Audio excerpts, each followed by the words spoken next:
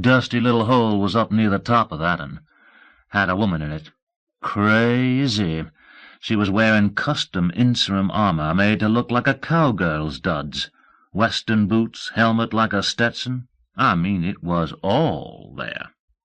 And she had those shifty color-changing contacts in her eyes, green one instant, blue the next. I tell you, it was something. Sounds different from the others.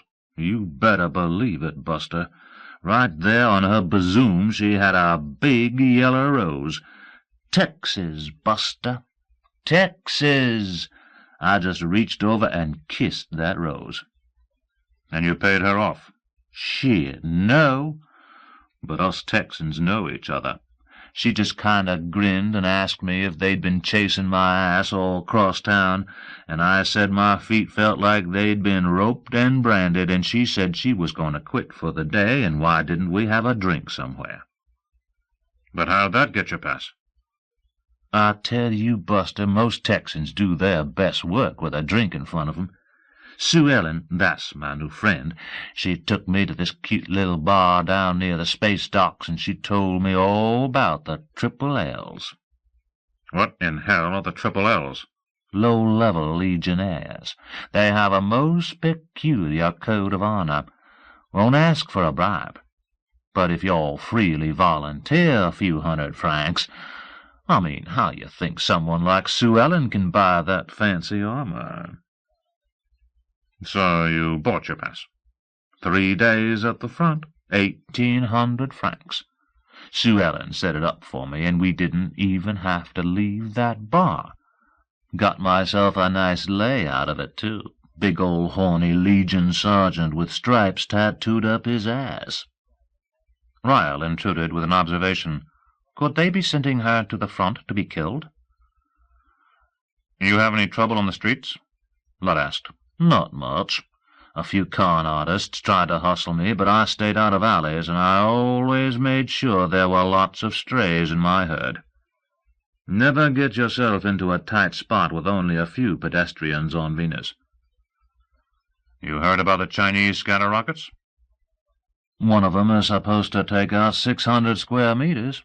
I mean, Buster, that's worse than oil field nitro. That's what you're going to find at the front. The Legion may not like it if you warn her, Ryle cautioned.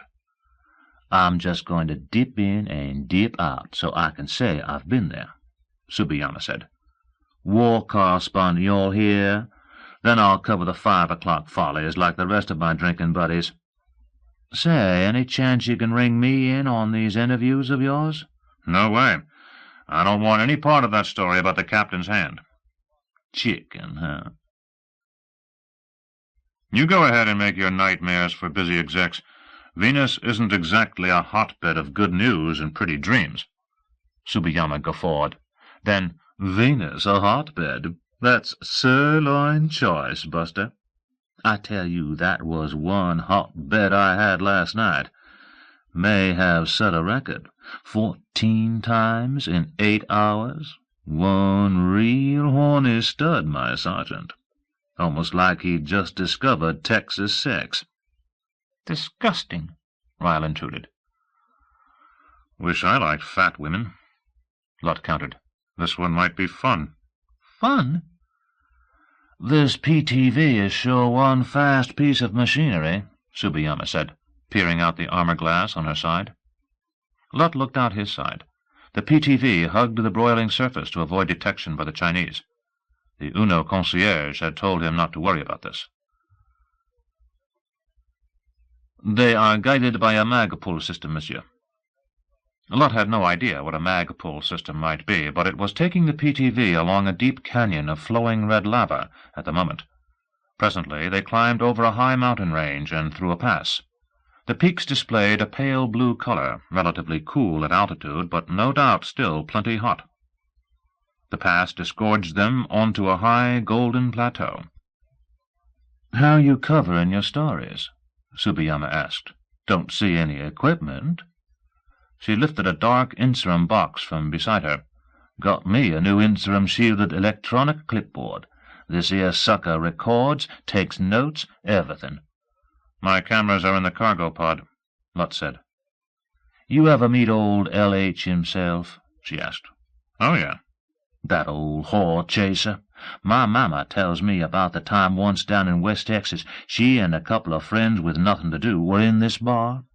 In comes this big guy with a loud voice and says nobody else pays for the rest of the night. It was him, all right.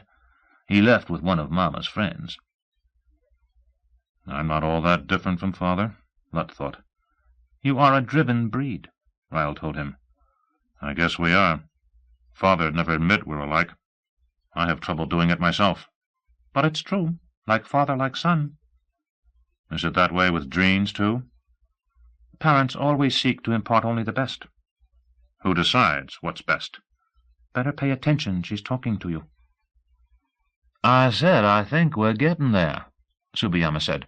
This thing slowed down considerable.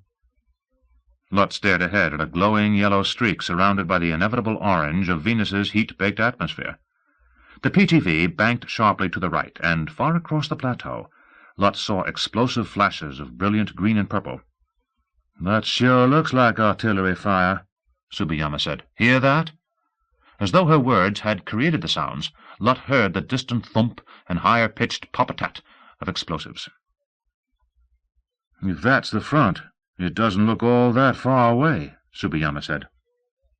The PTV banked right, and the surface shaded into the dark brown of a rift valley, appearing cooler and more solid as though the planet were creating illusions to make them unwary. Inserum grey bunkers were visible along each side of a flat, blackened area that glowed yellow at its edges. The concierge had said the yellow was a signal of Magpul guidance. Lut began to wonder about Magpul technology. It might be French for one of the conventional ion track systems, but that yellow glow suggested something different. Would it be worthwhile prying into the way it worked? It might be a military secret. Curiosity would only raise hackles. Perhaps a few private questions, though, to Rowena Humperman. The PTV came in fast to the landing strip and sat down with a skidding thump that drew long drag marks along the surface. As soon as it stopped, a red light flashed on the ceiling, and a speaker emitted a barking order. Everyone out, on the double. The cockpit cover slammed back, and steps dropped to both sides. Lut clambered down and found the cargo pod open. He grabbed up his equipment and trotted around the PTV to find Tsubiyama already racing toward an opening in the rift wall where an armed legionnaire stood beckoning them and shouting, "Under cover! Quick!" His words were punctuated by a brilliant flash off to the left and a thumping roar that made Lut stumble. A klaxon behind Lut began blaring. "Brack, brack, brack!" He raced after Tsubiyama, past the beckoning legionnaire, and into a dimly lighted tunnel.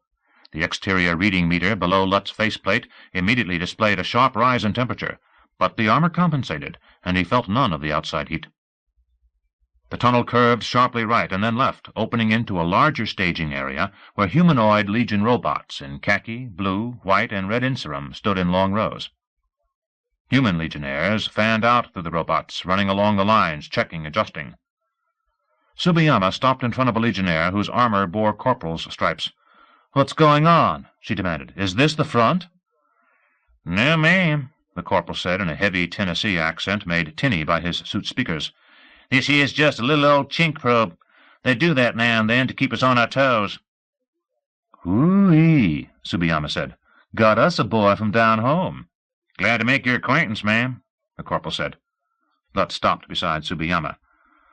"I'm supposed to meet Colonel Paul Carlson, and my assistant, Rowena Humperman." "I expect the colonel will be along presently, sir," the corporal said. "You just wait here where it's safe." The robots began marching out of the staging area in long, powerful strides, something slowly methodical about the movement, but covering remarkable distance in a short time. "Sue Ellen sure was full of the Legion," Tsubiyama said. "Every man in the ranks is a finely tuned athlete," she said. "They're supposed to be exquisitely conditioned," Lut agreed, speaking for the corporal's benefit, "capable of competing in almost any Olympic event." "Won't let us compete," the corporal volunteered. "Rusky's got us barred as professionals. They're fine ones to talk." "Kilo for kilo, these are the premier troops and military technicians in the solar system," Tsubiyama said. My sergeant last night sure lived up to his billing." "Just got a flash on you, sir," the corporal said. "You Lut Hanson, Jr.?" "I knew it," Tsubiyama crowed. "That's me," Lut said. "I'm to escort you down into the command bunker, sir," the corporal said. "You really the Hanson of all them companies and the money?" "He's one of 'em," Tsubiyama said. "Sure don't understand why you're risking your skin up here, sir," the corporal said. "This way, please." "What about me?" Tsubiyama demanded. "She's supposed to go on to the front," Lut said. "Don't think that's possible right now," the corporal said. "The Chinks kind of plowed up our landing strip." "Why don't you just tag along with us, ma'am, and somebody down below will know what to do about you?" "You see how it is when you live a clean life?" Tsubiyama asked. "You get laid regular, and good stories fall into your lap."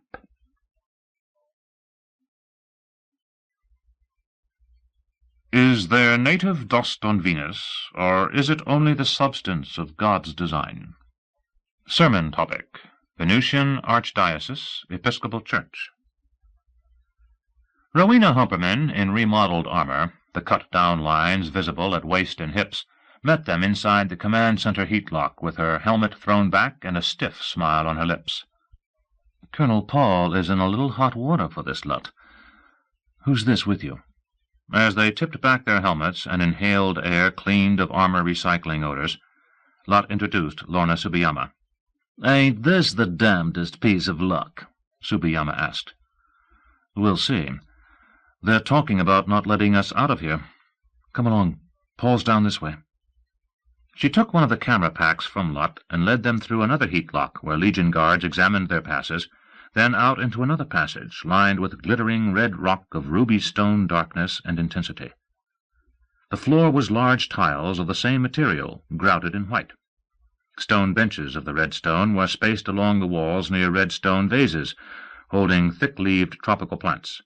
Walls and ceiling were polished smooth to reflect shadowy images of everything within them.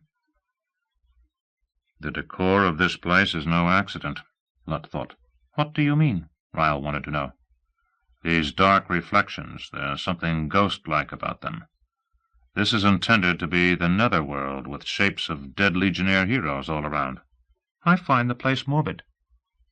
As they went deeper into the command complex, the echoes of voices and footsteps became more attention-demanding, some distant and small, others immediate and loud. "Very clever design," Lut thought, and was forced to explain the correlation between architecture and psychology he had learned while redesigning the Inquirer building. Abruptly, running footsteps sounded behind them. A Legion corporal in secured armor passed them, turned, and held a hand for them to stop. "You the Newsies? Yes, I see you are. General says there's some action topside right now. Give you all the drama you want. This way." Humperman was first to seal her helmet, but not before turning a demanding look on Lut, eyes burning, nostrils flared. "She thinks we're being sent up to be killed," Ryle interpreted. There was no time to object. The corporal herded them down a side passage and into an elevator. He waited outside, one hand on the door control. "This will let you out on level 1C. You'll find a ramp that leads up. Take it to a set of double doors. Show your passes there, and follow directions to the surface." "The surface?" Humperman demanded, voice stricken. "Wow," Tsubiyama said. "One minute we're headed to see the brass, the next minute it's straight into the war." "Where's Colonel Paul?" Lut asked. The corporal spoke as he sealed the door. "Busy fighting the war, monsieur. This is a full-scale attack. Stay behind the deflectors, topside if you can. Very bad there." Lut, feeling the adrenaline surge of excitement, silenced Ryle's objections with logic. "If you want us to survive, strengthen me any way you can." "I will image a dream body or other appropriate guise if you suffer fatal damage," Ryle warned, knowing the threat was false. "Whatever you say, Ryle, baby. Now shut up and let me work." Ordering Humperman to watch what he did, Lut unsealed the camera he carried and instructed her in preparing the camera she had taken from him. "Those are sure strange-looking cameras," Tsubiyama said. Sensing a possible subscriber, Lut gave her a brief explanation. Excitement thickened Tsubiyama's accent. "Instantaneous? You mean like right now?" Lutt was saved from further explanation by the elevator stopping and the door opening. They emerged at the foot of the ramp the corporal had described, but it was filled with robo-troops and human attendants. No one asked for passes. The robo-troops marched up and out. Lutt followed with his camera humming. As the 4 cameras were activated, Ryle felt a strong tug in his mind, the primal connection all dreams experienced with the creative spirals, a link with all his people who had ever been and ever would be. The sensation increased his discomfort and sense of his own frailty. If things went wrong here, his connection with dreamdom would be broken. "Oh, do be careful, Lutt," Ryle thought. Lutt ignored this, too intent on watching the action. Humperman, on his left, camera at her shoulder the way he had instructed, was capturing her own view of things, carrying on a running commentary to explain her pictures. Tsubiyama walked beside her, talking into the electronic clipboard. Lutt heard only part of Tsubiyama's recording. "And on my right is Lutt Hansen, Jr., the scion of the Hansen Empire, proving to the universe that he's a working newsman." "Good copy," Lutt thought. "I hope it gets through." He saw the green light at the corner of his image focus, telling him he was transmitting and being received.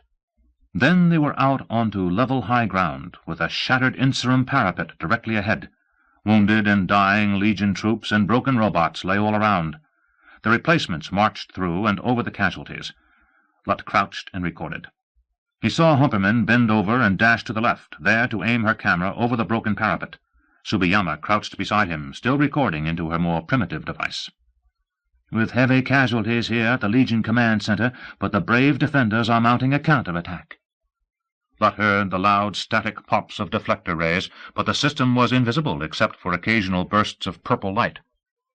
Tsubiyama focused on the same phenomenon, recording, "The much-touted French deflector ray system appears to have been breached, but is working once more. I can see the laser hits overhead and in front of me. They look like purple flowers."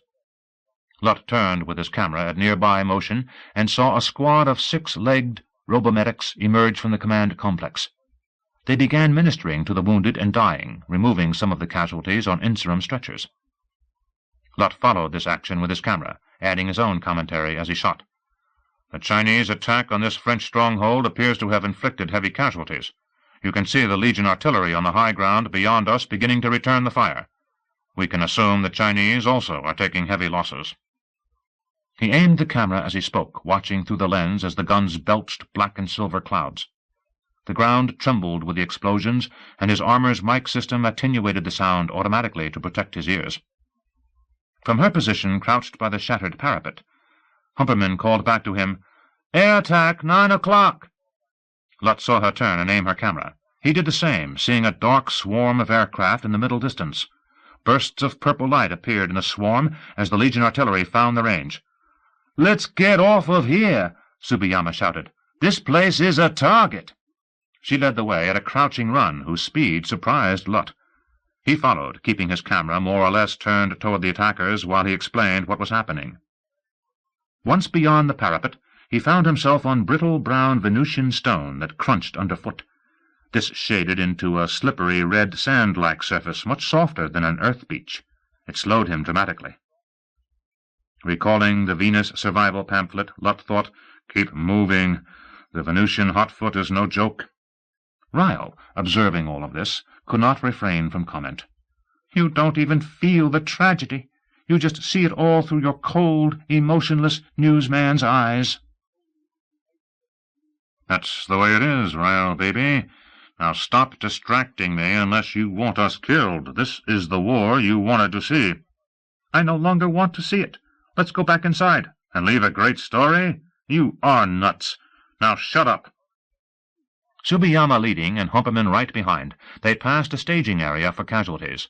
Opaque Inserum cocoons covered most of the wounded, but a few cocoons had transparent insets that showed men wrapped in bloody blankets.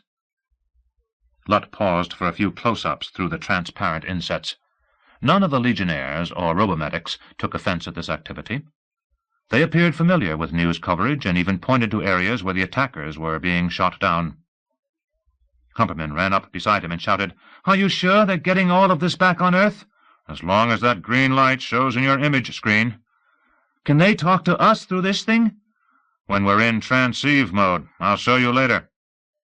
Ryle, observing the air attackers approaching, feeling the Vorkamera spirals as possibly his last link with all that was Dreen, experienced mounting terror. Some of this began to bleed through into Lutt's awareness.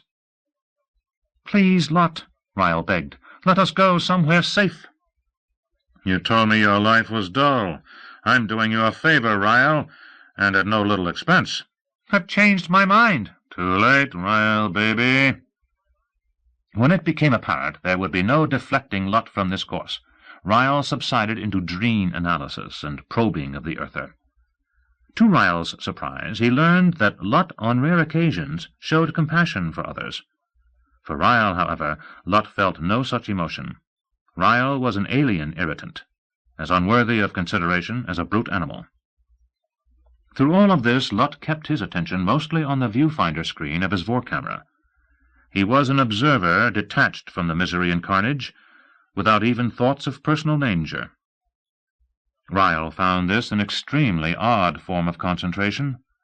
In its exclusion of exterior distractions, it was sharper in intensity than Dreen imaging. Abruptly, a searing pain tore from Lutt's lower back to the base of his skull, cutting through flesh and vital organs. Ryle, sharing the agony, knew an explosive had penetrated the armor. Somewhere, a female voice shouted, "Hansen's been hit!" Lutt felt the jerk and vibration of his armor's emergency system as it pushed replacement inserum emulsion in cool medicinal foam across the damage area. Numb, his consciousness fading, Lutt felt himself falling. Bright yellow and orange colors flashed across his vision. He saw his Vorkamera dropping in slow motion, still transmitting to Earth. He had a brief thought of every news medium in the solar system replaying those images, reporting in every language. A deafening roar filled his ears. He sensed black oblivion. "You're dying, Earther," Ryle told him. "Why didn't you listen to me?" "I'm not," Lutt screamed. "I think you are. You're obviously weaker and can't hold me off any longer. I'm going to cast you out and assume full control. Goodbye, and good riddance." "No, don't. I'll make a sharing arrangement. Anything. You saved us once. I know you can do it again." Ryle, already busy repairing the damaged flesh, wondered privately if he really could rid himself of Hansen. There was a way of escaping from dying flesh without another merger. He knew that much, but lack of attention in class denied him the necessary information. Ryle lamented his own pride and foolishness, his juvenile ideas about what a gifted student might accomplish. He knew this wound had destroyed flesh, and he began to speculate on whether he would have to use flesh from a dead or dying legionnaire. This raised another question. Could 3 personalities occupy this body? Ryle assumed it was possible. Using Lutt's fear and weakness as leverage, Ryle began to insinuate himself into control of their body, first the eyes, then the major motor systems. He lay flat on the hot surface, wondering if the inserum was about to be breached by a Venusian hotspot. Humperman came into view, bending over him to read the exterior repeaters of his suit meters. "You conscious?" she asked. "Yes." The voice was weak, but Ryle thought it a fair approximation of Lutt's tones, especially in view of the injury. "Don't worry, medics are coming," Humperman said. "I got the whole thing on camera. I was aimed right at you when the thing hit. Looked like an explosive fragment from a scatter rocket."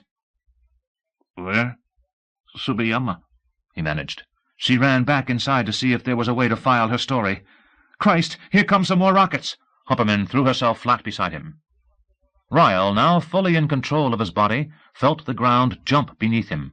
An almost continuous flare of laser contacts painted the air purple all around him. He could see the jeweled purple reflections in Humperman's faceplate. She did not move. "Medics on the way?" he asked. "That what you said?" There was no response. Ryle managed to tilt his head slightly, aiming the faceplate along Humperman's armored body. The armor below her waist vanished into a steaming puddle of blood.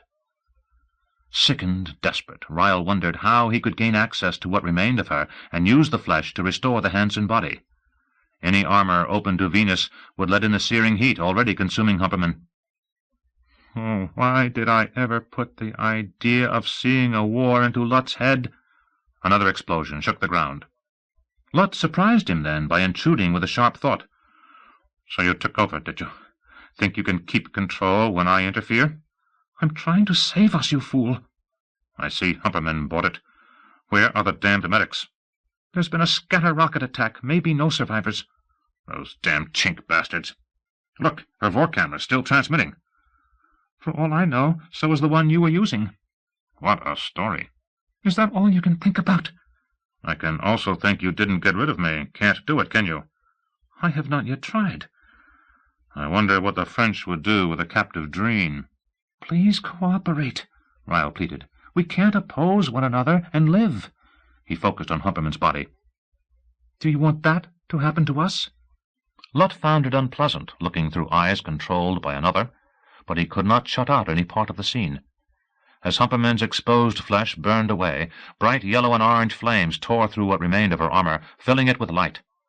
Her face and head were the last to go, visible through her faceplate to the hideous end. At last, even the charred fragments melted into the planet. It doesn't look like the medics are coming, Lot observed. So that's the way we'll die. She said they were on the way. They've soldiers to care for. We're just expendable civilians. They wouldn't just leave us here. The Legion does what it must. That's one of their mottos.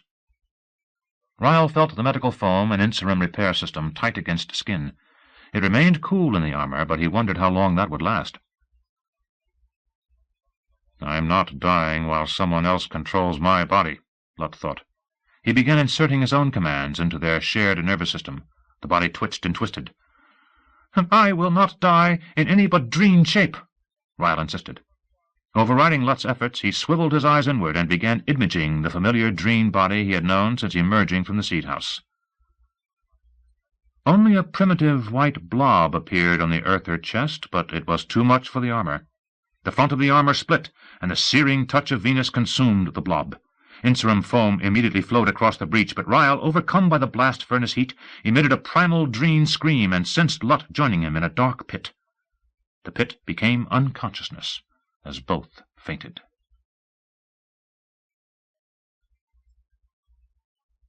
You better damn well believe I'm a war correspondent.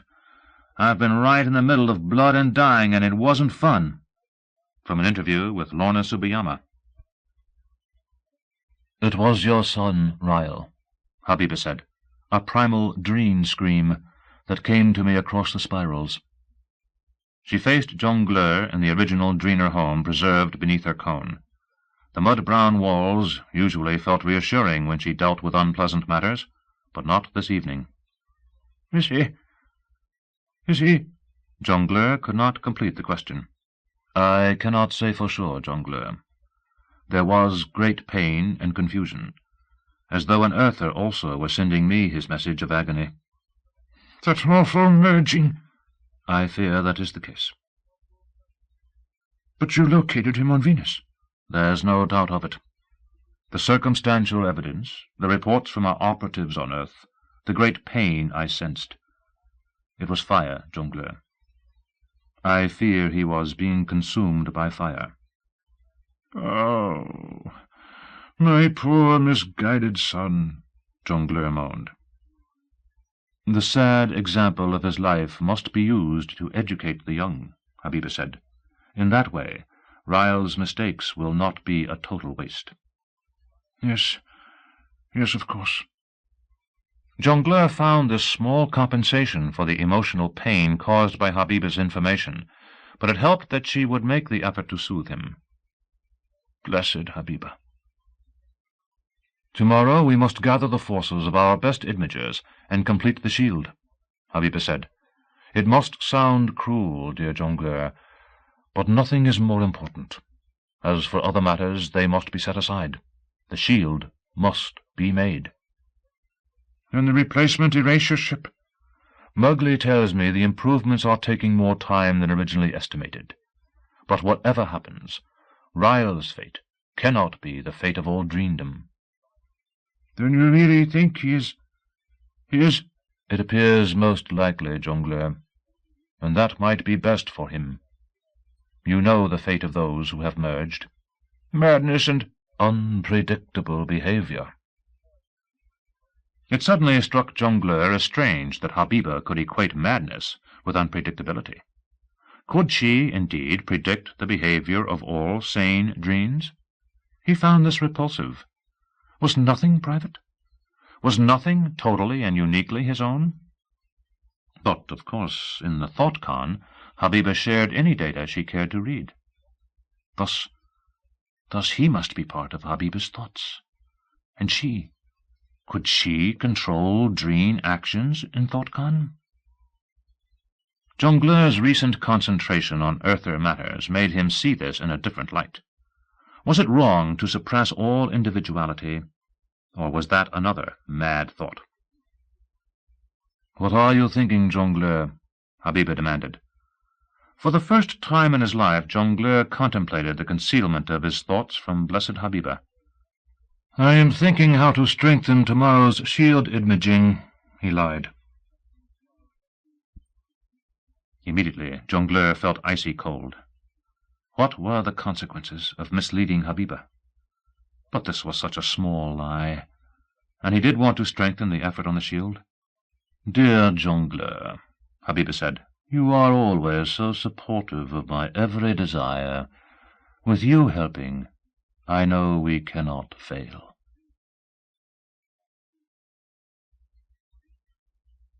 From the outside, the ship looks kind of fancy, but that Hummer is big. Big as a Legion warship, and just as well protected. I mean, the Legion wants its whores, but it doesn't want them hurt.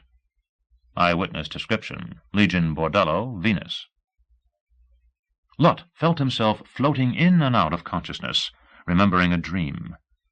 A big, soft creature with 4 legs peered at him in the dream and berated him for being secretive. He felt no pain, but there was this curious feeling of being separated from his body and then uniting with it, a sensation repeated several times. "Is this what it's like to die?" There was movement. He sensed it vaguely, but could not see it. Was it more of the weird dream? A woman's voice cut across these thoughts. "Quick, he's bleeding badly." "Where am I?" Abruptly he remembered. Surface of Venus, hurt by a chink rocket. Ryle. Am I rid of that dream bastard? No response from Ryle. He felt himself being lifted, and pain returned. He sensed armor pressed tight against his skin. Blurred vision, pink with ruddy orange light behind it, revealed 3, maybe 4 creatures in pod-like armor lifting him. The medics? Their suits were gray inserum with no insignia. The damn chinks! A helmet came close to his faceplate, and he saw a woman's face behind the armor glass. Definitely female, a mixture of Oriental and Caucasian features.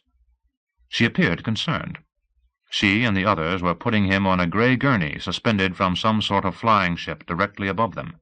He strained to identify the ship through uncooperative eyes. Massive. It filled the orange sky. Streaks of color along its length. Chartreuse. He saw white and blue neo-Victorian decorations around portholes, hatches, and vents. What the hell is that thing? Chink? Legion Hospital? Lot found his voice. What kind of ship? Looks like a flying bordello.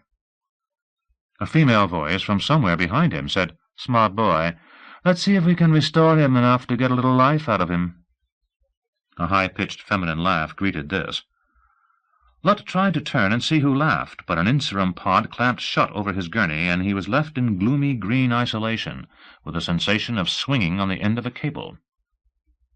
Something in the enclosing pod emitted a blurring sound, and he felt the soothing departure of both pain and consciousness. They were using sonosthetic. Maybe it was a hospital. Lot awoke, strapped in a bed. Green ceiling and some red surface below that. Medical connections to his body. He felt softly cocooned. A hospital room. He saw his clear lens glasses on a side table still unbroken. I should dump those things, he thought. Haven't needed them since I got Ryle's eyesight.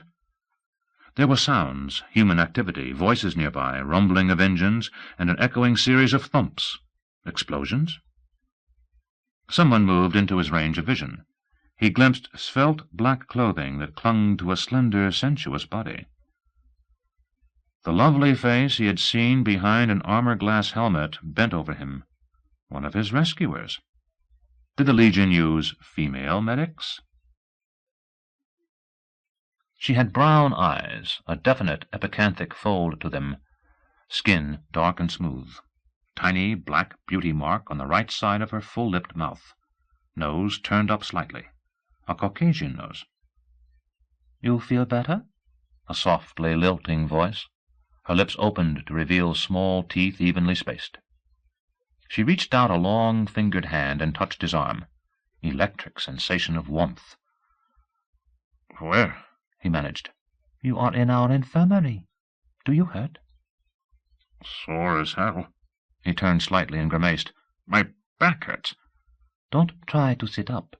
Our doctors used red laser acupuncture 2 days ago to facilitate cellular regeneration in your back wound." 2 days? He glanced around, seeing the room more clearly. Red walls, fuzzy surface, and tiny yellow flowers printed in it. Brass lamps. Furnishings dark and ornate. Everything bolted down.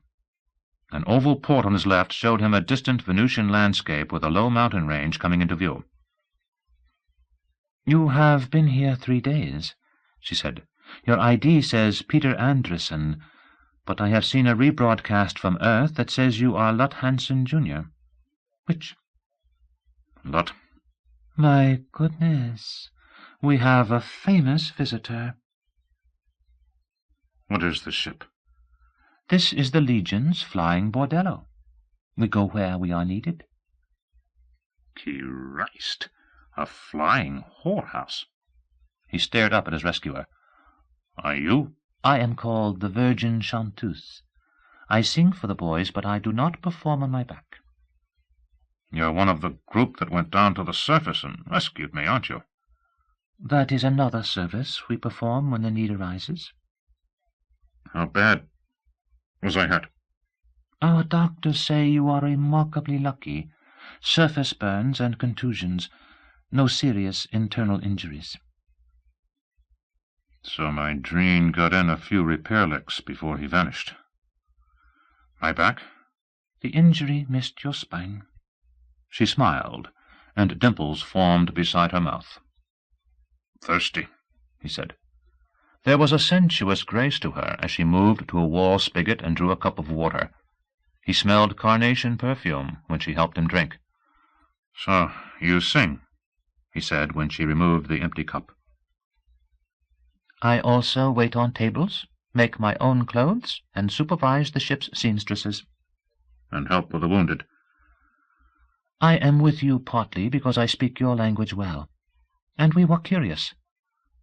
Why would a Hansen risk his life here?" "Business." "But it is so dangerous."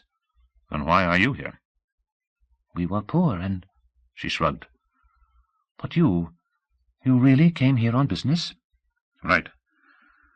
"When we suspected you might really be a Hansen, one of our girls said, 'If a Hansen jumps out a 10th-story window, you must follow him. Profit is to be made there.'" "Is this flying bordello profitable?" She tittered. "The better girls are no longer poor. Never call them whores. They are love specialists. These are the women of the Legion, the toughest and most deserving troops in God's creation." "How did you...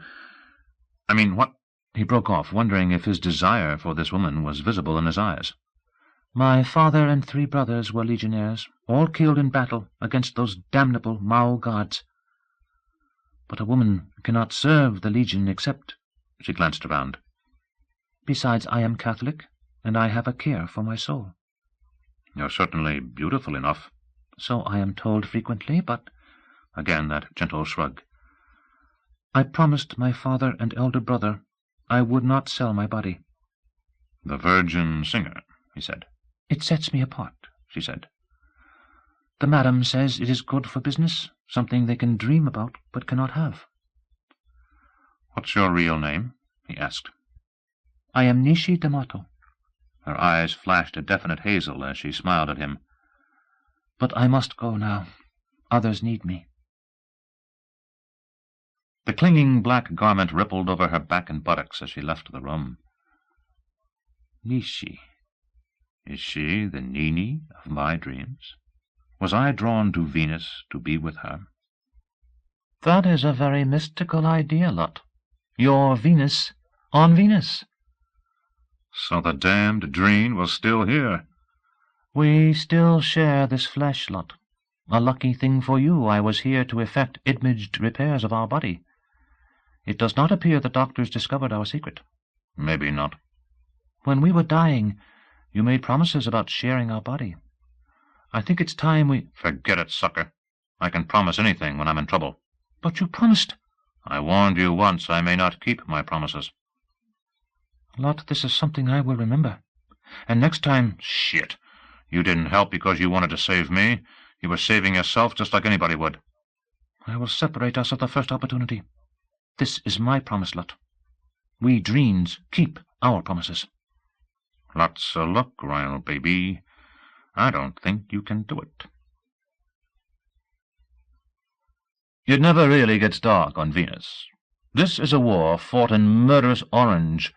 Night becomes a nostalgic memory, and everything around you captures the look of hell. Lorna Tsubiyama, A Story from Venus. Prosyk stared out an armored window of his Venusian barracks and pondered the malignant fate that had brought him to this place. The landscape glowed with a fiery ferocity, and he shuddered at the things he had learned about the planet. Agony and quick incineration could well prevent any imaged attempt to save himself if his Inserum armor malfunctioned. The barracks he shared with 9 other Zone Patrol men presented an almost unused appearance after their breakfast in quarters. 10 lockers, 10 bunks, racks with spare armor, everything Inserum gray. The others already had gone to their assignments. None had known the Earther Prosyk mimicked, a guard sergeant named Lou Doty. All said this was punishment duty and sympathized when he told them about the damage to the Dreen ship for which he had been blamed. "I guarded some Dreens once," one said. "Make you want to puke. We ought to blow 'em all away." Venus duty centered on the United States Consulate, and Sergeant Doty was scheduled to stand guard in 2 hours. In the interim, he studied a manual titled How to Stay Alive on Venus. It was not reassuring. Prosyk's defense, in his Zone Patrol guise, was to play dumb and resentful, a pose he did not find difficult. He also drew on every Earther story he could remember, but he knew the other men already thought him clumsy. Prosyk had heard one whisper to a companion, "Give you odds this one doesn't last 10 days. Prosyk thumbed through the survival manual, more and more dismayed as he read, "Use the buddy system and never go alone into the city. You could be killed for your armor or your organs. Garantium is Legion territory. Never get into an argument or a fight with a Legionnaire. You can't win. Stay away from the Legion bordello. Even if you manage to get inside, you will never emerge alive. Eat and drink only Zone Patrol fare. Addictive substances and other dangerous additives have been found in bars and restaurants here. Ask no personal questions of new acquaintances. They will take you for a spy, and that can get you killed. Remember the 4 C's at all times: courtesy, caution, coolness, and courage. Be suspicious of everyone and everything except your Zone Patrol buddies. Check your armor after every servicing and before using it each day. Always run a function check in the exit lock. You cannot survive outside without working armor." "Beepa protect me," Prosyk thought. He suddenly found the familiar prayer meaningless. Had it prevented this state of affairs? No. Had it ever brought him anything he truly wanted? Never. Prosyk longed for a frond of Bazil and time to enjoy it. Bazil, my only friend. "Sergeant Doty!" It was the speaker above the exit lock at the end of the barracks. "Yo!" He had heard the others respond that way. "Your duty assignment has been moved up. You are due at the consulate in 20 minutes. "But I haven't checked my armor." "You're replacing a casualty. Get moving." Prosyk threw How to Stay Alive onto his bunk and began getting into his armor. That, at least, was familiar from the drills on the transport that had brought him to this hellish place. And how do I find the time and conditions to seek out the earther, Hansen, and that awful Ryle who got me into this fix? How does Mowgli expect me to do that? He must know the difficulties. Curse them all!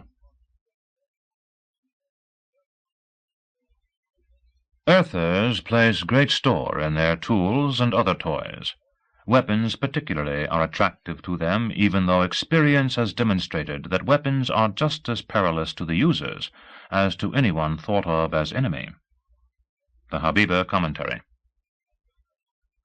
Nishi brought Lut's dinner on the evening of his first day of consciousness, and informed him the flying bordello had just settled to its home berth at Garanchum.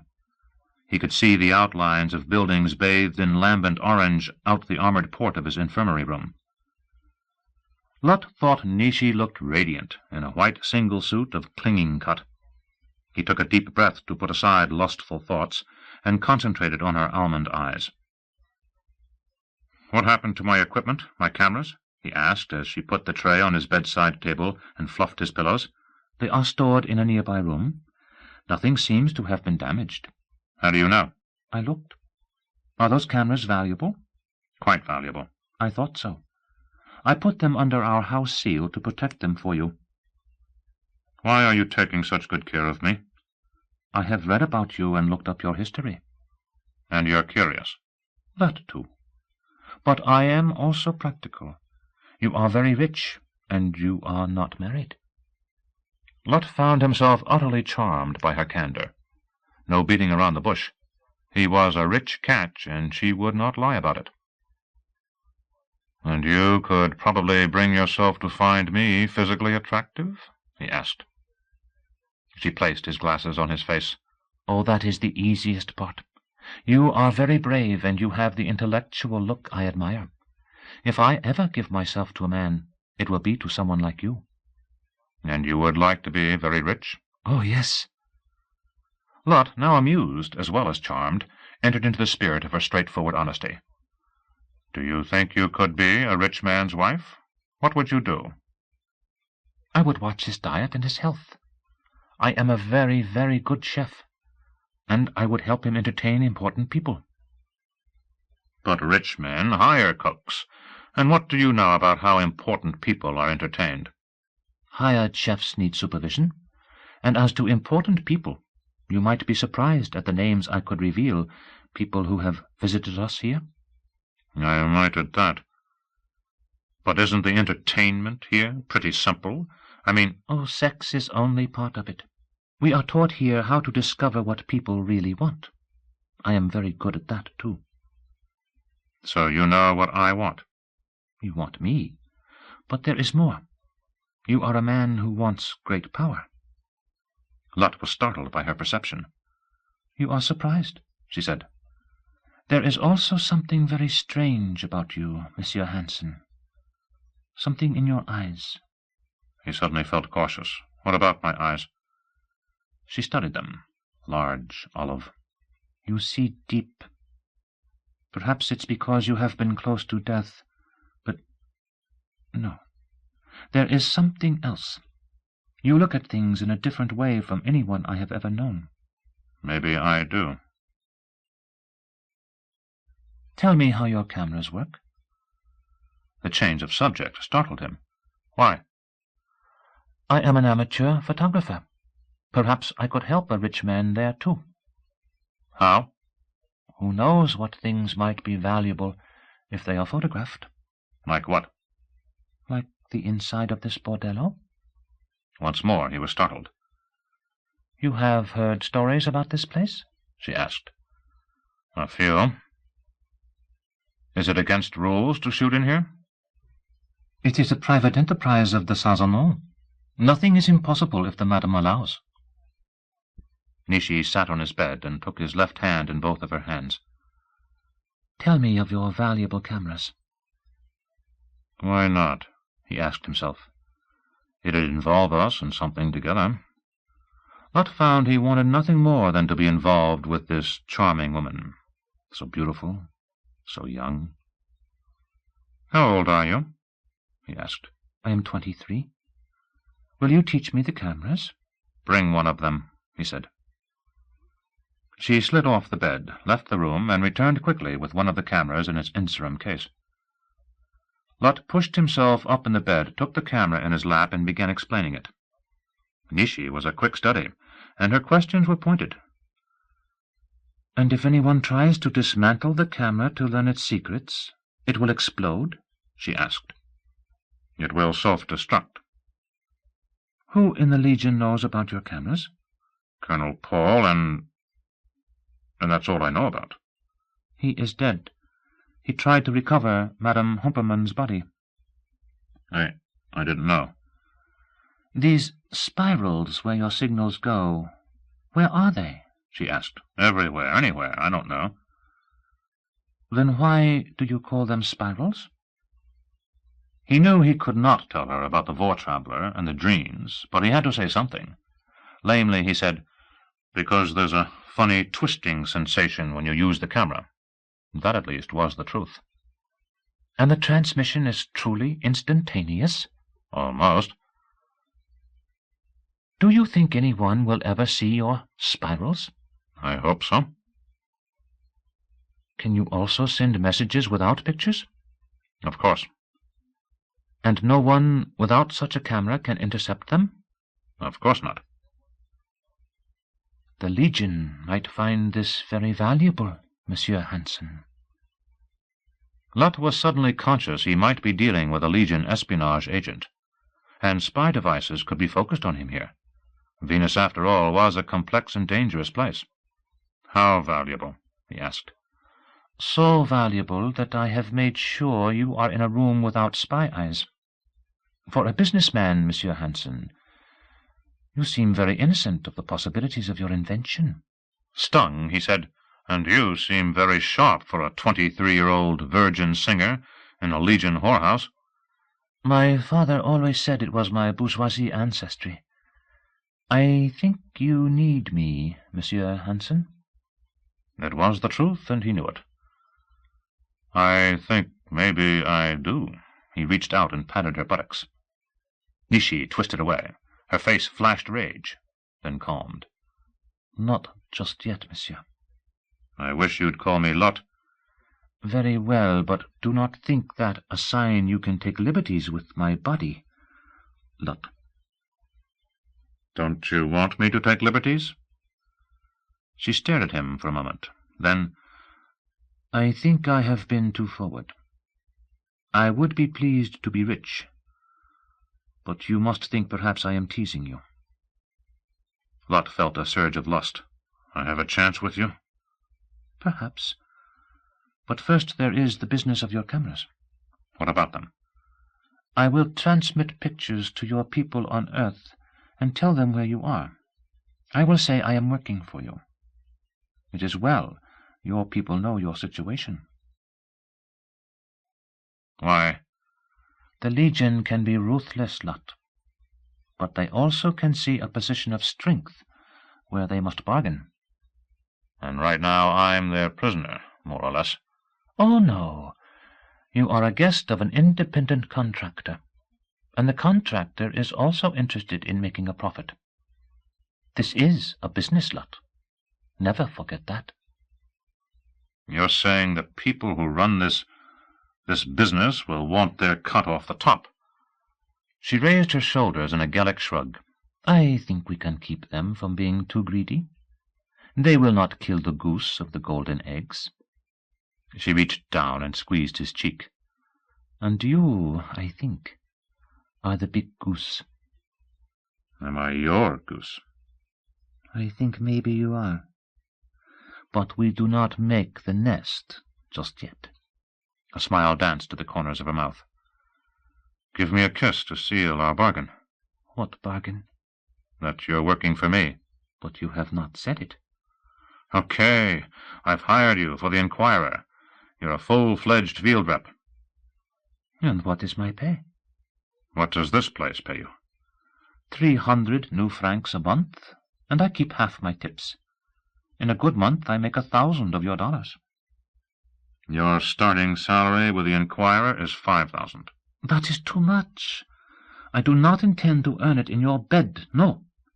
You will pay 2,000 plus expenses and give me 5% of whatever I get you from the Legion.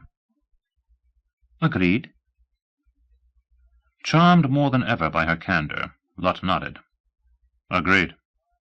Now, we must talk about the camera, she said. I've told you how to run it. Yes, but if it were not a camera, just a transceiver, could it be made smaller? Yes, it could. Then I will send a message telling your people to make such a device for the Legion. They would pay very much. Who should I tell? Lot was amused by her cupidity, but asked himself, why not? Have the Enquirer relay orders to Sam at my shop, he said, and pointed to the camera on his lap. Use this. Tell them now, and if there's any question, you can put me on to confirm it. Is this how a wife helps a rich husband? She asked. Lot broke into laughter. So you are after my money. Remember my bourgeoisie ancestors. I wish the proposal, not the proposition. Nishi, honey, you may get just that. When? Suddenly cautious, but still amused, Lot said, I'm just like you, Nishi. When it comes to my body, I say when. Very good, she said. Now you learn to bargain. I will teach you of this. I can see you do not know it well. She turned to the camera and slowly but methodically activated it, giving the call signal for Earth Station response, then focusing on Lot. Lot put his dinner tray aside as Aide Stewart came on the response cell. What? Is that really you, Lot? It's really me, Aide. Where the hell are you? We thought you were dead. I'm in the infirmary of the Legion Bordello on Venus. They rescued me. In the... Oh, for Christ's sakes! I swear, Lot, if you fell into a shithouse, it would turn out to be a gold mine. Who's running the camera? A new employee, Nishi D'Amato. Put her on the payroll at $2,000 a month plus expenses. How did the sales party go? A smash hit! Christ, those pictures of the battle. We got 100% acceptance from every rep at the party. We had every front page in every major paper in the country, and they're clamoring for us overseas. Has LH been in touch? Just to ask for a copy of the sales report. Hey, look, how badly are you hurt? I'll be up and walking in a day or so. He reached for the camera and turned it toward Nishi. This is Nishi D'Amato. She has some orders for you to relay for us. Get word to Sam at the shop immediately. Nishi flashed a dimpled smile and then turned serious. First, you will get the word to the French ambassador in Washington, and to the government in Paris, through your own ambassador there, that Monsieur Hansen is here and under the protection of de Sazenon, the owners of our ship. You want me to say exactly where he is? But of course. Do as she says, Lot said.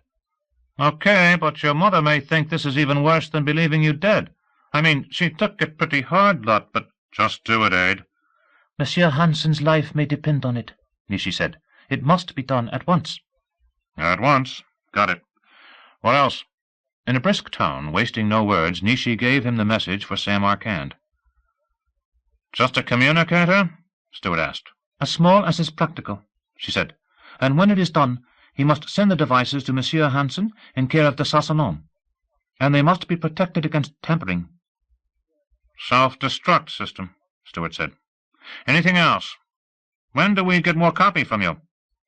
Nishi will send you some stuff soon. An exclusive from inside this bordello. Porn? Lot looked at Nishi and shook his head. It will be a feature story, she said. An interview with Madame and some of the other women. Pictures of the women in their leisure moments, meeting clients, dressing, eating, chatting, and discussing their experiences. Perhaps some of the legionnaires will consent to speak to me. Life in a Legion bordello, Stewart said. Great! When can we expect it? The subscribers are pressing us. Today, she said. Now, we must not waste more time. Tell the ambassadors at once. She deactivated the camera and placed it on the floor beside the bed. There. That is the first step. And what's next? I have been thinking about us. It is the custom of my people to require a marriage contract. Are you proposing to me? Is that not my right? Sure, but what if we're not compatible? Oh, you tricky man. Is this a proposition? I think we should conduct a test. She shook her head from side to side. I am not one of the professionals lot, but I have studied them at work. You watched? When they said I could, and when they did it in public. You will not find me a poor student. We will be compatible. Lot grabbed her hand and pulled her toward him. But shouldn't I have that kiss to seal our bargain? Just the kiss, nothing more. Do not presume too much. There are men of the Legion aboard. If I shout for help, they may come and injure you severely. And we wouldn't want that, he said, pulling her closer. His arms went around her, and he pressed his lips to her cheek, then to her mouth. When he cupped a hand over her breast, she pushed him away and pulled back. Now, lot. He wanted to force himself on her. Would she call for help? Kill the goose? As he was resolving to test it, Ryle intruded. That's enough, lot. Oh, for Christ's sakes! You still with me? We are with each other. I have been observing and thinking. You are doing a very dangerous thing. For whom does this woman work? For me, you heard us. Indeed, I heard it all. She's just playing hard to get. If she is playing anything, she is playing you, and she is doing it superbly. She wants to be my wife, you heard her. I heard her, yes. But what we heard is not necessarily true. Do you think such a beautiful woman does not have a lover? She said she was a virgin. Yes, I heard her say it. And she also has a head for profit. But she did not accept your first generous offer. Her percentage on any deal we strike with the Legion could make her very rich. But she has no contract. Do you not always require contracts? Did she not speak of a marriage contract? She plays a very strange game, Lot. You should be more suspicious. Lot, why are you looking at me that way? Nishi asked, freeing herself from his arms and standing beside the bed. What way? I cannot describe it. Sometimes your eyes frighten me. It's as though a stranger looked out of them. It's a head injury I got in a crash, he said. Sometimes it hurts. Are you schizo? Not really. I'm just a little remote at times. It's not dangerous. She took a deep breath. Do you take medicine? Sometimes. Hey, look. We're in a crazy place on a weird ship in an oddball war for control of a nearly useless planet. Who wouldn't go a little weird here sometimes? You call this a crazy place? But it is the only place I have known for 5 years. It is not crazy if you know how to survive here. You weren't fully grown when you came here? My body was fully grown, but not my mind. I have learned much here. Other places seem crazy when I hear about them. I think we need each other, Nini. She gasped. What did you call me? Nini. Only my father and brothers have ever called me that. How did you know? It seemed right to call you Nini. Her expression softened. I like it when you call me that. You may call me Nini when we make love. And when will that be? She patted his hand and drew back quickly when he tried to grab her. Soon. Do not be impatient. First, we must have the proper contract. See? Ryle demanded. She's just being cautious, a good business head. This is the woman for me, Ryle. This is my Nini. She probably has other lovers. Many men who do disgusting things with her. I don't think so. She would enjoy having money, but I know it goes deeper. This is Nini. I've found her. Many of the lesser planets created by our great storytellers experience sewer and garbage problems. Dreener is more fortunate. Wastes are imaged into delectables. You will perfect this procedure in your present class. Adults should not be expected to clean up after you all of your life. Proctor's presentation, Dreen Elementary School. Prosick arrived at the consulate as a crew was removing what remained of the man he replaced. The removal crew did not have to exert themselves. Some shards of Inserum armor and a few ashes were all that remained of the late guard. The consulate was a domed building that sat by itself on a raised black Inserum platform above the Garantium base. It looked like half a giant eggshell, on an overdone slice of toast. A large U.S. flag and a golden eagle, all in colored inserum, were worked into the front of the building above the entry lock. The fatality turned out to be the man who had wanted to bet that Prosyk would not last 10 days. "A sniper from somewhere up the canal got him," a fellow guard explained. "Some kind of rocket. I think there was trouble over a woman, and it may have been the other guy. Don't mess with another man's woman on Venus." Prosyk shuddered and took up his station inside the lock. 2 of them had the duty here, checking passes. Prosyk recalled his fellow guard's name from the introductions that morning. Hollis Weatherby, a slender redhead with burn-scarred face. "Your name's Doty, Lou Doty, right?" Weatherby asked in the first lull. Prosyk nodded. "You want to buddy up? We look out for each other? I'll teach you the ropes well as I can. You keep an eye on my back." Prosyk glanced out the lock where the last of the casualty was being swept off the black inserum. "Hicks never wanted to buddy," Weatherby said. "Afraid what people might say, I think. Don't get me wrong, Doty. I prefer women." Prosyk did not really understand this conversation, but he nodded positively. "What about it?" Weatherby asked. "If I can keep you alive long enough for you to learn the ropes, we could make a good team." "Yes, I will buddy with you," Prosyk said. "Why was Hicks outside?" "I don't know. He left his station without saying. I think someone beckoned him out, a woman most likely. They probably set him up." "What about you? You go for women?" "Not ones who lure me to destruction," Prosyk said. "You know, you got a funny way of talking, but you make sense. I think we're going to get along fine, buddy. Look sharp now. That's the consul himself coming in." Prosyk drew himself up to attention as an armored figure came through the lock and marched past them without acknowledging their salute or lifting his helmet. When he was out of earshot, Weatherby said, "Snooty bastard. Didn't even ask about Hicks."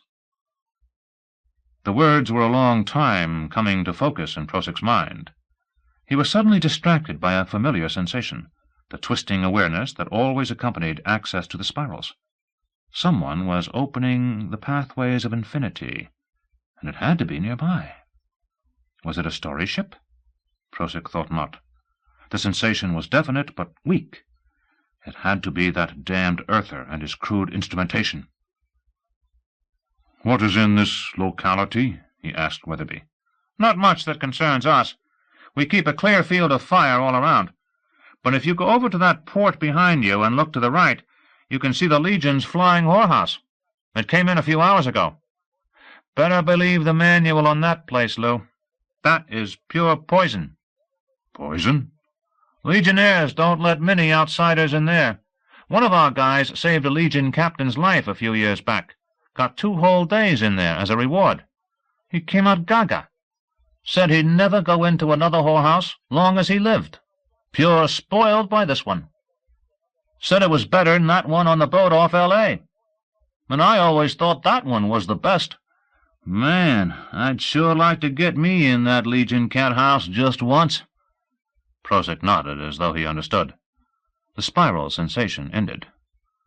Was it in the Legion place? Cat house? From his earther studies, Prosyk knew something of their sexual habits, but most of the idiom escaped him. What could cats have to do with that place? He did not dare ask, though. Danger lay in showing too much ignorance. That much he understood well. The arousal of prurient interest by this thinly disguised pornography must be recognized by the courts as meeting the legal definition of obscenity. Nothing about this display can be categorized as news. From a brief seeking an injunction against the Seattle Enquirer. Lorna Tsubiyama inspected the exterior of the Legion's flying bordello with a jaundiced expression, then looked at the armored figure of her companion and guide, Sue Ellen Pratt. Sue Ellen's cowgirl armor reflected dancing orange light from the clouds that attenuated the tiny spark of the noonday sun. "That's it?" Tsubiyama asked. "Pretty fancy, eh?" Sue Ellen said. "I've seen fancier in Lubbock. You ever been inside?" "I'm just a civilian employee of the Legion, honey. They don't let us in there unless we want to go to work. Believe me, I've thought about it. Those gals make beaucoup bucks. What stopped you? I see all the Legion schlong I want without tying myself to that routine. And what the hell, honey? You see one schlong, you seen 'em all. I wish I knew for sure he was in there. Listen, honey, he's in there. My Legion pals wouldn't lie to little old Sue Ellen about that. He's got to come out sometime. Maybe. Depends on what he's doing in there. You know anything at all about this Lut Hansen, Jr.? His daddy was capital H horny, but I hear he's worse. What I'd like to know is how he got in there. Maybe he rescued a Legionnaire. Been a few like that. The stories didn't say. Made him out as some kind of hero, though. In the best tradition of journalism, my ass. We can't just stand around out here and gawk, honey. Any place we can keep an eye on this flying cat house and not be like two chickens in the middle of the road? Well, there's one little old place in the U.S. consulate lobby where you can see the ship in its main lock. Maybe if we was to cozy up to the guards, they'd let us stay there a while. Let's give it a try. My editors are kicking ass to get this story, especially after all the Enquirer's battle pics and that big spread about life in a Legion bordello. Shit, I gotta admit it. That Hansen bastard is good. Good as you, honey? Man don't live who's good as me, Sue Ellen. I can drink and screw and write and fight with the best of 'em, and leave 'em all in my dust.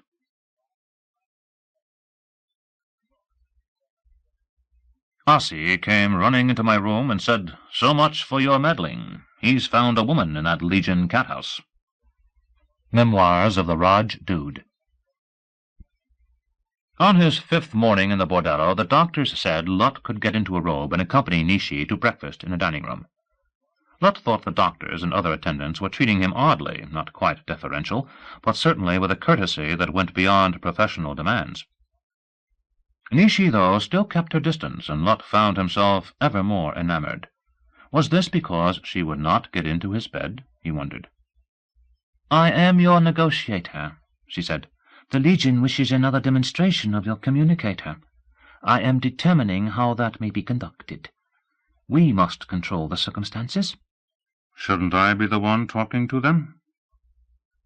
He asked this as they sat down at a table near the dining-room entrance. Nishi, in the red dress accented by blue and white trim that was standard with food service employees, pursed her lips. Then, "I think not." Lut glanced around the sparsely occupied room. 3 women in black gowns at a corner table, 2 women in red at a table near the center, and 1 stocky Legionnaire nearby in full battle regalia, helmet thrown back. The Legionnaire picked slowly at a plate of chicken and rice. "Why shouldn't I talk to them?" Lut asked. "Important people do not waste time on preliminaries. You notice how well they treat you? The Sazonon has ordered that you are a most honored guest. Do not stare at that man." She touched Lut's arm to divert him from studying the lone Legionnaire. "They do not like to be stared at by strangers," she said. "You notice how he looks at the small woman in black over there?" You did not notice.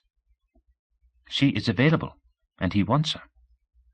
He may even do it in here." Lut rubbed the pulsing vein on his temple. "In the dining-room?"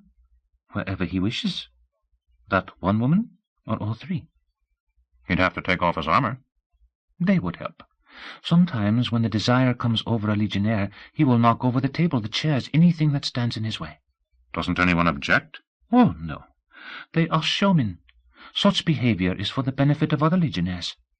This one most likely will not do that. He is alone. I do not think he would do it for you." "He isn't looking at you, is he?" "He looked at me, but they all know I am not available. He wonders about you and me, though." The Legionnaire began to eat with angry movements, shoving large morsels of food into his mouth and gulping them. Presently he put down his fork and beckoned the smaller of the women in black, a platinum blonde with darker eyebrows and gamin features. She responded immediately, but with slow, deliberate movements, and strolled to the Legionnaire's side. He grabbed her arm and jerked her down until her head was close to his. There he said something to her fiercely. She glanced at Lut and shook her head. The Legionnaire thrust a hand into her hair and shook her head angrily. "Oui," the woman said. "Oui." "What's he doing?" Lot whispered. "Perhaps he has told her to give herself to you." No. And Lot thought, can this be me?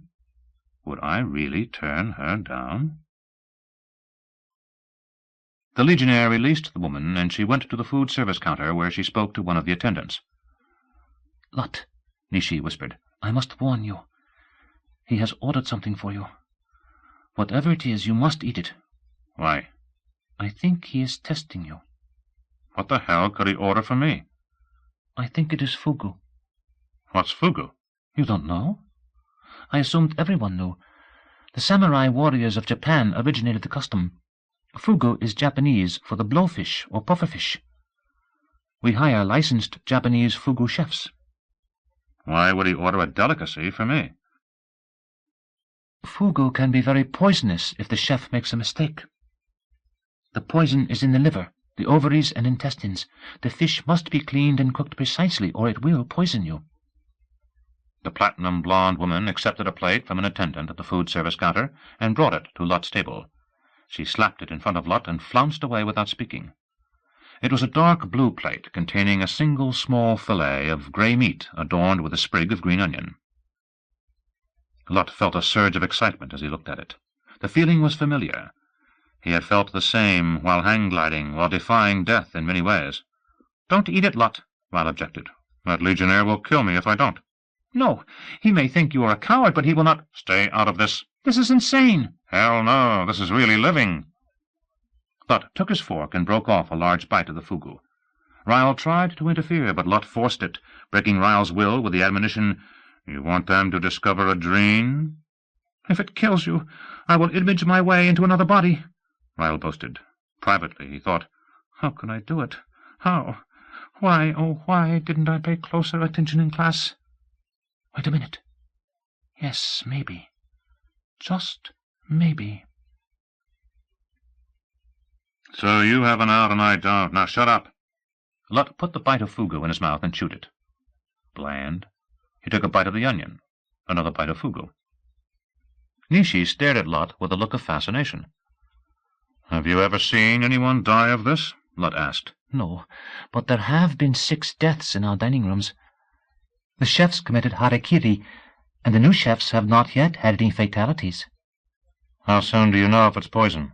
"It strikes quickly, I'm told. Convulsions and paralysis.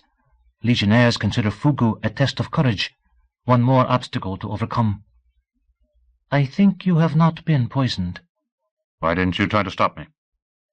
"I would have killed that Legionnaire if the fugu took you from me."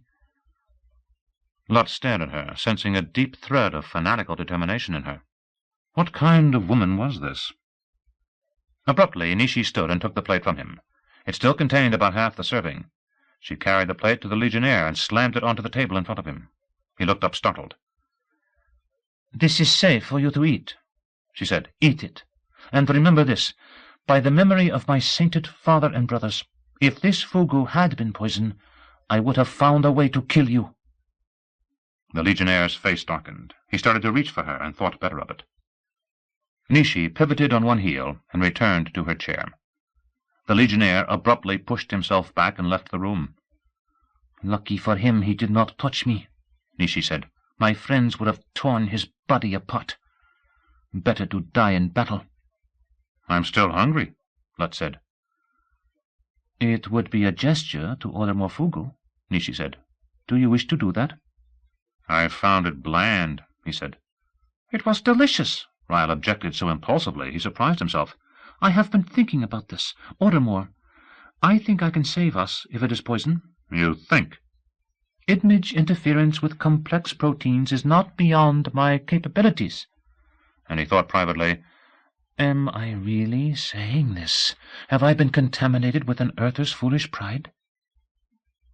"Okay, Ryle, baby. But this time we flavor it my way." Reading in his thoughts what Lot intended, Ryle sent a frantic objection. "No, I hate that stuff." Lot grinned and said, "Nishi, see if your chefs can fix me more fugu, but this time with the pesto sauce on the side." "Pesto?" It is a sauce with fresh basil, Parmesan cheese, olive oil, garlic, and pine nuts. Delicious with fish. Fresh basil? I don't know if we have that. Ryle held himself in cautious mental isolation while Nishi went to the food service counter. Everyone in the room heard her order fugu, but the rest of the conversation was in a lower voice. Ryle strained to hear it, torn by deeply ambivalent feelings. A little basil would be welcome. More would be dangerous. Lot was becoming more and more suspicious of its reaction on green flesh. She returned presently and shook her head. I am sorry. No fresh basil. The chef will make you a sauce with tarragon. Can they get me some basil? Lot asked. Why is it so important? I must have some. Ah, you are the perfectionist even with foods. I too am a chef, and I should have known. I will speak once more to the chef. When she left the table, Ryle intruded out of desperation. I can change your precious pesto into something more to my liking. What do you have against it, Ryle, baby? You don't let me choose anything I like. I'll trade you a strawberry sundae for the pesto. It's not a fair exchange. It's the basil, isn't it, Ryle? I find your sauce repugnant. Nishi returned to a chair. He thinks you are a crazy Yankee, but he will try. There's been an inexplicable run on basil. None has been shipped here in almost a year, so it's not in any of the ordinary channels. But on the black market, who knows? Presently a signal from the food service area sent Nishi once more away from the table. She returned with another blue plate containing a fugu fillet and a side dish of green sauce. He ate it quickly, noting how Nishi and the others in the room watched him. Again, there were no signs of poisoning. When he was finished, Lot sat back. "You're not eating, Nishi." I eat with the staff at different hours. Now, you will go back to your room. They do not want you fatigued. I know something that restore my energy. But we have no marriage contract, my sweet goose. Will you at least stay with me? Of course. That is what I am supposed to do, until the Legion calls me back to the bargaining. They are very interested. Madame says the Sassonneau will sit in as an observer. They guarantee your safety and your presence. What does that mean? No one will harm you, but they promise you will be at the final bargaining sessions. Come, it is time to go back to your room. Is it still free of spy eyes? I think so. Where's my armor? It is being repaired, but the contents of your inner pockets are with your cameras under house seal. Bring the stuff from my pockets. I have a device there to tell if we're being spied on. In the corridor outside the dining room, Lot turned toward his quarters, and was immediately brought up short, as the legionnaire who had ordered the fugu stepped out of a side passage. A tall brute with mean eyes, the man still wore his armor.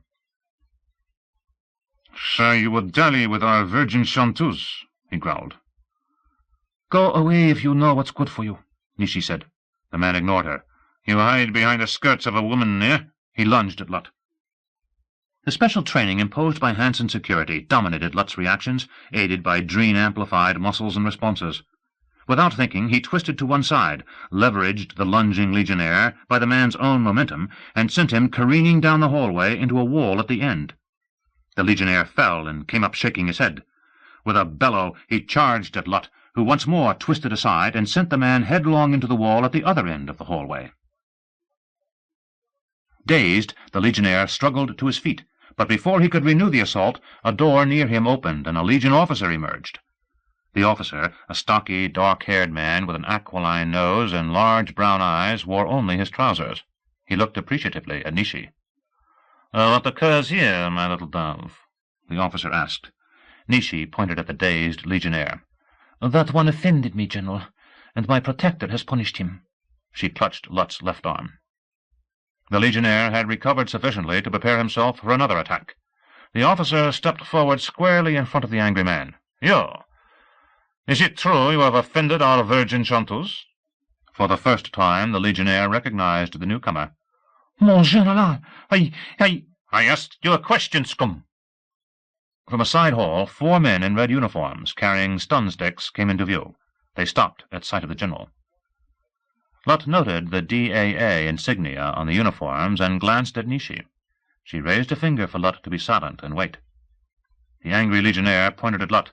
That Med has been dallying with her. The general looked at Lutt. This is my employer and protector, Nishi said, pressing against Lutt's side. I recognize you, monsieur, the general said. Lutt Hansen, Jr., no? I am here to speak for the Legion about your spiral device. He looked at the Dessassonon guards. No need for your gentlemen. The Legion takes care of its own, including its own scum. He returned his attention to the hapless legionnaire. You have not answered my question. Do you disobey orders? Mon General, I meant no offense to anyone except the Yankee Med. The general flicked a glance across Lutt. And you, monsieur? I protect myself when attacked, General. Did you punish him? I slammed him into that wall down there, and when that wasn't enough, I slammed him into the wall where you see him now. Slammed? It is true, Nishi said. Well, this is one of our legionnaires in full armor, the general said. He studied Lutt with new curiosity. Would you like me to demonstrate? Lutt asked. The general focused on the legionnaire.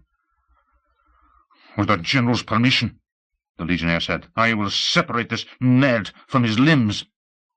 I think not, the general said. Are you drunk? No, mon general. Monsieur Hansen has behaved with admirable restraint by not killing you. I take the word of Mademoiselle D'Amato on this. But I have no such restraints. Further trouble from you, and I will have you staked out on the plain. Understood, scum? Oui, mon general. The words were forced from the man, but there was no doubt of his fear. To the Dessassonon guards, the general said, Eject him. He is denied the privileges for 6 months. When guards and prisoner were gone, the general gave a short bow to Lutt. My apologies, monsieur. You have the word of General Claude Spillier de Cosville that we mean you no harm. Unless, of course, you are dallying with our little dove. He has asked for my hand in marriage, Nishi said. Indeed. And what have you said, mademoiselle? My response awaits the negotiation of a marriage contract. Very wise. The general grinned at Lutt. If all goes well with you, monsieur, you will be the envy of the entire Legion. Now, the general glanced back at the door from which he had emerged. Other matters require my attention. I think we will see each other again. When they were back in Lutt's room, Lutt grabbed Nishi's shoulders. What was all of that? General Claude is here to meet with you, but if I had not spoken at once about your intentions toward me, it could have become quite serious. He remembers my father and brothers. The Legion is very protective of its own. Didn't sound like it when he was talking to that trooper. What did he mean he'd stake the man out on the plain? That.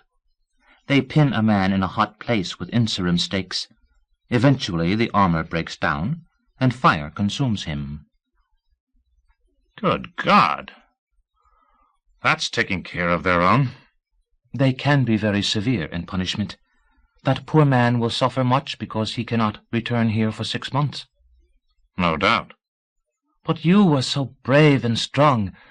I feared for you, and that legionnaire in full armor was like a child in your hands. Our hands? Ryle intruded. Remember that. Nishi pressed herself against Lutt, her head in the crook of his neck. You are not only rich, but strong. Oh, I am so lucky. Lutt held her tightly and bent for a kiss, but she turned her head away. No, I might be very weak. Good. No, she struggled in his arms. Please do not make me call for help. Would you really? I think so. You do not want to test it, and neither do I. Besides, we have other matters to discuss. She freed herself and stepped back. Our marriage contract? That can wait. First, we must decide what to do about the press. What the hell does the press have to do with us? There is one called Tsubiyama who was with you at the battle, and now knows you are in here. In a way, it is funny. She hired the Zone Patrol Squad of the U.S. Consulate to spy on our ship. She wishes to know when you emerge and where you will go. She hired the whole squad? How do you know? We know everything the Zeeps do. Zeeps? Zone Patrol, ZP. Zeeps. This Subiyama is a fat lady, but very sexed. She is, how you say, shacked up with one of the Zeeps. Do you wish her removed, or— Let it go for now. She could be useful. Ah, my protector is very sly. Perhaps you will bargain better than I thought. I must be careful. But you will sleep now, sweet Lot, and I will guard that you are not disturbed. She tucked him into bed and dodged his groping hand under the pretext of hanging up his robe. You must not touch unless I say, she said. You're pretty good at avoiding it. I have had much practice, Lot. What about the stuff from my armor's pockets? I will get that later. Now you will sleep. It is the doctor's order, and it is my order. Better do what she says, Ryle cautioned. You'll need all of your wits about you when it comes to the bargaining. And I can sense your fatigue. Don't you mean our fatigue? I, too, am low on energy, but our flesh is not yet fully healed, and I must image more repairs. Well, do it while I'm asleep. It makes me sick when you turn my eyes inward. Nishi brought a chair to the foot of the bed and composed herself there with her feet tucked under her. Sleep, sweet Lot, she whispered. Sweet Lot, he thought. It was a pleasant thought, and it helped him drift into slumber. Ryle waited until the mental rhythms told him Lot was deeply asleep, and then, fighting the induced urge to join him in slumber, swiveled his eyes inward. It was a complex imaging problem, with timing and placement that required a nicety of application. Presently a small slip of paper drifted from the air above Nishi onto her lap. She picked it up and looked at the message there. Do nothing to awaken Lut. Our lives depend on it. This message is from the one who shares his body. Eat this paper if you wish to learn more. She looked at the sleeping figure, and then, with a pensive expression, chewed and swallowed the note. Ryle materialized another note above her. She caught it before it reached her lap. How do you do that? She whispered. Having anticipated the question, Ryle already had provided the answer on the new message. I have the power to create such things. That should prove the truth of what I tell you. And I tell you not to get him the basil. It would be very dangerous. Eat this message, and I will provide another. Obediently, Nishi ate the second note and looked up at the place where the messages originated. Presently another note materialized there, and wide-eyed she watched it drift to her lap before picking it up and reading it. My name is Ryle, and Lut has stolen my body. Lut's body was severely damaged in an accident. He seeks to gain complete control of this body with the basil, which is a drug to me. But the basil will make him ineffective too, because this is mostly my flesh. Now, eat this message too. She ate the note and whispered, What do you want of me? The next note was a time materializing. Ryle found the effort drew more energy than anticipated. Deny him the basil, and I will get you to Earth with much money. Eat this note. But I want the marriage to this man, she whispered after swallowing the paper. Ryle drew on fading energies to answer, That can be managed. But his mother is sure to raise objections, and she could prove difficult. Trust me. Do not trust Lut. He wishes only to use your body and gratify his disgusting lust. I share his mind and know this. Now eat this note. Slowly, Nishi masticated the paper and swallowed it. When no other message was forthcoming, she bent close to the sleeping figure. How do I know this is true? Tell me. But Ryle, too, drained of energy, had joined his fleshmate in slumber. Deep snores shook the recumbent figure. Chinese population controls of the last century contributed to this crisis. With more than 40% of their people over age 65 and millions of one-child families, it was inevitable the new generation would throw off restrictions and compete in the breeding arena. They were only temporarily delayed by a ratio of 3.4 males to every female, an imbalance due mostly to earlier female infanticide. They met this by drastic measures such as outlawing abortions, economic benefits for live births, forced female immigration from neighbor countries, a law permitting divorce on grounds of infertility, and assignation bureaus to spread pornography and promote casual liaisons. The Lebensraum crisis. In SC analysis. Lorna Tsubiyama stared at Ludotti with delight and amazement. "I'm your first? You mean it?" They sat in the Murphy bed of quarters obtained for Tsubiyama by Sue Ellen Pratt. It was a cramped apartment by Earth standards, but Sue Ellen had assured her it was in a security area whose inviolability was guaranteed by the Legion. Tsubiyama had no doubt that Sue Ellen was taking a kickback on the rental, but that was part of the game here. And the 2 small rooms did include a tiny kitchen and an adequate dry bath. The bed, though, could only be described as intimate. She and the sergeant she knew as Ludotti had arrived almost 3 hours earlier after his afternoon shift, their arms loaded with interim containers of black market produce. Tsubiyama prided herself on her culinary abilities and frequently said, "People who don't like to eat aren't any good in bed either." Her new lover had definite tastes in food. He demanded she cook him something with basil. He pronounced it strangely, calling it basil, but there was no doubt what he meant. The basil sauce she made for the outrageously expensive caribou steaks evoked an odd reaction. He actually slurped it up, washing it down with an American Chablis of doubtful provenance, and showing increasing signs of inebriation. His reactions in bed she found equally amazing. He obviously admired her ample, darkly tanned flesh, and, in the throes of sex, called her his blessed Habiba. He also shouted several times, invoking the great Basile. His unbridled enjoyment inspired Tsubiyama to experiment, attempting with some success several sexual variations about which she had only read or heard reports. It was when they both lay exhausted that he produced his ultimate shocker. "I have never done that before. I always thought it would be disgusting, but it is sublimely enjoyable, especially after the Basile."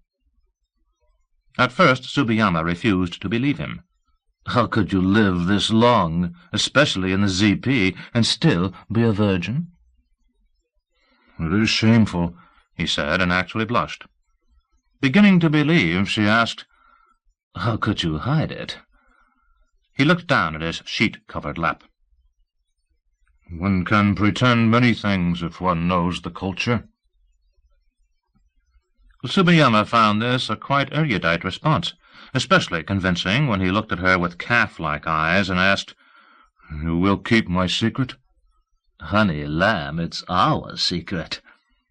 Hey, I never had a virgin before. You're a first for me, too. Wow, the things I am going to teach you." "You will be kind." "As gentle as I can be." She smothered him with kisses and felt his body tremble with renewed excitement. "You learn fast, sweetie pie. What we're going to do now is called the Australian crawl." "Afterward, could we have more Basile?" "Anything your little heart desires, sweetie. You know, I like this. Sex hasn't been this much fun since my first orgy back in Dallas." The proliferation of cult movements in the latter half of the 21st century set the stage for the technological refinements and sophistication in the present runaway spread of such groups as the Raj Dood, following on Venus. That such blind manifestations display the corruption and hypocrisy found in earlier cultish power centers did not surprise your investigators. Cults and Cultists, an article in Psychology Today. Nishi awakened Lut with a cup of bitter coffee.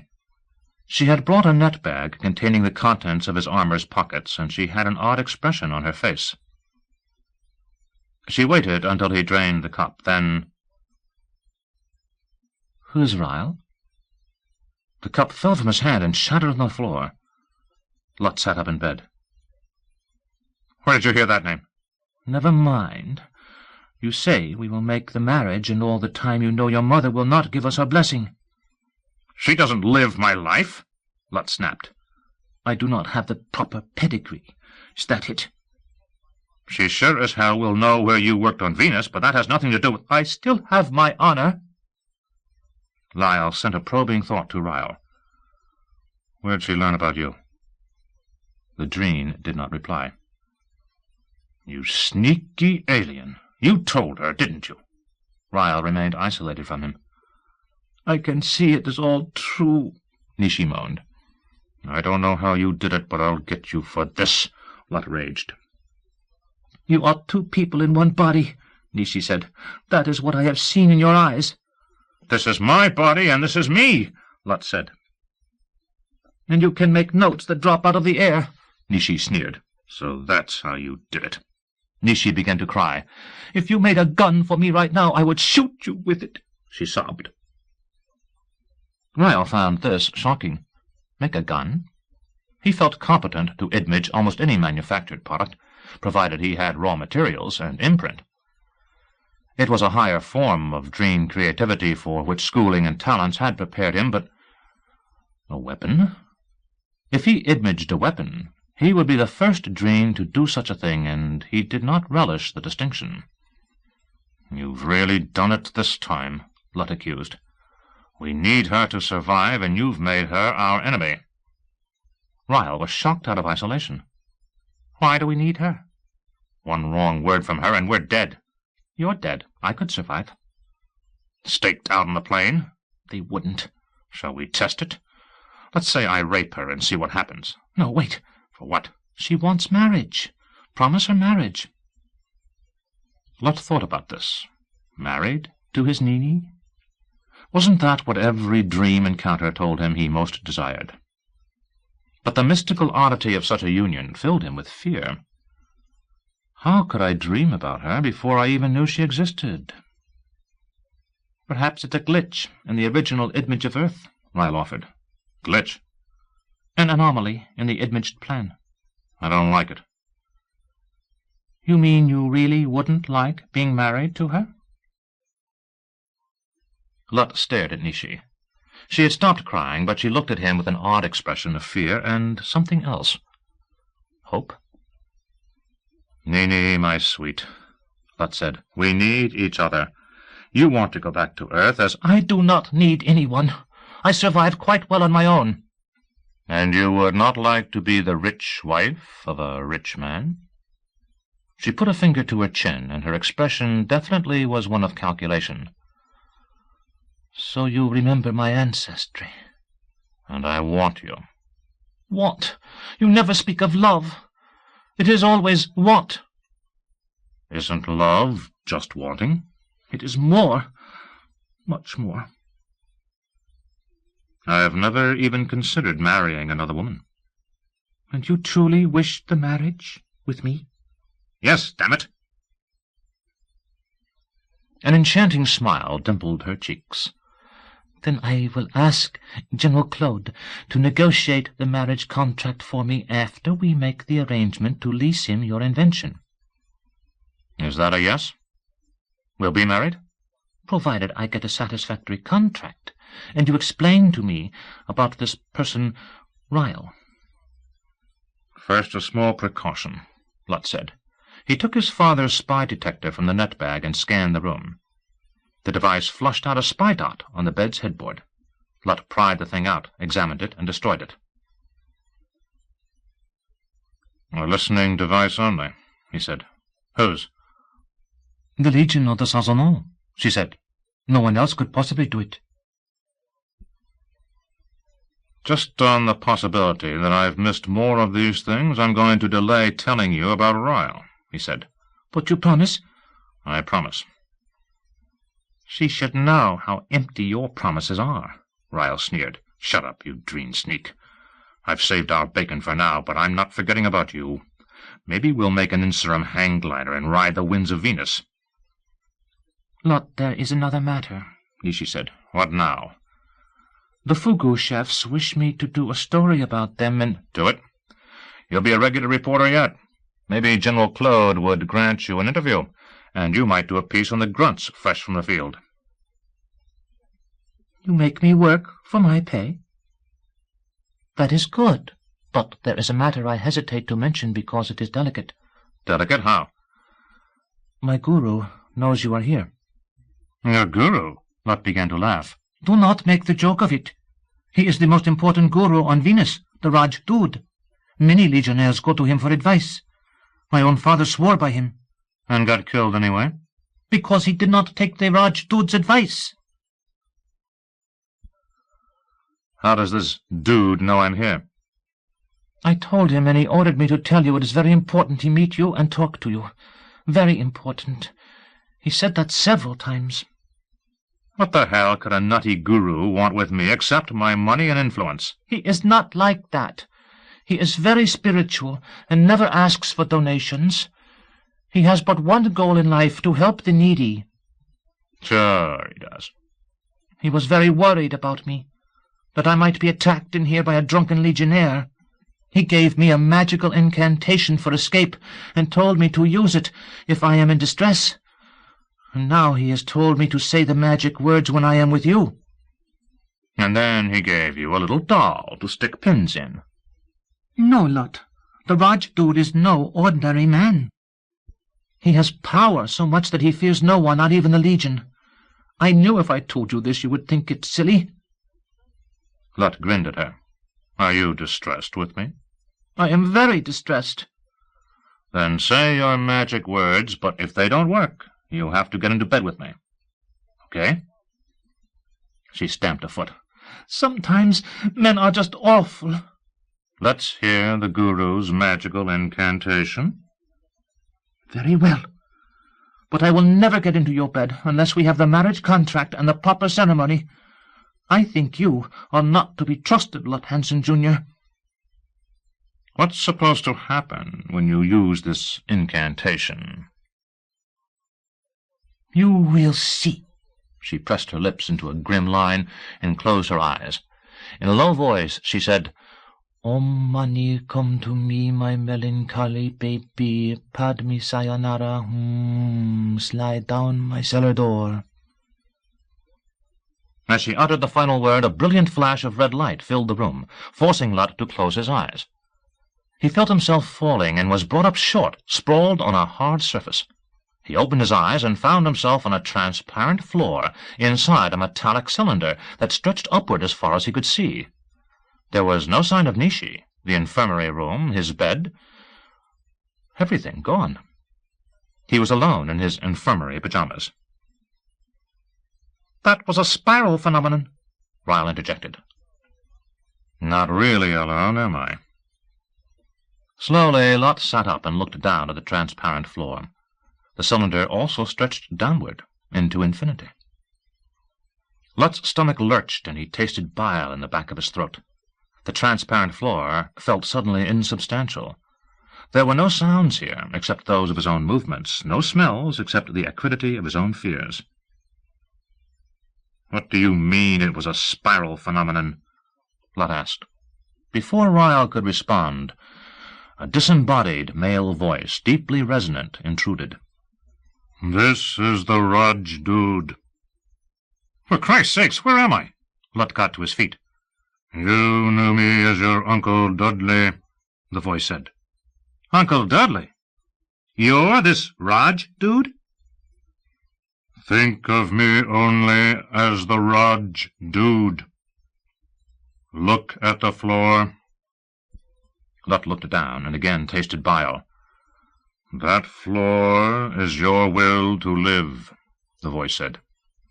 If you lose the will to live, the floor will disappear. Come on, Uncle Dudley, no more jokes. This is no joke.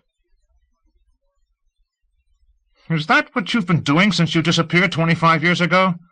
I have never disappeared. I have penetrated the secret of spiritual ascendancy. Observe. Static crackled at Lut's side, and Nishi materialized there holding Lut's net bag. She stumbled and dropped the bag. It fell through the floor and soon vanished from sight. That bag has no will to live, the voice said. Hello, Nishi, my dear. The floor under you is Lut's will to live, and yours now, too. It is all that supports you within infinity. What are you doing, my guru? She whispered. I am testing Lut, my dear.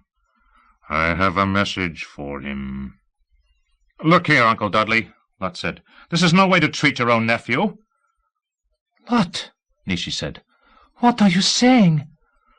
That's my mother's elder brother. He used to work with my father, but they had a falling out and— No falling out, Lut, the voice said. I merely achieved enlightenment, and your father remained in darkness. Yeah?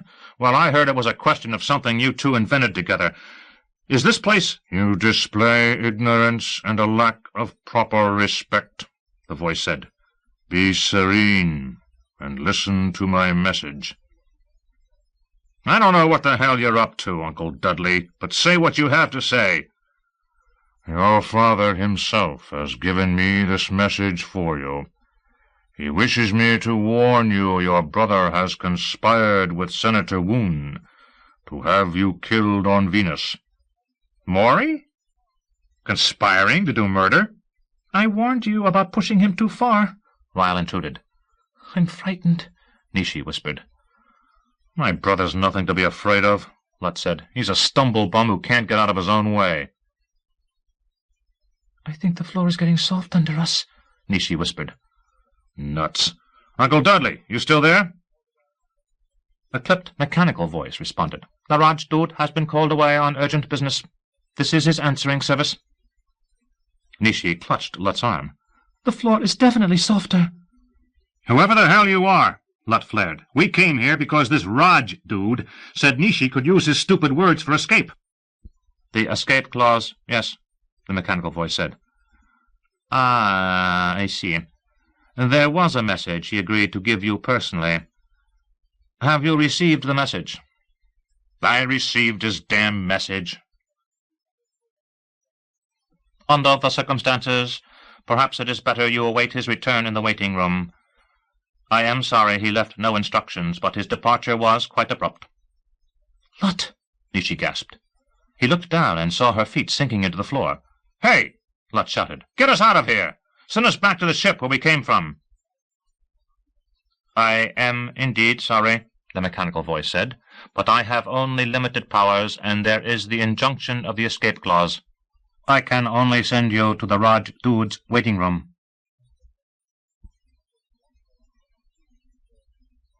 The Chinese on Venus want their enemies to believe they use only mindless masses and can conquer by sheer numbers and rocket inundations.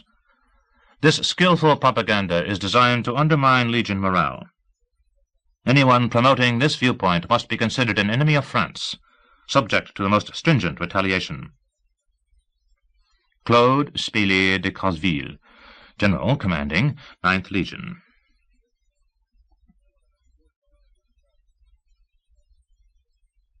I have good news and bad news, Mowgli said.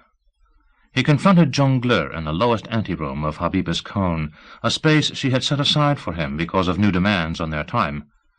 It was a tiny, west-facing, dark space, made even darker by the filter effect of their new planetary shield, which reduced the afternoon sunlight by at least half. Through the single window behind Mowgli, Jongleur could see the sun, a dim speck in a dull sky. "Let's hear it," Jongleur said. "But I was hoping to tell Habiba herself." She has ordered me to hear all messages and relay only the most important. Habiba contemplates the shield and its effect on Dreener. I hear the flaps allowing sunlight to fall on seed houses are working very well, Mowgli said. Is that your good news? That is no part of my news. It was merely a comment. Mowgli, you are wasting my time. What is your news? Which do you want first, the good or the bad? In whatever order you care to give it. The bad news has several components. First, we have no contact with Prosek on Venus, although there are distinct signs that Hansen employs his crude spiral technology there. Mowgli cleared his throat portentously. Second, Earthers continue to probe Patricia for her secrets. They appear jubilant about their latest efforts, although we do not know what they have achieved. You consider that news I dare convey to Habiba? Why not? Do you think she might order the immediate dispatch of the new erasure ship? Mowgli shrugged. You should know better than I. That brings me to the good news. The new ship shall be ready within the week. We are putting in the finishing touches right now. Those new imagers she sent me are superb. Jongleur groaned. You call that good news? You are a poor loser, Jongleur, Mowgli said. How dare you speak so lightly of this? Jongleur, I apologize. I know your son is still there in that accursed solar system, but we must think of all Dreendom. Which is what I wish you would do. Earth is driving us insane. I sense disaster in whatever we do. Habiba, blessed Habiba. Mowgli, she is changed. Changed? In what way? It is hard to describe. She sits silently much more than ever before. And she is short with me. She has never been short with me before. And Mowgli, I have heard her curse you. Mowgli was aghast. Curse? Me? And Wempley the Voyager, who imaged Earth. She curses him, too. I have heard her curse both of you in the same breath. Jongleur, I must speak to her. No, she forbids it. Forbid? But we do not have a thought-con to— She forbids the thought-con, too. I fear for her, Mowgli. She looks and sounds so sad. But the shield is working. We are protected. We have time to do whatever we— Time? Is that not the very problem, Mowgli? Have Dreens ever before been concerned with time? We possessed infinity. Now what do we have?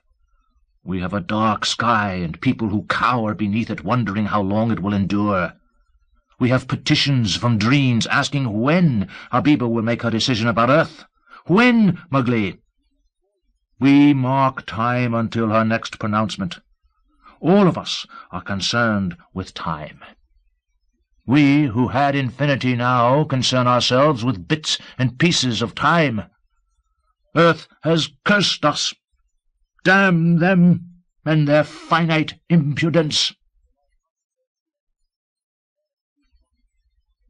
When I contemplate the infinite, I see the vitality of time.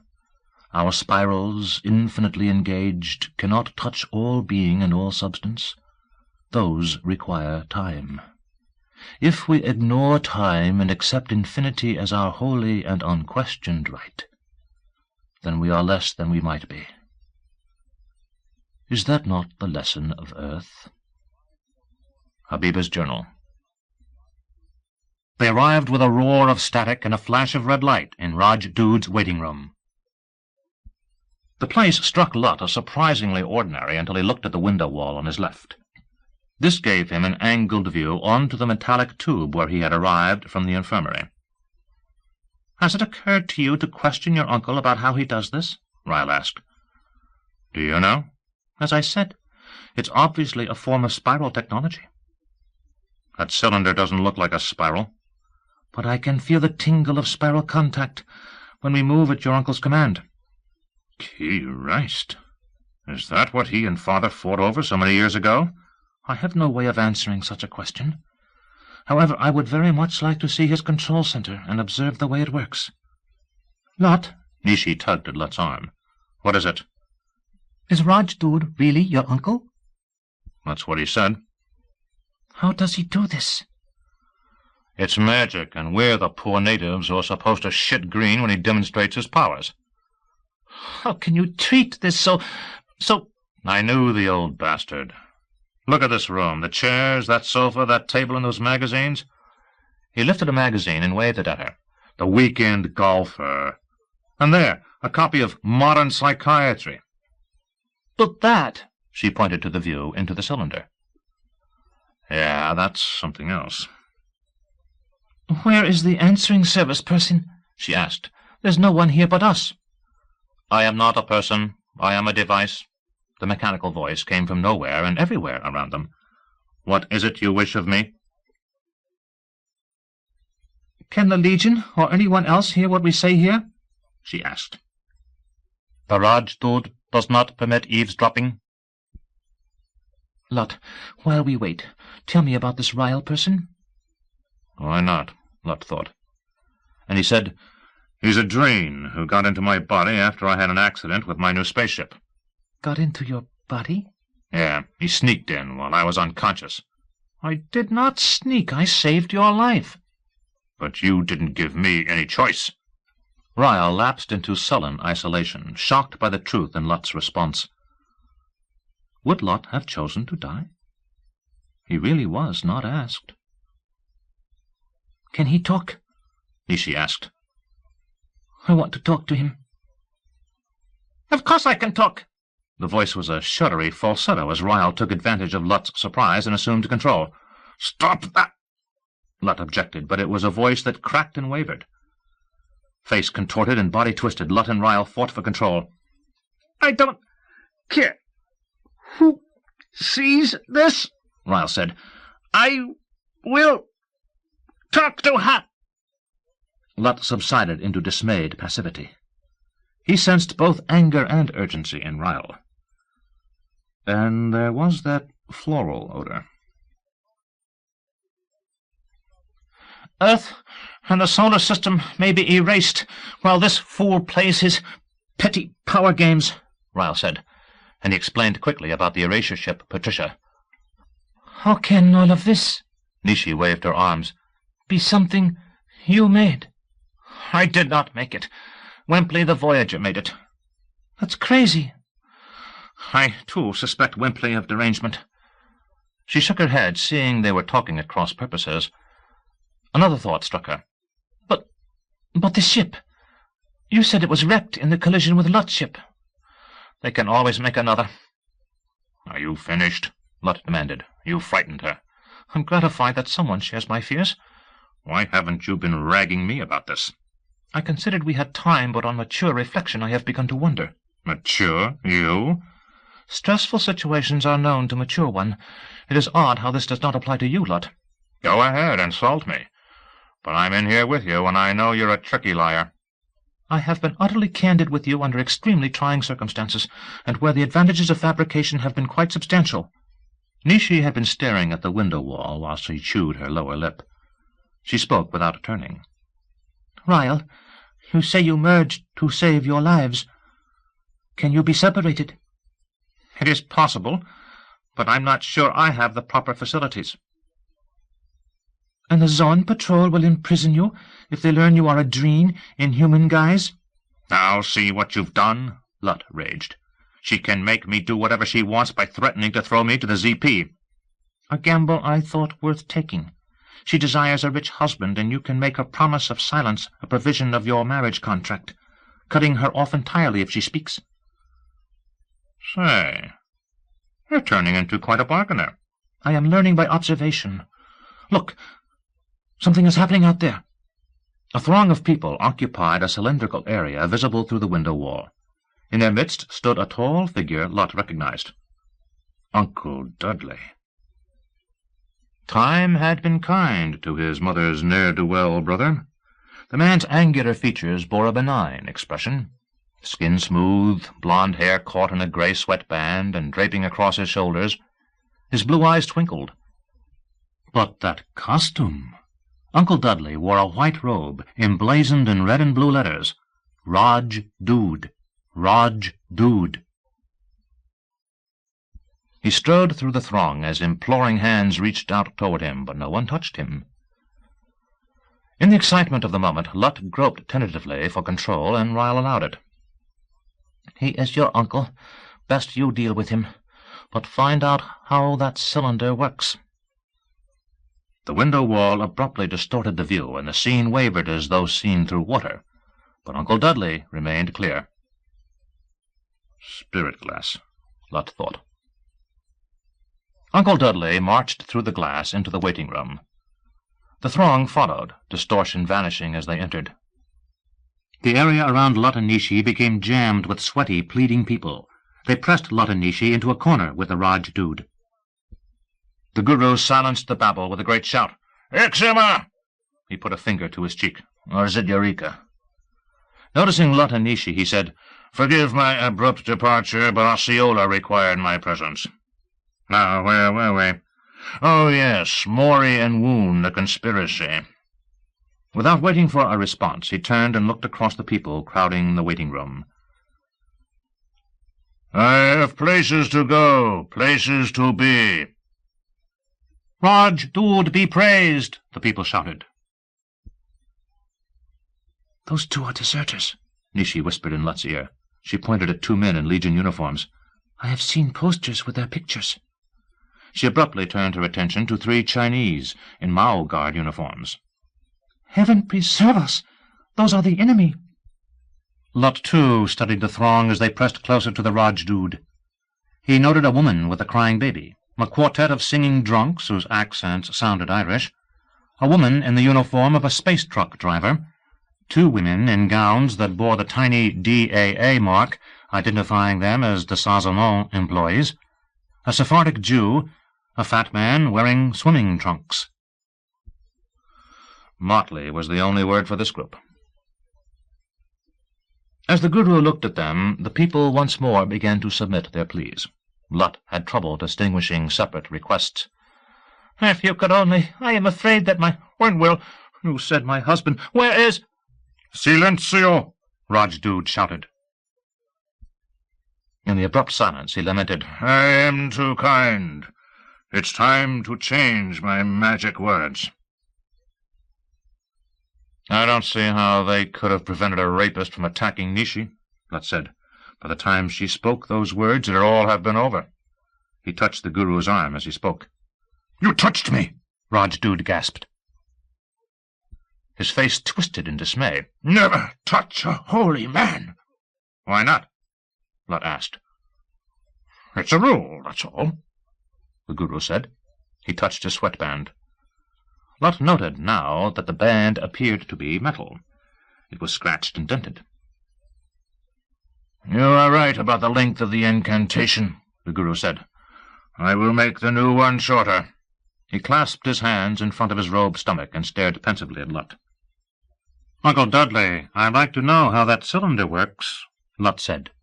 "You will address me as Raj Dood," the Guru said. "The cylinder, as you call it, does not work. It just is." "Is that what you and Father fought about?" "The past is only the past," the Guru said. "Observe." Without knowing how it happened, Lutt saw visions from his past, a parade of scenes, images from a quarter-century ago when Uncle Dudley visited. Most of the visions involved dinners at the long refectory table in the Hansons' main house above a lake, sessions where Uncle Dudley tried to explain his ideas to L.H. Sometimes there were arguments, and once L.H. left the table without finishing his meal. The visions ended with Uncle Dudley departing, and Lutt realized he was seeing the last visit. Uncle Dudley never returned. "I asked why you never returned," Lutt said. "One of the help said you and Father had a fight." "Reliable help is difficult to find," Uncle Dudley said.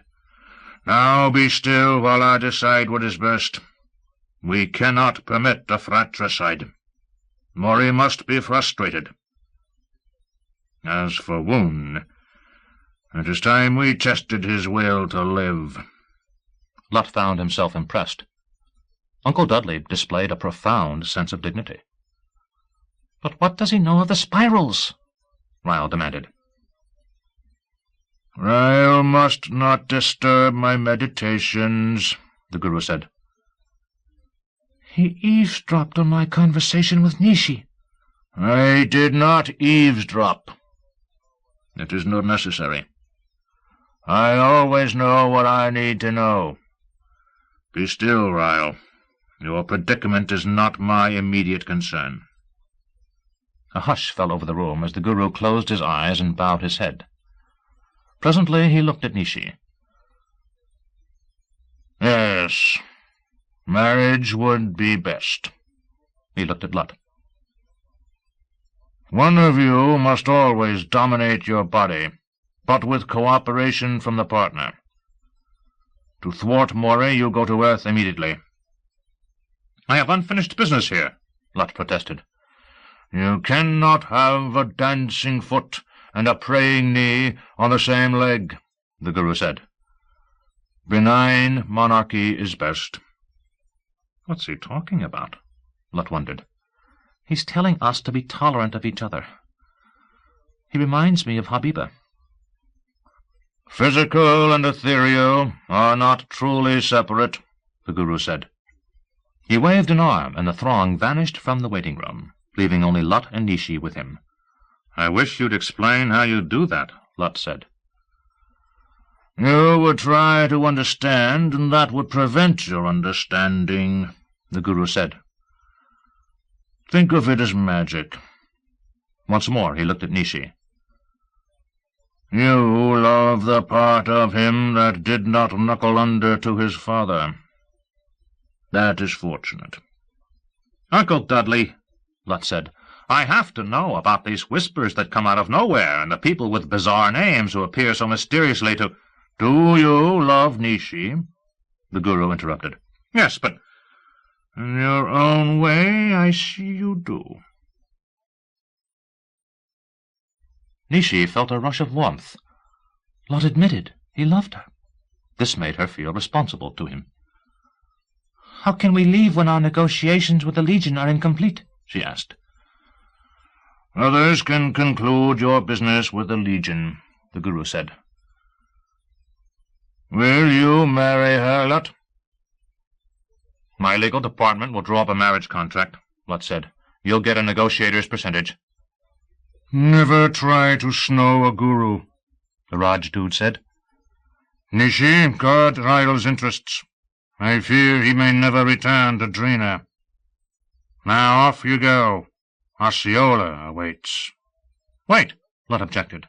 "I have to ask you about Vorse spirals and—" "The essence never waits," the Rajdoot shouted, adding in a lower tone, "Of course all that about essence is bullshit, but I teach it anyway. Now, indeed, you go to Earth." Woon is on the moon. Rajdoot incantation. "I tell you, it's like you set fire to an ant-hill." Prosik's buddy, Hollis Weatherby, his helmet thrown back, stood in the bedroom of Subiyama's Garantium quarters. The red-headed zone patrolman frowned at Prosik, who stood in green shorts near Subiyama's shoulder. Subiyama towered over him like a sumo wrestler in an immense pink robe with a golden belt. "You are right to come immediately with this," she said. "What time is it?" "A 7:15. We got a couple hours yet before our morning shift, but Harper called me at the barracks and asked, should we tell you? I went and had a look. It's a madhouse. So like I said, I called this friend." "Go through it again," Subiyama said. "Exactly what did you see?" "People running around, shouting. The big French general himself stood outside the lock of that flying cat house telling people to go this way and that way. I heard Hansen's name called, but there was no sign of him, unless they gave him Legion armor." "So then you called this friend of yours in the Legion?" "Well, he's kind of a friend. My sister back on Earth is married to the guy who smuggled this guy out of Marseille and got him the false papers so he could join the Legion. She wrote me about him, and, well, we've had a few drinks together." "And what did he say?"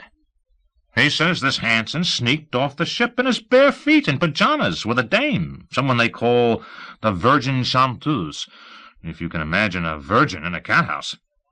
That sneaky son of a bitch. They're watching the spaceports, but shit, with all the Hansen loot behind him, the bastard could be anywhere. You think Hansen's really taken French leave? Yeah, I think so. My friend was real excited. Said the Legion would fry Hansen's ass for running off with this woman. She's some kind of pet or something. What chance would he have getting off Venus? Hell, lady, you can buy anything here. Weatherby leaned to one side to address Prosick. Lou, I got a message for you from the captain. He wants to see you right away. Did he say why? No, but the duty sergeant says it's about your re-up. He says your papers were late arriving and you're 10 days past your re-enlistment date. It's just routine. Wait a minute, Tsubiyama said. Does this mean you're no longer tied to the ZP, Lou, honey? Weatherby grinned. Lady, on Venus they got you because they got your ass. He re-ups so they lose the voucher for his return transport. That's why they sent him to Venus. This is punishment duty. But if he has a return ticket? She asked. Then they confiscate his armor. That's ZP property. How much does a good suit of armor cost? She asked. 30,000-40,000, it all depends. She smiled softly at Prosick. Lou, honey, why don't you just send word to this captain he can stick his re-up where the moon don't shine? Prosick was startled. What would I— Honey, my family made it in oil when we still had it. I can stake you. She pinched his bottom. For a price. Where would I go? Prosick asked. We, honey. We would go back to Earth. I got me a hunch that slick bastard of a Hansen is headed home to collect on his little promotion scheme. He came up here for one thing, to sell his news service. The word is he did that in big. Now it's time to go put his Stetson under the jackpot. But what would I do? You would keep me happy, honey, and— Well, I've been thinking. You like that funny herb so much, I was wondering why we didn't set up housekeeping on some land I got near Austin. You could raise all the basil you wanted. Must be a market for it somewhere. Prosick stared at her, hardly daring believe his good fortune. Raise our own basil? Basil, basil, whatever you want to call it, honey. Prosick closed his eyes and wondered if he dared attempt his own limited imaging. Some little gift, something to show his gratitude. But it would raise unanswerable questions. This sweet earther must never learn his dream origins. "What about it?" she prompted. "Anything you say, my sweet Abiba," he said. "That's the way to talk, honey." Weatherby smirked at Prosick. "Of all the damn fool luck! I don't know what you got, Lou, but it must be something." "You know, I may get my keister in a sling, but I'm going to enjoy carrying this message to the captain. That little pissant is going to shit green." Prosick slipped an arm around Tsubiyama and caressed her bottom lightly. She grinned at him. "This could be a good life," Prosick thought. Some way would have to be found, of course, to sabotage the erasure ship and alert the zone patrol if any new ships arrived. Anonymous letters? Perhaps. To Weatherby, Tsubiyama said, "You're all still on the payroll. See if you can confirm whether Hansen skipped. I'll get on to my Earth contacts. He shows up down there, we'll know." "Oh, Siola! Oh, Siola! Oh, Siola!" Morning aerobics chant. Spirit Glass Factory. "I wonder if your Uncle Dudley has found a way to Edbridge?" Ryle asked. "That might explain this phenomenon." Lot did not bother answering. He felt too euphoric, but without a physical rush. From the waiting room to the cylinder it had been but one step through that odd spirit glass. Nishi's sweaty hand in his, he looked back to see the spirit glass, but something at the end of the cylinder above the window demanded his attention. Venus. No doubt of what he saw up there. The hot red of the volcanoes seen without any cloud cover, the spouting fire of Chinese rockets. He and Nishi hovered in the cylinder, no floor under them, no wind, nothing substantial except for that silvery cylinder enclosing them. He began to doubt the enclosing wall itself was substantial. "Look!" Nishi tugged his hand and pointed downward. Lot looked down. At the other end of the cylinder, the gnarled blue marble of earth grew larger with alarming rapidity. Now he could see browns and greens in the landscape. Other bits of color came into view with details of the surface, chasms, mountains, buildings. An airplane drew its contrail above the land. He saw an ocean, then a familiar outline of harbors and inlets. A city. "He's sending us to Seattle," Lutz said. "Is that your destination of choice?" It was a husky voice from behind them. Lot and Nishi twisted themselves into a tangle as they tried to turn. When they had it sorted out, they still clasped hands, but at arm's length, and faced a darkly withered crone of a woman in a long dress printed with flowers and plants in brilliant greens, yellows, reds, and oranges. All of them were suspended in the cylinder, with the tall buildings of Seattle just under them.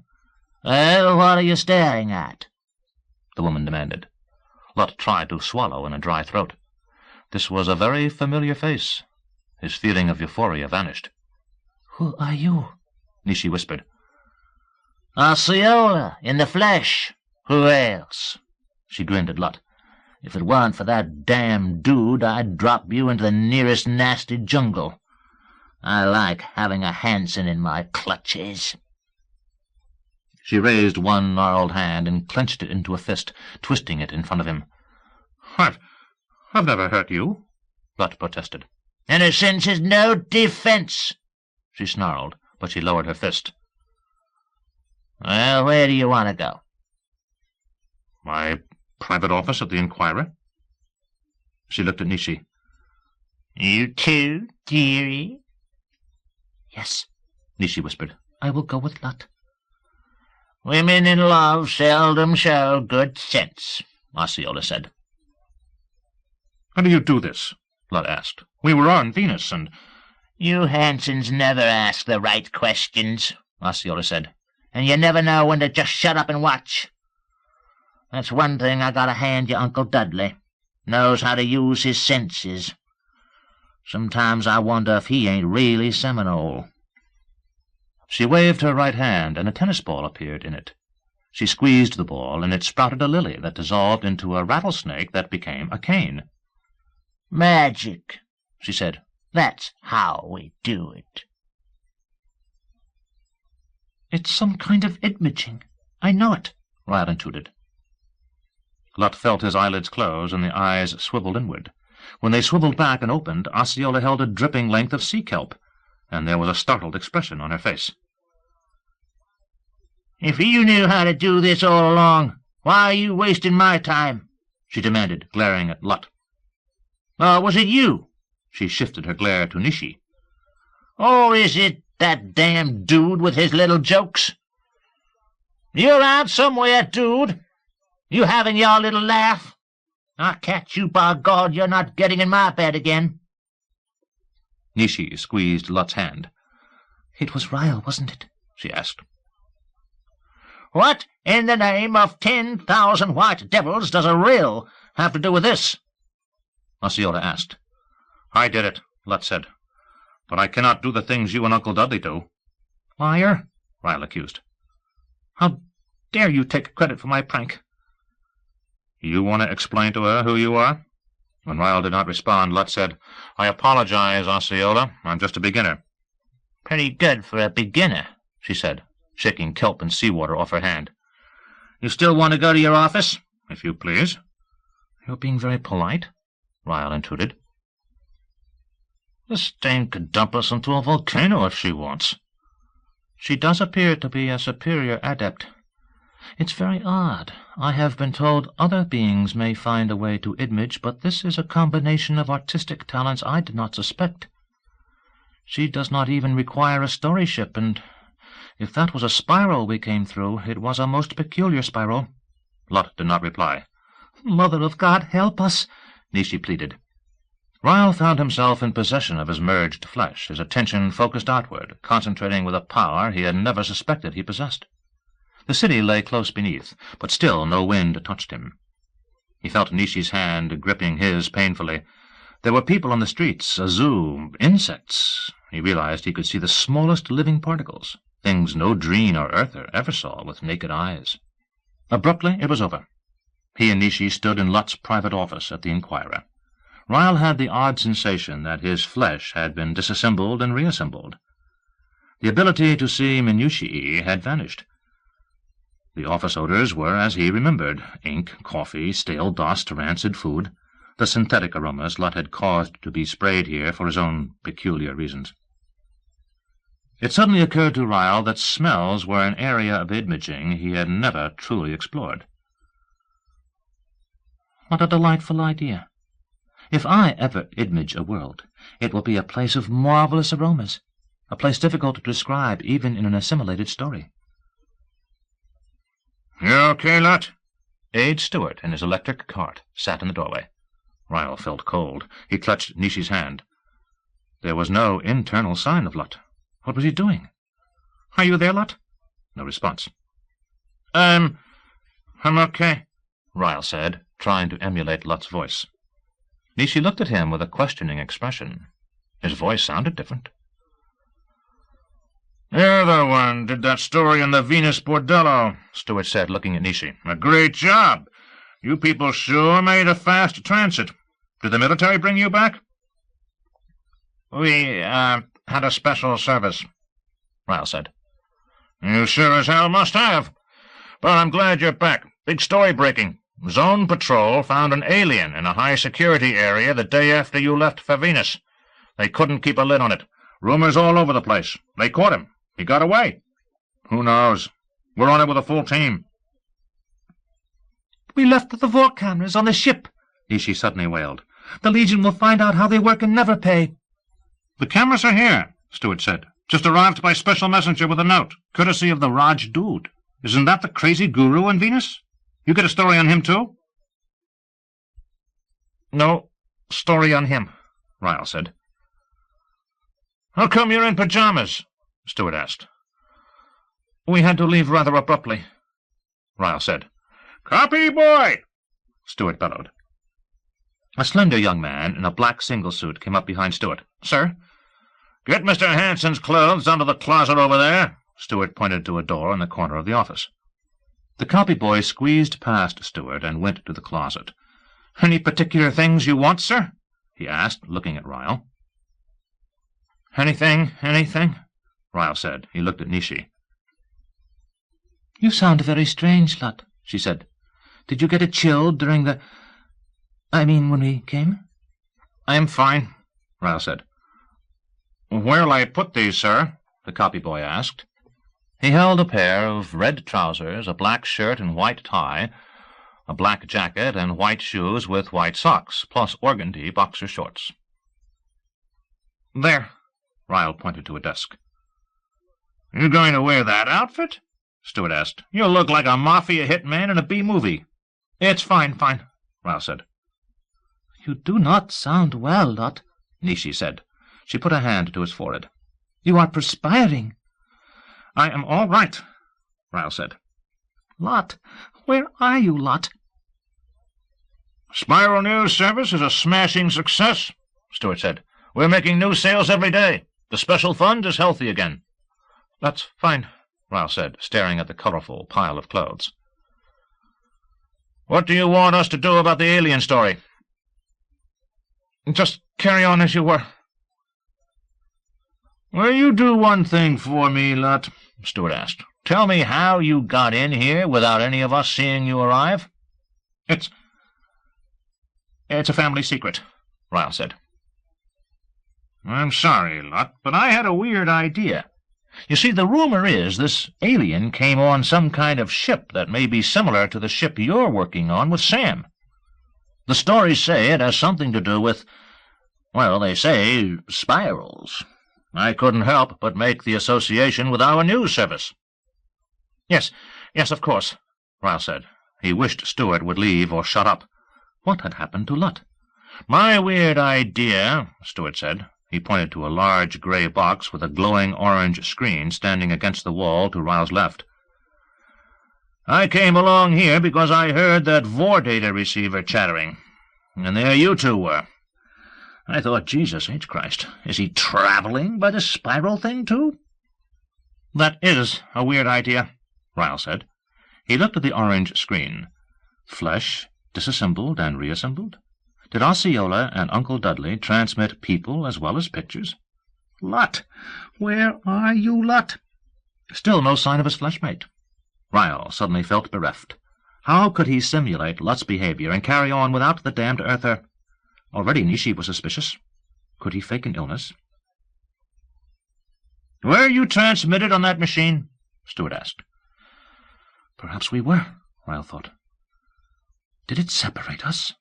He did not dare allow himself to hope. Abruptly, Ryle freed his hand from Nishi's, thrust himself past Stewart, and bolted down the hall. Stewart's voice fluttered after him. Your clothes, Lot! You're not dressed! What was it Rajdood had said about an essence? It occurred to Ryle that Lot might have been delayed in transmission, and at this very instant might be trying to find their body. I must get as far away from that Vordata thing as I can. Slipping and skidding in his bare feet, Ryle dashed in his pajamas down a hallway to a door marked Exit, and pushed through. He found himself on concrete steps and went down 2 and 3 at a time, counting the landings marked on doorways he passed. At the first floor, he slammed open a heavy door and burst into the lobby. It was cold tile and chilled his feet. A mirror wall confirmed that he still looked like Lot, but he had lost his glasses. The mirror showed him something else that dismayed him. Lut's mother strode toward him across the lobby. Ryle turned from the mirror and saw that she recognized him. She stopped. Phoenicia Hanson's mouth dropped open in shock. A look of horror came over her face. Her mouth contorted, sharpening the creases at the corners. Only one thing to do, Ryle thought. If he spoke to Lut's mother, she might suspect he was not her son. She had heard the story of the body invasion. He dashed past her. "You!" she screeched as Ryle ran past. "What terrible thing have you been doing? Those pictures from Venus were base. I've never been so humiliated. What are you doing, Lot?" He ignored her and plunged through swinging doors to the sidewalk. There he slowed to a smooth, jogging stride. People looked at him strangely, but joggers were a familiar sight. A man called out, "Hey, tough guy, love your PJs. Is barefoot the new way to jog?" "Shit, where have you taken us?" It was Lut, a frantic thought in Ryle's awareness. "Where are we going? Why are you running?" Ryle came to a stop and leaned against a lamppost. He felt ill, both dismayed and relieved. "That damn Osceola! She's still doing things to us?" Ryle held his thoughts to himself, trying to maintain bodily control, but Lut was pressing. Ryle felt muscles tremble and jerk. "That bitch! She sent me through hell. I've been inside a volcano. An insect eaten by a bird. I was some kind of fish chewed up by a shark, and even worse. And all the time I could hear her laughing. Damn chicken cackle. Where the hell are we, Ryle?" "On the street near the Inquirer." "Where's my Nishi?" "In your office the last I saw her." "Why are we still in pajamas?" "No time to change." "I'm taking over, Ryle. Let go of our body, or I'll make sure we do something the ZP is sure to hear about." "Your mother's in the Inquirer lobby, and she's angry." Ryle allowed him a memory glimpse of the encounter. "Why'd you run like that?" Lut asked. "It seemed a good idea at the time. I, too, dislike that Osceola creature." "She do something to you, too?" "I do not wish to discuss it." "Neither do I. Now get out of the way, Ryle, baby. I'm taking over." With a definite feeling of relief, Ryle relaxed his hold on their flesh and felt Lut assume control. Ryle found himself astonished at how welcome it was resuming the observer role. Am I becoming a voyeur? People stood all around him on the sidewalk, some passing, some standing to gawk. A woman said, "He does not look well." A man said, "Hey, that's Lut Hanson, Jr. You sick, pal?" Lut looked to his right. The Inquirer was 2 blocks away and across the street. He recalled the Lowtown incident and the young woman spitting on Phoenicia's hand. "I'm out here without Hanson cards, and these people know who I am. Not good." The man who had asked about his health stepped 1 pace closer. "You need help, Mr. Hanson? Your foot's bleeding. Why are you barefoot?" "It was a bet, and I won," Lut said. "Those crazy Hansons," one of the gawkers said. Laughter greeted this, but it was a friendly outburst. "Excuse me," Lut said. He pushed his way through the throng. They yielded easily. Someone asked, "How much did you win?" "Plenty," Lut said. "Way to go!" a man shouted. More laughter. There appeared to be no enemies here, but Lut walked back to the Inquirer at a brisk pace. He did not breathe easily until he was in the lobby and saw a squad of Hanson guards trotting toward him. "We were just coming to look for you, sir," one said as they closed in around him. "You shouldn't leave without us." There was no sign of his mother in the lobby. "Have you seen my mother?" Lut asked. "She went out, sir," a guard said. "But she wants to see you pronto. Where do you wish to go, sir?" "Back to my office for some clothes, and then we'll go to the Hanson compound." "Does anyone know where my brother is?" "Mr. Morey is out of town, sir," a guard said. "An errand for your father." "Sent him someplace to keep him away from me, I'll bet," Lut thought. "But your brother has criminal companions," Ryle reminded him. "Would they not do his bidding? And where is this wound?" "I'll have to find out." "You live a very dangerous life, Lut, but I'm beginning to see its attractions." Upsy-daisy, downsy-daisy, kicksy-daisy, stampsy-daisy, pixy-daisy, stripsy-daisy, tearsy-daisy, killsy-daisy. Children's chant from the childhood of Lut Hanson, Jr. The noonday sun, hot and brilliant behind her, Lorna Tsubiyama paused in the opening of the French doors from her pool patio near Austin, Texas. In a custom-made pink swimming suit that gave the illusion of enormous nudity, she ignored the wet trail she left as she moved into the room's shadows. Prosick, wearing a lemon-yellow jumpsuit, stood at a table near the center of the room, leafing through a stack of papers. "Carmelita said you wanted to see me muy pronto, honey," she said. "What you want, I hope." "Oh," Prosick looked up from his papers. "Your office called. Hanson's been seen in Seattle. There's a message. They said to tell you right away." He pointed to a vidcom screen built into the wall on his left. She gave his bottom a hard slap, leaving a wet handprint as she passed him. "How are you coming on the garden plan, sweetie?" "We plant tomorrow. The marketing people arrive next week for planning, and they want to hire a lab." "Why do they want to do that?" She stopped at the communicator and touched its keys. "They want a better way to ship Bazille fresh. If we can get it as far away as New York undamaged, profits will be very big." She leaned close to the vidcom screen, reading as she spoke. "You got a good business head, Lil, honey.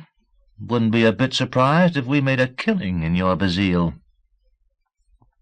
"I learned from you, my sweet Habiba. It was edifying when you made a profit from resale of my armor after our return."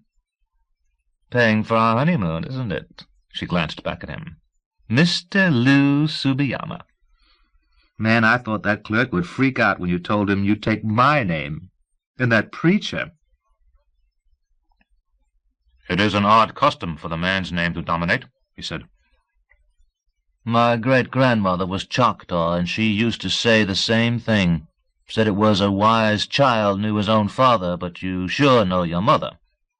Said white folks were crazy. A woman's name disappears like sugar in the water. You got any Indian blood, honey?" "I do not think so. Was it an important message?" "Hanson's been seen in Seattle. The bastard was running down a street in his pajamas. Honeymoon's over, Lou. It's back to work. Turn the planning over to Jesus. He's a good major domo. Put the marketing people on the back burner. We're going to Seattle." "Yes, my sweet Habiba." She strode to his side, swung him around, and enveloped him in a gigantic hug. "I still can't believe my luck, honey," she said. "You really love me. You don't want me to diet, you just—" "Do not change, sweet Habiba. I love all of you." "That's what I mean." "Say, you've never explained why you call me Sweet Habiba. It sounds Arabic." "It is a thing of my infancy, a mother figure." "And I thought you were Irish." Is this world not called a melting pot? She hugged him tightly. That it is, sweetie. Have you thought about us having kids? His voice was muffled against her bosom. I often think of little else. Us sitting by the seed house. He broke off, recalling the reproductive system employed by Earthers. She pushed him away slightly. Sitting by the what? He caressed her abdomen. The seed house where our infant would grow. A great bellowing laugh shook her. You got gardening on the brain, honey. I love it. Now hurry up. We got to get packed. There's a big story in that Hanson bastard, and we're going to get it. Imaging is not a singular process. Complexities encompass many variations, one procedure for life forms, another for inanimate objects, another for correcting mistakes. Variations must be infinite. In an infinite universe, one does not impose limits on infinity. Habiba's Journal. Nishi gasped as Lut led her into his house in the Hanson compound outside Seattle. The house, one of 5, set among tall silver firs around a lake, was cool and shadowy on a hot afternoon. The senior Hanson's home was just visible on a cantilevered platform over the water on the opposite side of the lake. Like Lut's home, it was built of a Hanson proprietary material, fabric-wood, that mimicked natural wood but never needed painting and was impervious to insects and rot. The senior's home appeared to be a series of bleached silver blocks stacked together, but Lut's dark brown home drew on Japanese tradition and sat almost concealed in trees and bushes. Maury's home to the east copied that of his parents. The other 2 residences, occupied by guards and aides, lay completely hidden in the trees. It is so beautiful, Nishi said. She looked at Lut beside her in his red, black, and white clothes. The foyer where Lut and Nishi stood was lined with potted bamboo and led to steps that went down into a lower living area furnished in wicker. I'm glad you like it, Lut said. I had a cute little Jap guy design and build it. I do not like that way of referring to him, Nishi said. I have Japanese ancestors as well as French. Japanese, Jap. What's the difference, long as you know what I mean? Sometimes we mean more than we think. She went down into the living area. Perhaps I should not have come here. Why not? You will try to take liberties. And you don't have legionnaires to protect you here? Oh, I think I have a protector. Raya, would you protect me? You try to hurt her and I'll cause trouble, Ryle intruded. What the hell could you do?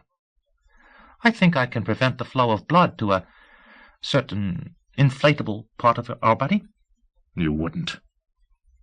Nishi has been charged by your uncle with protecting me. I, in turn, will protect her. You son of a bitch. I am the son of Dreens. That is distinctly different. Why do you not respond, Ryle? Nishi asked. Grasping for voice control, Ryle spoke in a weak falsetto. I can protect you. I have warned him. Lut wrenched back control of their voice and shouted, Some day I'll get you, Ryle. You just see if I don't. And when I do, baby... You see? Nishi asked. I will never be far from my protector.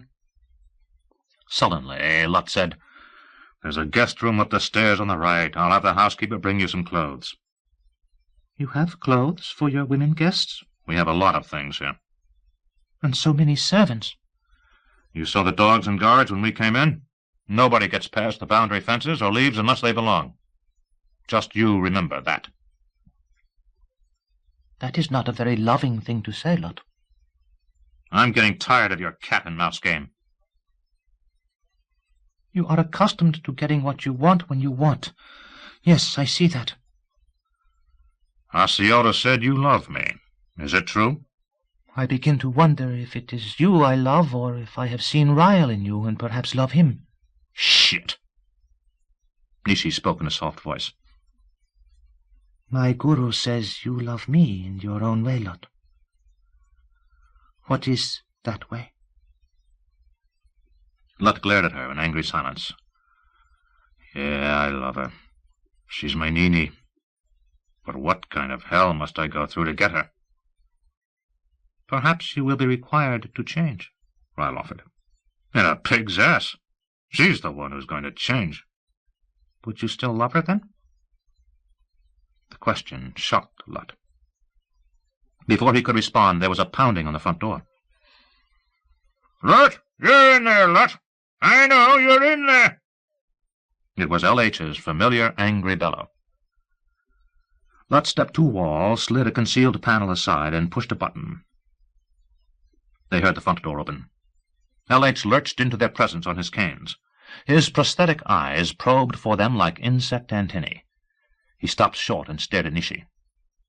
What have we here? This is Nishi D'Amato, Lut said.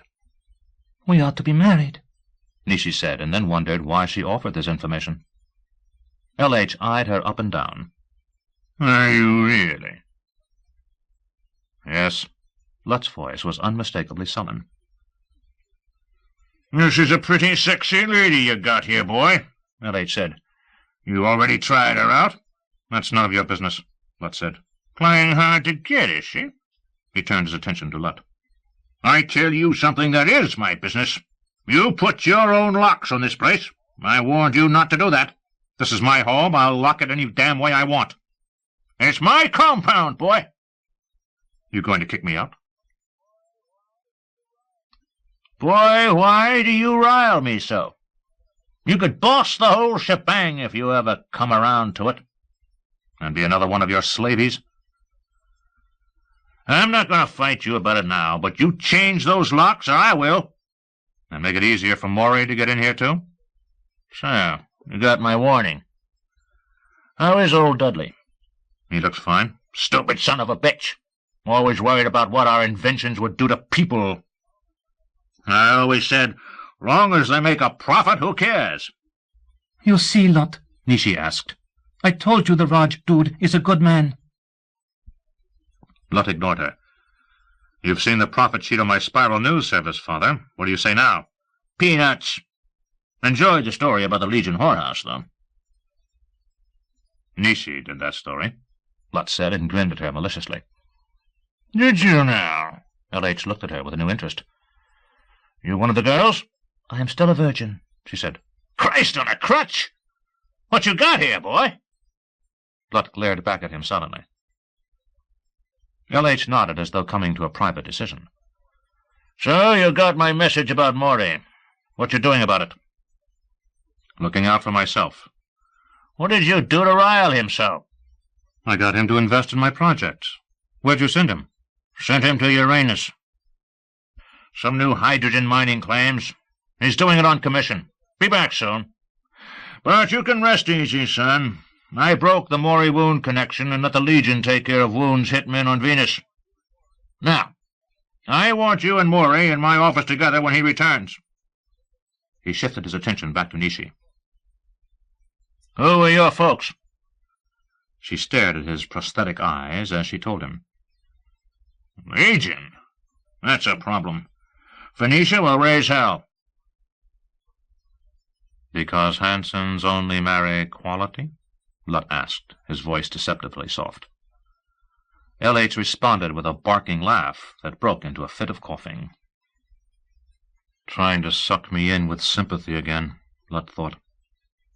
When the coughing spell passed, L.H. said, Didn't I teach you how to treat women? Maybe you're not as much like me as I thought. Maury now. He left it there. Piqued, Lut asked, You ever take him to the House of Delights? Nah. I left his sex education to his mother. I think she showed him a book. Once more, L.H. turned his attention to Nishi. He reached into a pocket and removed a gold pin emblazoned with a Hanson crest. I gave this to Lut's mother when he was born. When she read that Venus whorehouse story, she threw it at me and dented it. Was going to get it fixed, but now I think not. He thrust it into Lut's hand. Here. If you marry this lady, give it to her when she produces a son. Lut accepted the pen, wondering what game the old man was playing now. Nishi, her face red, flared, I will produce nothing for this family unless I have the marriage contract. A contract now? L.H. seemed delighted. You looking for the pot of gold, honey? It is the way of my family, and they were all heroes of the Legion. Think of that now. L.H. swung his prosthetic eyes toward Lot. You have anything to say about this, boy? Nietzsche saved my life on Venus. I owe her something. Then pay her off and get rid of her. Lot thrust the Hansen pin into his pocket. Now, we're going to be married. You are the most obtuse, knuckle-headed Hansen ever born. This is a gold digger after our money. Saved your life? She was saving it for herself. She didn't know who I was when she saved me. So she's a do-gooder. We don't need any of those in our family. The old man's obstinate attitude only made Lot more angry. You're not going to change my mind. We're going to be married. L.H. swung his eyes toward Nietzsche. So, you want a contract. Tell you what. You negotiate your contract with Phoenicia. Casualties were heavy, but names are being withheld pending notification of the next of kin. Witnesses say the explosion took out the entire northwest corner of the ZP base. Presumably, the blast and subsequent fire also destroyed the mysterious alien spaceship, reportedly being studied there. ZP sources would neither confirm nor deny this, but national security censorship has been sought to suppress these accounts, and the NSC has refused to rule on this blanket of silence, reportedly acting on the President's orders. From an Inquirer story. Something's going on in this burg, and it's sure as hell more than meets the eye, Tsubiyama said. She sat at a portable vidcom in the office by her Seattle hotel bedroom, leaning forward to look directly into the eyes of the man on the screen. We sent you up there to stay on top of this story, the man said. How soon can you file a follow-up on the explosion? Don't press me, Jake. We're on to some hot leads, and you'll get 'em soon as we confirm. We? You hiring help up there without asking for— Lou's helping me. That zone patrol swabby you're shacked up with? Shacked up, hell, we're married. This story's too big for amateur— Don't you get your bowels in an uproar, Jake. Lou's the one got us the inside account of what's going on at that base. He is one damn fine leg man. You forgetting he was in the ZP? We need more now. They're beating the shit out of us. She sat back and tugged at her lower lip. Then, Okay. I was going to hold this until Lou gets back with more, but you're going to have to credit unidentified sources. Got that? Shall I turn you over to rewrite? No, you handle it, and don't put my byline on it. I don't want Hansen guards looking for my hide. What have you got? Lou says there's a story at the base that Lot Hansen Jr. was involved in a crash with this alien spaceship. The ZP rescued him and held him incommunicado while they grilled him. When they released him, they exacted a promise he would not reveal anything about the alien ship. Wow. I'm not through. Hansen's ship, the one that collided with the alien, was an experimental thing that's supposed to be faster than a roadrunner with a burning match up its ass. His co-pilot in the crash reportedly was killed. We're still trying to confirm that and get the guy's name. Jesus Cristo. There's more. They're now saying at the base that the blast occurred when investigators touched off a self-destruct system in the alien ship. You were sitting on this? The last was going to be my new lead. Any luck on an interview with Junior? Don't hold your breath waiting for it. He's gone to ground at that Hansen compound with all the guards and fences and dogs. He isn't even talking to his own paper. You holding back anything else? A little, but it's too hot to use without confirmation. Lou's doing okay, isn't he, Jake? For an amateur, I mean. Give me a peek at what you're holding. No, you might use it. You got your story. Go with it. What about the woman he took out of that Legion bordello? There's a report she's with him at the compound, but don't you dare use that. What was she called? The Virgin Chanteuse? I'm warning you not to use it. You check with legal. This doll can draw on the Legion war chest to sue us, or worse. Up on Venus you hear stories about how the Legion takes care of people it doesn't like. Very, very bad news. When are you expecting word from your Zeep leg man? My husband should be here in about an hour. Now, you get off my back, or I'll find a news service that appreciates me. We never promised you fair, we never promised you fun. We only promised you blood while getting the job done. ZP Marching Chant. Phoenicia Hansen marched into Lut's living room like a conquering general about to survey captives. She noted Nishi seated on a wicker couch with Lut standing behind her and waved a hand at Lut. "Leave us. Mother, you've done enough to disgrace our family. Now, I will handle this. Have you seen a doctor?" "What?" The non-sequitur startled him. "I am quite aware your aberrated behavior is due to your accident and your delusion about having another personality in your body. Simple schizophrenia brought on by unfortunate trauma. Have you seen a doctor?" "Yeah," he lied. "I've been thoroughly scanned." "And what did the doctor say?" "There's nothing wrong with me." "We will get other doctors. Now, leave me with this." She looked down at Nishi as though discovering something slimy under a rock. "This person." "This person is my fiancée, Mother. She is—" "We will discuss that later." Nishi got to her feet, face pale, mouth drawn into a tight line. "Yes, Lut, darling, leave us. Your mother and I have things to discuss." Lut looked at his mother, at Nishi, and again at his mother. Nishi, he recalled, was a self-avowed expert at learning what people really wanted. She must know Phoenicia wanted the family rid of this intruder from Venus. But were there other things his mother wanted more? Interesting to find out. "Okay," he said. "You two fight it out. I have to see Sam and inspect the progress on my new ship." He kissed Nishi's cheek. "See you later, sweetheart." It amused him to note the hostile glitter in his mother's eyes at this demonstration of affection. When the door closed behind Lut, Nishi smiled sweetly and said, "Please sit down." She gestured to a chair, lady of the manor being gracious to a guest. "What I have to say I can say standing up." "Very well." "How much?" "I don't understand." "How much money do you want?" "What, as my husband often says, is the payoff?" "We are here to discuss a marriage settlement, a contract to protect me in a marriage to your son." "You'll marry Lut over my dead body?" "I surely hope not. That might distress Lut." "You don't really care about his distress?" "I care about Lut very much. I will be a good wife to him. I am exactly the kind of wife he needs." "You—" "Really, Madam Hansen, you do not understand my situation at all." "You lived in a— Phoenicia could not bring herself to say the word. "Oh, yes, but I am virga intacta, a virgin who can prove her virginity." "That's your story." "And I have other stories. While I was an employee of the Sarzano, I heard many stories. I'm sure you would find some of them interesting." "The only thing about you that interests me is what it will cost to be rid of you." "But these are stories about Lut and your husband. The girls in such an establishment will talk, you know. Some of them get around and they bring their stories with them." Phoenicia's face paled. "What are you saying?"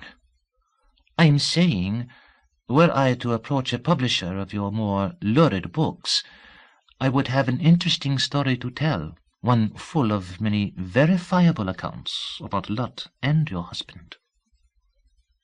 Phoenicia groped behind her for a chair and slumped into it. She looked up at Nishi as though suddenly discovering a poisonous snake. "What you really want most, madam," Nishi said, "is your good name and the admiration of your friends. As Lut's wife—" "Never!" Phoenicia gasped. "As I was saying, madam, I will guarantee your good name and the admiration of your friends. They will think me a heroine to have maintained my honor under such difficult conditions." What could you—" "I will find the sob-sister, someone like this woman Subiyama, who writes such interesting stories about your son's accident and these events of the Zone Patrol and the Legion." "Subiyama?" My husband says she is a blood-sucking leech. Even a leech may be valuable. And I will unfold such a beautiful story for her. How I sang for my living, instead of earning my keep on my back. Phoenicia shuddered. Nishi sank onto the wicker couch, bringing her eyes level with Phoenicia's. We will have a medical person confirm that I am virga intacta. Most daring of us, don't you think? Surely you are not serious. Quite serious, madam. It will be a marvelous story. How I rescued Lot from the battle where the rockets were exploding, and how I nursed him back to health while he hovered between life and death. You didn't. But I did. And legionnaires will speak of my heroism and my devotion. They called me the Virgin Chanteuse, you know. They did. And I will tell how Lot and I fell in love there in the infirmary. But what about those awful pictures from the... Phoenicia still could not say the word. Think of the dangers I braved to reveal the terrible life those women live. Think of how that will add to my heroism, that I managed to escape such a life with my honour intact. You really can prove this? You may choose the doctors to examine me, madam. I wish you would not call me that. Call you what? Madam. Then what should I call you? Mrs. Hanson will do for now. But I, too, will be Mrs. Hanson. Phoenicia stared at her, then, provided your story is true, you may call me Phoenicia. But please do not do so in public until I have confirmed your story. Very well, Phoenicia. And now we must discuss my marriage contract. But what more? Your son has led a most profligate life. I'm sure you know this. He loves me, but what guarantees do I have that he will not return to his old ways once we are married? Phoenicia put a hand over her eyes, then lowered it to look confidentially at Nishi.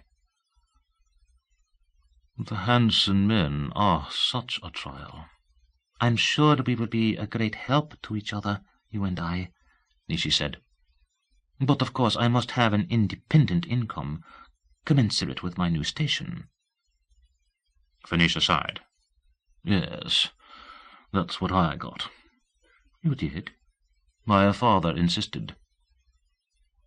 Ah, what a wise man. He had LH investigated, but would not reveal what he discovered. Some things are better left unsaid. You are so right, my dear. But you have no father, do you? I am an orphan. My father and brothers died on Venus. It was they who made me swear on my mother's name that I would maintain my honour. Oh, you poor dear. Don't fail to tell this when you reveal how you saved Lot's life. Trust me, Phoenicia. With you to coach me, how can I fail? We have Earthers to thank for insights into this phenomenon they call unconscious behavior. Before Wimpley's creation, such a concept was never applied to dreams. Now we are forced to admit the possibility that some of our actions are designed for ends we have not foreseen. Habiba's journal. Mowgli has just informed me that the new erasure ship is completed and ready for use, Jongleur said. He spoke formally, forcing the words, aware that Habiba saw his distress. A great shudder trembled through Habiba. She was a dim figure in the grey gloaming atop her cone of control saddle. Once this had been her favourite time of day, when shadows lengthened and she could relax and admire the Drina landscape. But now everything was grey and diffuse under the shield. Does Mowgli still volunteer to take the ship himself? He does. Has there been any word from Prosik?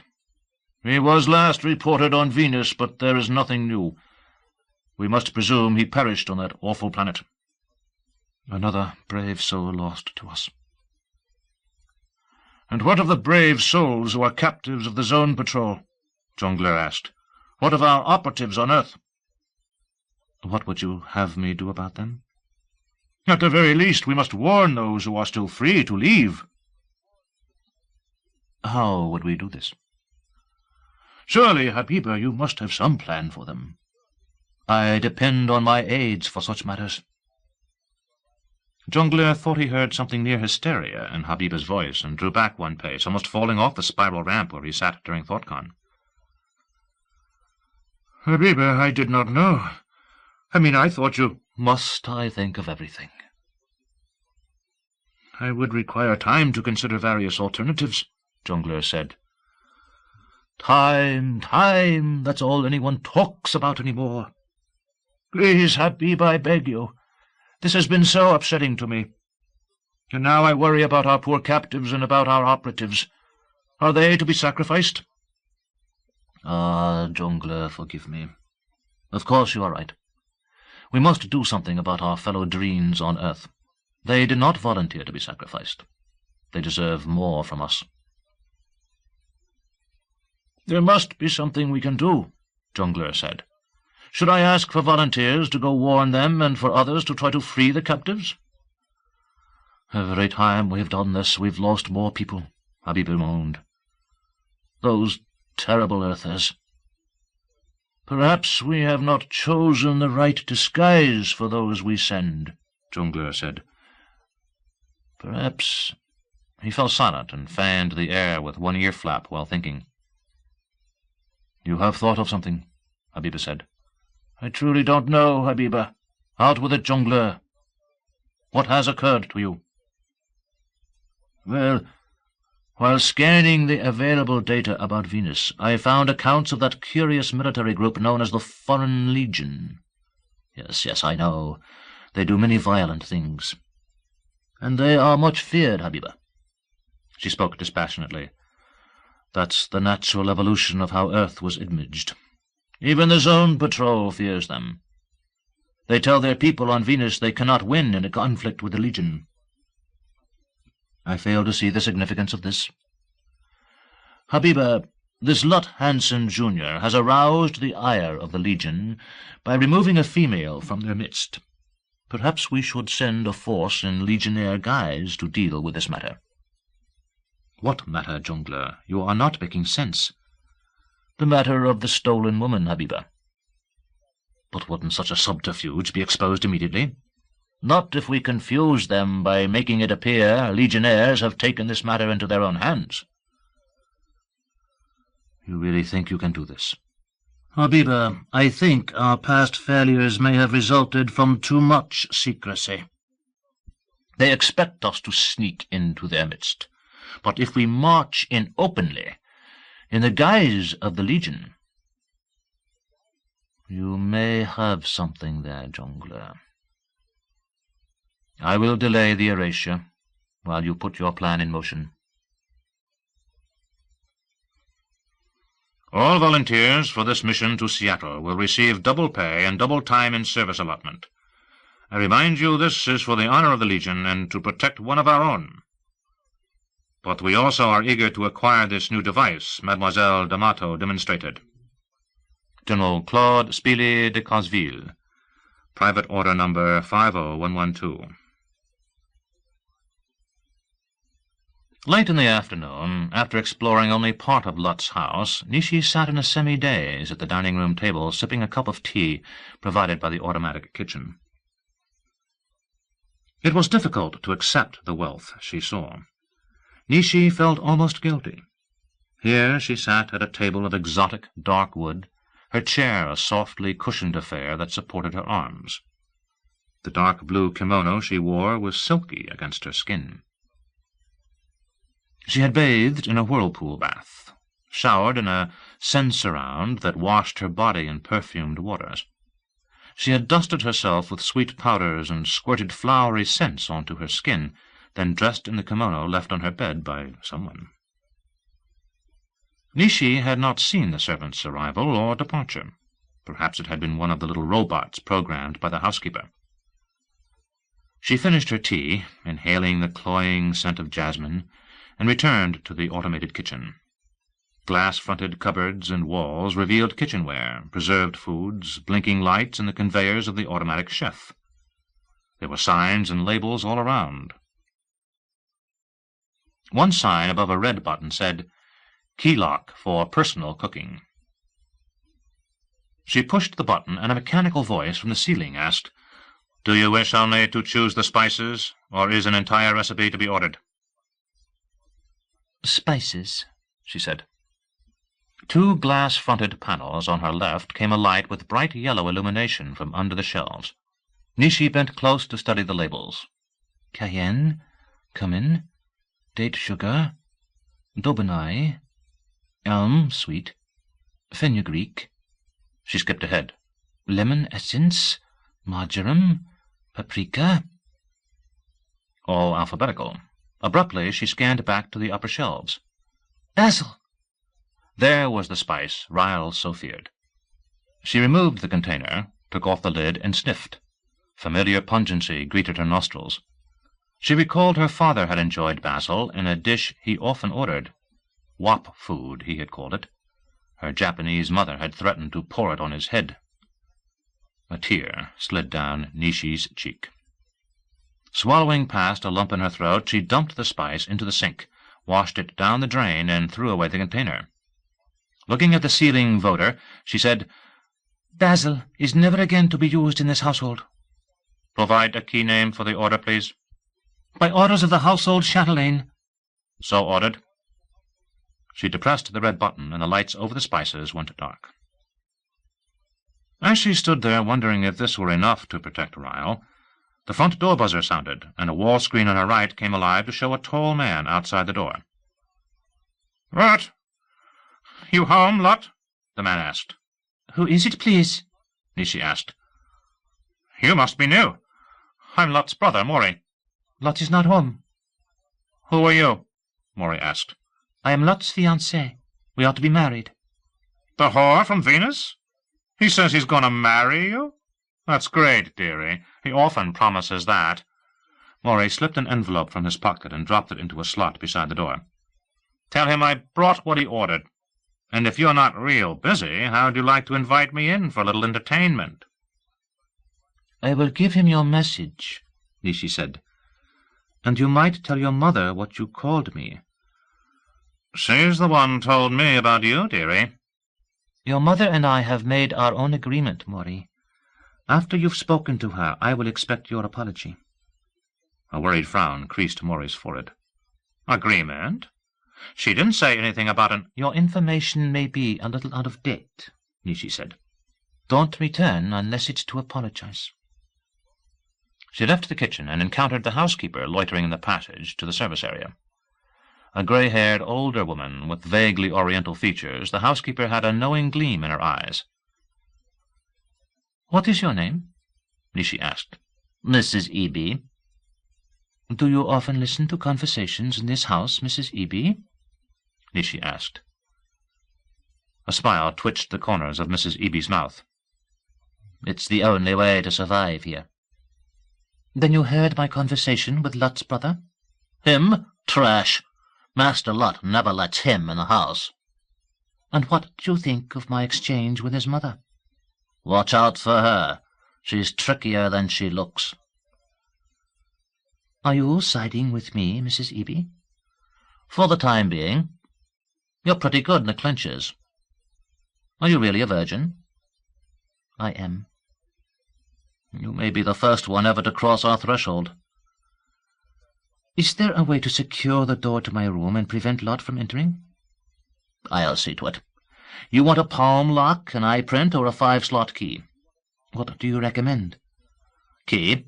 It can't be picked, and if there's only one, he can't duplicate it. He can break in, of course, but that'd take hours. This house is built solid." "Thank you, Mrs. Eby.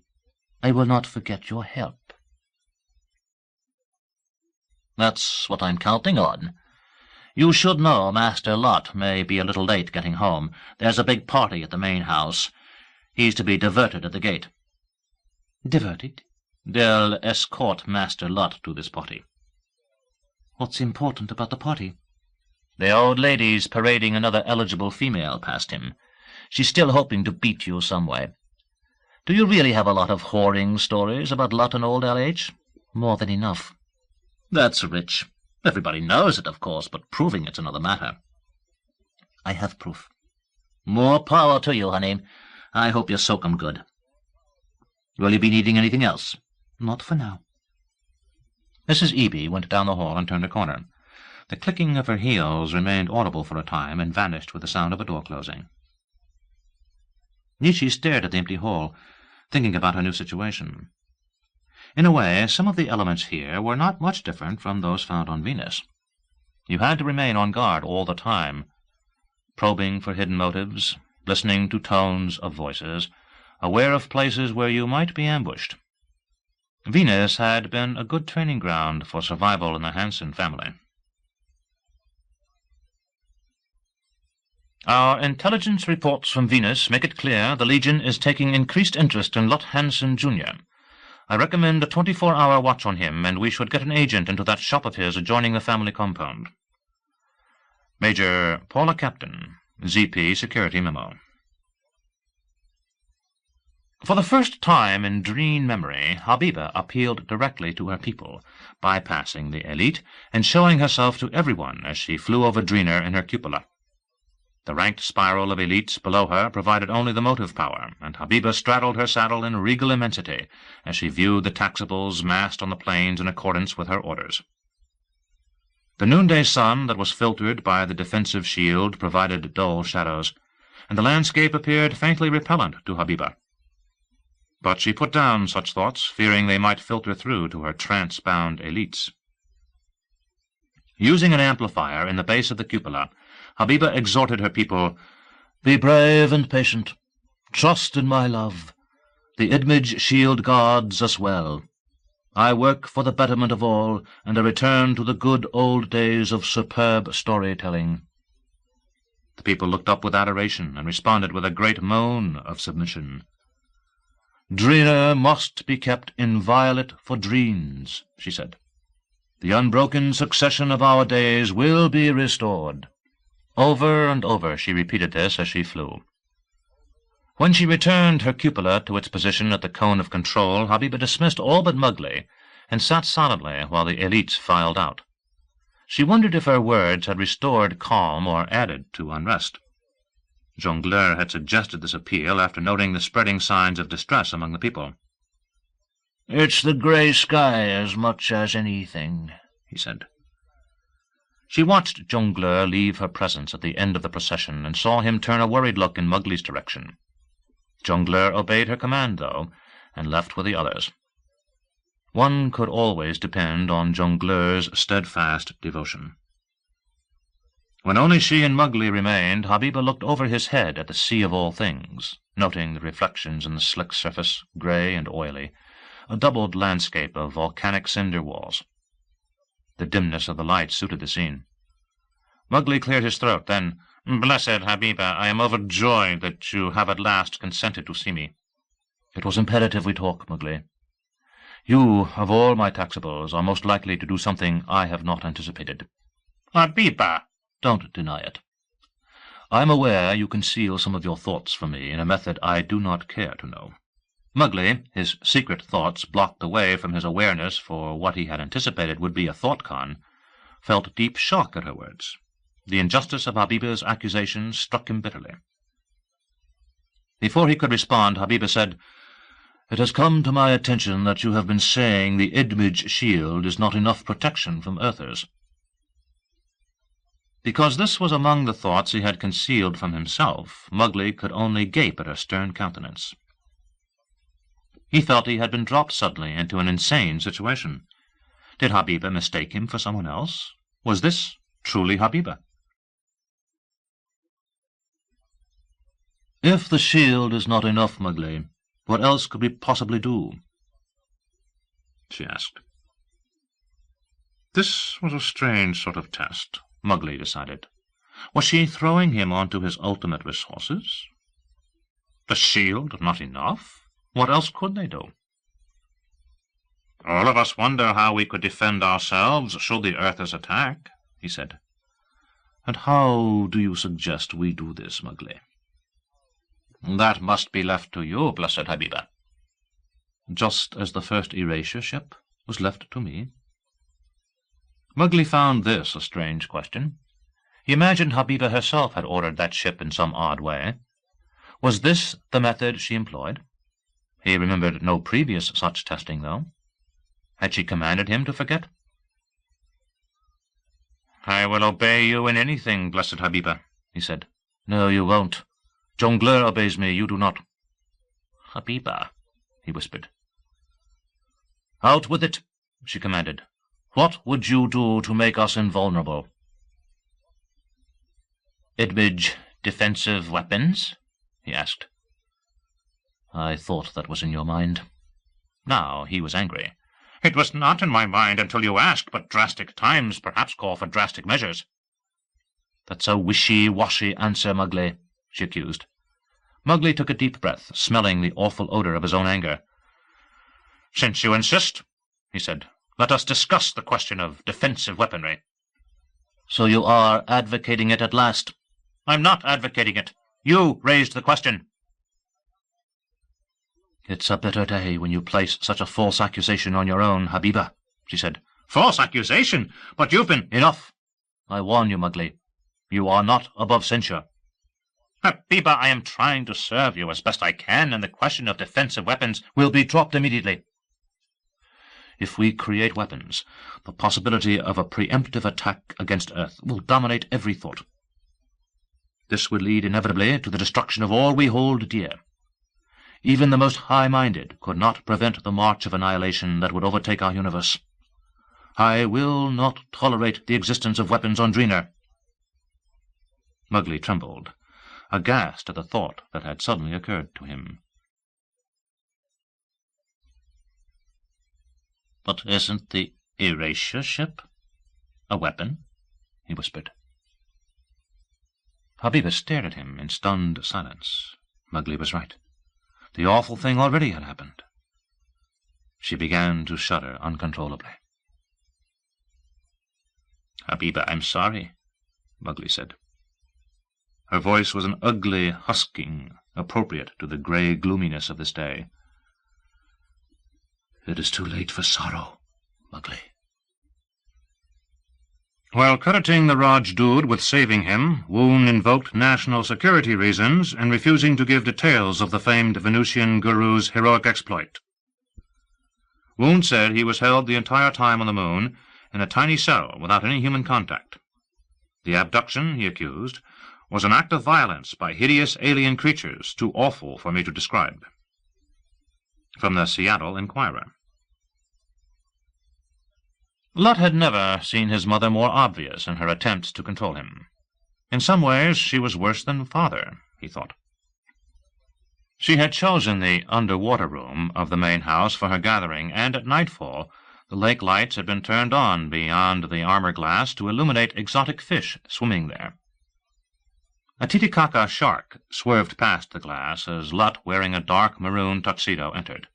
He thought the shark appropriate. A room full of sharks would certainly attract their brethren. Phoenicia met him at the foot of the stairs with a young woman in tow. "Lot, darling, here's Aola Van Dyke, come all the way from Spokane just to be with us tonight." He glanced at Aola Van Dyke's tabloid familiar features, hard eyes to go with sharp bones and a frame of highlighted blonde hair. She was packaged in a ball gown of silvery fabric that lifted her breasts to unbelievable points. He stared deliberately at her cleavage and grinned. "Aola Van Dyke," he said, taking her hand. "May I call you V.D.?" "Lot!" Phoenicia gasped. Aola's features darkened with a rush of blood, but she managed a faint laugh. He released her hand and turned his attention to the hard babble of voices in the room, seeing two bankers and their wives. Moray, already drunk, several of Phoenicia's older female friends and their husbands, Aola's parents, standing by the under-lake window and trying not to watch the meeting at the foot of the stairs, and, of course, a sprinkling of Hanson guards, checked out in Louis XIV livery, to serve the drinks and hors d'oeuvres. "Where's father?" Lot asked. "Your father is not feeling well and retired early. I worry so about him, Lot. He's so anxious for you to assume your proper position in the company." "The company," Lot said, looking at Aola. "That's what we call our many holdings. But you already knew that, didn't you? There are so many stories about you, she said. One does not know which to believe. Only a slight trembling in her voice betrayed her anger. Very good, he said. Believe them all, especially the worst ones. You're being simply awful, Phoenicia complained. Just being myself, Mother. He nodded toward Aeola's parents and winked. I think your mother's trying to get your attention, Aeola, he said, and I need a drink. Aeola excused herself, and when she had gone, Phoenicia flared at him. Why do you test my patience this way? You're one of the most eligible bachelors in the world. Even the rival media report your encounters with young women, and Aeola is a sweet girl. I'm engaged to a sweet girl, Mother. You really should take more time to consider that liaison, Phoenicia said. You know I'm thinking only of you, dear, when I say you should marry into a better family. And Aeola is duller than dull, Mother. It's the dullness of being born rich and letting your brain atrophy. He captured a drink off a tray. Shouldn't I go look in on Father? He said he did not want to be disturbed. Did he send for the doctor this time? You know he never tells me. She brushed a speck off his lapel. I'm glad you took time to change into this tuxedo. You're really quite handsome when— Mother, stop it. Your guards insisted, and I didn't feel like making an issue of it. However, he pulled up one pants leg to reveal bright orange and yellow plaid socks. I did keep my socks on. Tittering laughter revealed that others had seen his display. Phoenicia paled and started to say something, but thought better of it. In a loud voice, heard clearly throughout the room, Lot said, I'm going to find Father and drag him back here. In a low voice, Phoenicia said, Lot, he distinctly said he was not to be disturbed. Ignoring her, Lot said, If I bring Father back, that'll restore me in my mother's good graces. We can't have a party without the old man himself. Phoenicia threw up her hands. You're incorrigible. Lot gave her a pecking kiss on the cheek, and carrying his untasted drink, went back up the stairs. Where would L.H. be? In his study, most likely. He found the study door slightly ajar and pushed it quietly. L.H.'s high-backed chair was turned away from the door, the top of his head visible above the back. The old man's prosthetic eyes lay on the desk behind him. I thought I'd find you here, Lot said. There was no response. Lot put his drink on the desk and went around it to look down at L.H. The senior Hansen sat leaning back into a corner of the chair with his eyes closed. Lot, he is not breathing, Ryle intruded. Lot put a hand to L.H.'s cheek. The skin was cold. He lifted an eyelid and saw emptiness there. So this is how it happens, Lot thought. He found a chair and sat in it, facing the body. L.H. looked more peaceful than Lot had ever before seen him. We never did have that real man-to-man talk, Lot said. He glanced around the room, seeing the eclectic collection of L.H.'s memorabilia. Lot stared at a dented red and white hard hat hanging on the wall beyond the body. I always thought this room suited you better than that damned office in the MX complex. Remember how you used to let me play with that hard hat from your days as a space docker? But he is dead, Ryle objected. He cannot hear you. You don't know that. This is macabre. So leave me alone. He was my father, for better or worse. I do believe you're actually feeling grief.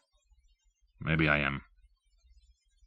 Lot's attention went to the prosthetic eyes on the desk, and he slowly became aware that they were weighting a sheet of paper with something written on it. He leaned over and captured the paper, reading in his father's familiar scrawl, I know this is the end, Lot, and I hope you get this. It's all yours now. I can't— Whatever his father could not do was lost in a trailing line of ink. So it's all mine, is it? Lot stared at the paper, feeling the upswelling of blind rage. You think that's a big joke, don't you, Father? He glared at the peaceful face. You're laughing. I know you are. Lutt waved the piece of paper. Okay, but I'll have the last laugh. With this in my hand, I'm going to rule the roost. You see if I don't.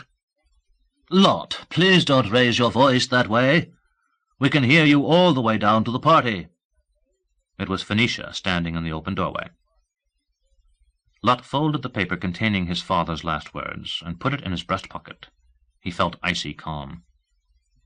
He's really done it this time, Mother. He's really done it. She tried to grab his arm as he brushed past her, but he shook himself free. Where are you going? She demanded. To my house, where I can get out of this monkey suit, and then to his office. That's where I'm supposed to go now. You have all seen these old John Wayne movies, and I want you to use them as a pattern. Each of you must be strong and silent in your Legion guise.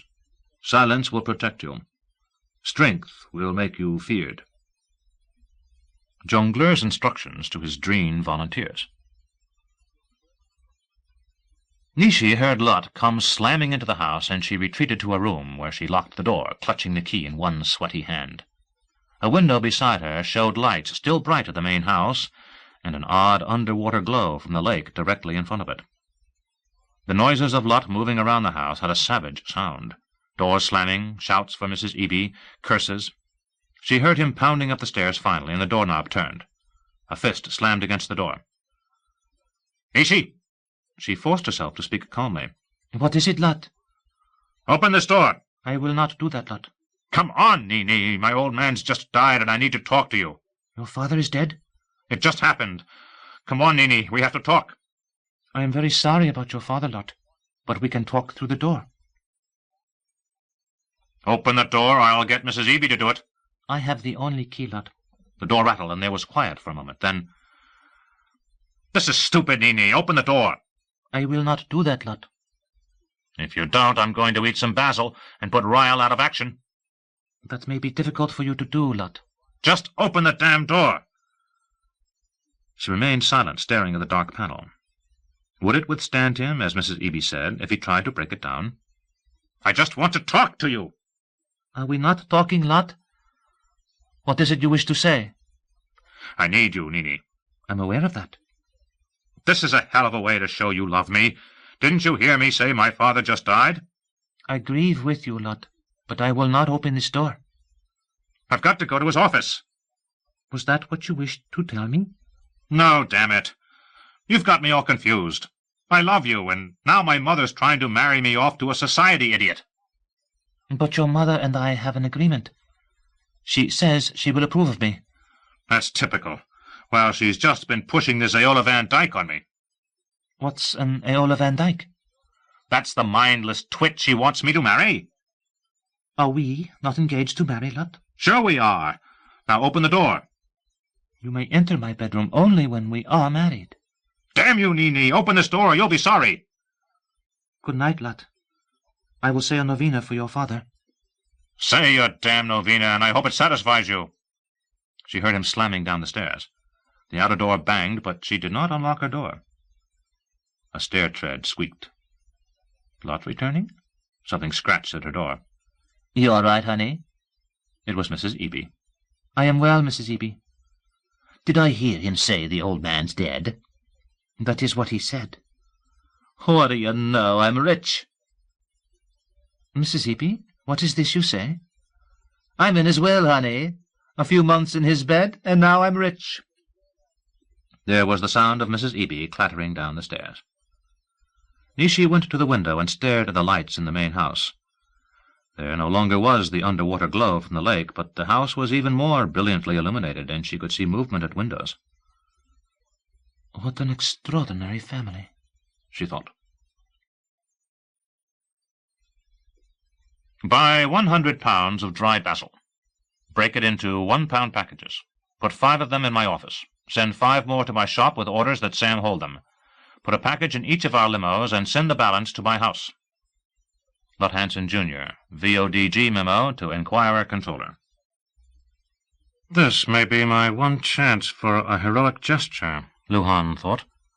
He had smarted for years under Mowgli's control, aware the elder Dreen held him in low esteem, knowing he would never attain a position in the elites because of his deformity, the extruded arm that refused to shape itself to Dreen normality. But Luhan's earther guise displayed no deformities. Clad in jungle camouflage, he crouched with 5 similarly garbed Dreen companions beside a woodland road near Seattle, waiting for the darkness that would come in about an hour. Exotic smells of the place assailed his nostrils, wet duff from a recent rain, pine needles, earther-modified excitement hormones from his companions. The road beside them led down into a shallow swale over a forested ridge and along the rear fence of the Hansen compound. Luhan's orders were deceptively simple. Get your team in there and capture Hansen himself. At all times, remember you are dealing with a merged Dreen Earther. A disgusting idea, Luhan thought. In accordance with Jongleur's instructions, the 6 Dreen volunteers for this mission presented a familial resemblance. All had assumed craggy Earther guise, lean, muscular bodies, sharp features, lush brown hair, penetrating eyes, grim mouths that seldom opened. The speech patterns they had practiced were terse, mostly melodramatic shouts and cries, such as, "For the Legion! Death to the enemy! Never surrender! Heathen swine! I spit on your grave!" As a contingency, they had memorized responses sure to bring admiration and strike fear into opponents.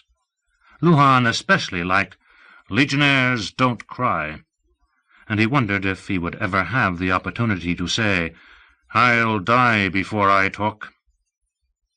The films and lectures from which he and his companions had gathered these mots filled Luhan with a gung-ho attitude.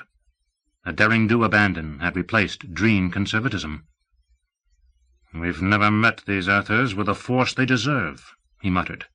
"Letting our people be captured by that damn zone patrol? How could we send such weaklings?" Denny Ra, crouched beside him, asked, "What did you say, partner?" Of Mowgli's aides who had volunteered for this sortie, Denny Ra struck Luhan as the poorest choice. She might appear male now, but she was still female. Battle was the wrong place for a woman. The Legion never hid behind skirts. "Very dark soon," Luhan said. "Then we'll show these scum guts what we're made of." "I guess that's why we're here," Denny Ra drawled. It galled Luhan that Denny Ra's accent was nearest those copied for this mission. There was no doubt she had the tones and emphases correctly memorized. He had only to close his eyes and listen to her. The figures they had seen on the screen came alive. "You just follow my orders and everything'll be fine," he said. "Well, I'm proud to do just that," Denny Ra said. "To the last man, if necessary," Luhan muttered. "They ain't gonna see my back," Denny Ra said. "Stop that," Luhan snapped. "Stop what, partner?" "Showing off." "Just practicing," Denny Ra said, but she fell silent. Luhan looked over her head at the others. Good men, all of them. The best. Whatever happened here tonight, the enemy would know the Dreens had sent their best. If only Mowgli had allowed him to reject Denny Ra. Luhan felt responsible for her. She complicated the mission. "Denny Ra," Luhan whispered, "you stay to the rear, and if things get tight, you get yourself out of here. You get back to Dreener and tell them we did our best." "I guess I'll have to cross that bridge if and I sees it," she said. "Now, don't you worry none, partner. I'm not afeard of these here scum guts." "I told you to stop that," Luhan rasped. "Jongleur put me in charge. You're to obey my orders." "Gotta prepare myself in case I'm captured," Denny Ra protested. "You just obey orders and you won't be captured." Denny Ra lapsed into sullen silence. Luhan glanced at his watch. He felt a tightness in his stomach. It'd be dark enough soon, just down this road and over that ridge. He wished Jongleur had permitted weapons. A rocket launcher at least, or even knives. The Legion was famous for its infighting with knives. But now Jongleur had permitted only wire cutters and pry bars for breaching the fence. "You may defend yourselves if attacked, but only with your hands and your superior drain responses and muscles." What good were hands against real weapons? Earthers had all the advantages except for Dreen tradition and the esprit de corps copied from the Legion. Night fell, and he heard movement in front of him, people stirring, clank of metal against metal. Damn them! They were supposed to wait for his orders. He thought of barking a command for them to be quiet, but that would not be strong and silent. "It's dark," Denny Ra whispered. "Shouldn't we be moving out?" "I was just about to give the order," Luhan said. He raised a hand and gestured forward, then realized no one could see this in the darkness. "For the honor of the Legion," he said. "Let's go! Stay close until we hit the fence." "You tell him, Sarge," Denny Ra said. "Whoops!" This last came as she tripped over Luhan and sent them both sprawling. "I ordered you to stay to the rear," he rasped, extricating himself. Once more he headed down the dark road, but he heard movement ahead of him. "Wait up!" he husked, and collided with a figure stopped in front of him. "Join hands until we get to the fence," he whispered. "Oui," the figure touching him said. Should we be speaking French? Luhan wondered. No, we must not let the enemy know our origins. "Speak English," he ordered. "They must not learn we are the Legion." "He's right," someone on his left said. "Remember what the general said, death before dishonor." The general, Luhan wondered. And whose voice was that? It did not sound at all familiar. The hand he held felt roughly calloused, and something metallic bumped against Luhan's side. The wire cutters? "There's the fence," someone ahead of Luhan said. "Stay down while we set the charge." Set the charge? Luhan felt utterly confused. I am supposed to be giving the orders. But there was the fence below him, visible in the faint glow of bioluminescence built into the top strands of barbed wire. Someone thrust Luhan strongly in the shoulders, forcing him to lie flat. "Sarge says to stay down." Luhan looked around him as his eyes adjusted to the gloomy illumination from the fence below them. There were far too many figures, many more than his little dream contingent. What was happening? A monstrous explosion cut these thoughts short. "For the Legion!" It was a concerted shout, hoarse and exultant. Luhan found himself hauled upright and thrust forward in a wild charge through a wide gap blown in the fence. "Are the fumes from this boiling pot not the headiest stuff you've ever inhaled? Look at them jumping around after LH's money and power." Rajdud to Osceola. Lutz sat on the steps in his father's office, reading the one page he had found beneath the dome in the listening post. Bright light from the Imex complex poured in the window behind him. It was night up on the surface, but his father had seldom let it get dark in here. Final words. That's what it said at the top of the page, written in the old man's cramped script, but Lut doubted he would ever encounter the absolute final words from his father. The old man had made sure of that on this page. Lut still felt himself coming down from the emotional high of braving the booby-trapped pathway into the sanctum. But the controls on the cane he had found leaning against the wall beside the office door had performed without exploding, thanks to his observations of how LH had used them. Doors opened, the escalator carried him up without incident, and the dome opened to his identification, producing his father's hand-written page. "You know, you've always been my favorite, Lut. And your brother is a devious, deadly type, who will not balk at any crime to achieve his ends. That, however, is what Hansen Industries needs to survive. Your problem has been an internal fight, a constant rebelling against what I know is best for you." "He thought Maury more devious than you?" Ryle asked. "You sure fooled him." Lut ignored the interruption and went on reading. "I have discussed this with your mother. She will support Maury's bid to control the company. And maybe he will win out. You'll take over only if you beat Maury at his own game. That would make you the best director the company has ever had. If you fail, Maury will do well enough, and it will go to the next generation. Maybe I can count on you to produce a proper heir. I don't know what happened in your accident, but it hid you from the listening post. Yes, I've spied on you and Maury. Since you're reading this, it means you were first into the post. Maury's instructions were to destroy this note by a method I explained. I do not give you that privilege. But the listening post is all yours, and yours alone. That's your advantage." What's he mean? Lut wondered. His other note said it was all mine now. Confused, Lot continued to read. Your mother will have my will read immediately. You won't be able to break it, so don't waste your time. My advice to you, be tough, and don't trust women. Lot folded the paper and put it into his breast pocket with the other final words from his father. What had L.H. meant by all, and would those scrawled words found beside his body change the old man's estimation about whether his will could be broken? Nearness of death was said to make the mind perform in odd ways. Why would he think you might want to break the will? Ryle asked.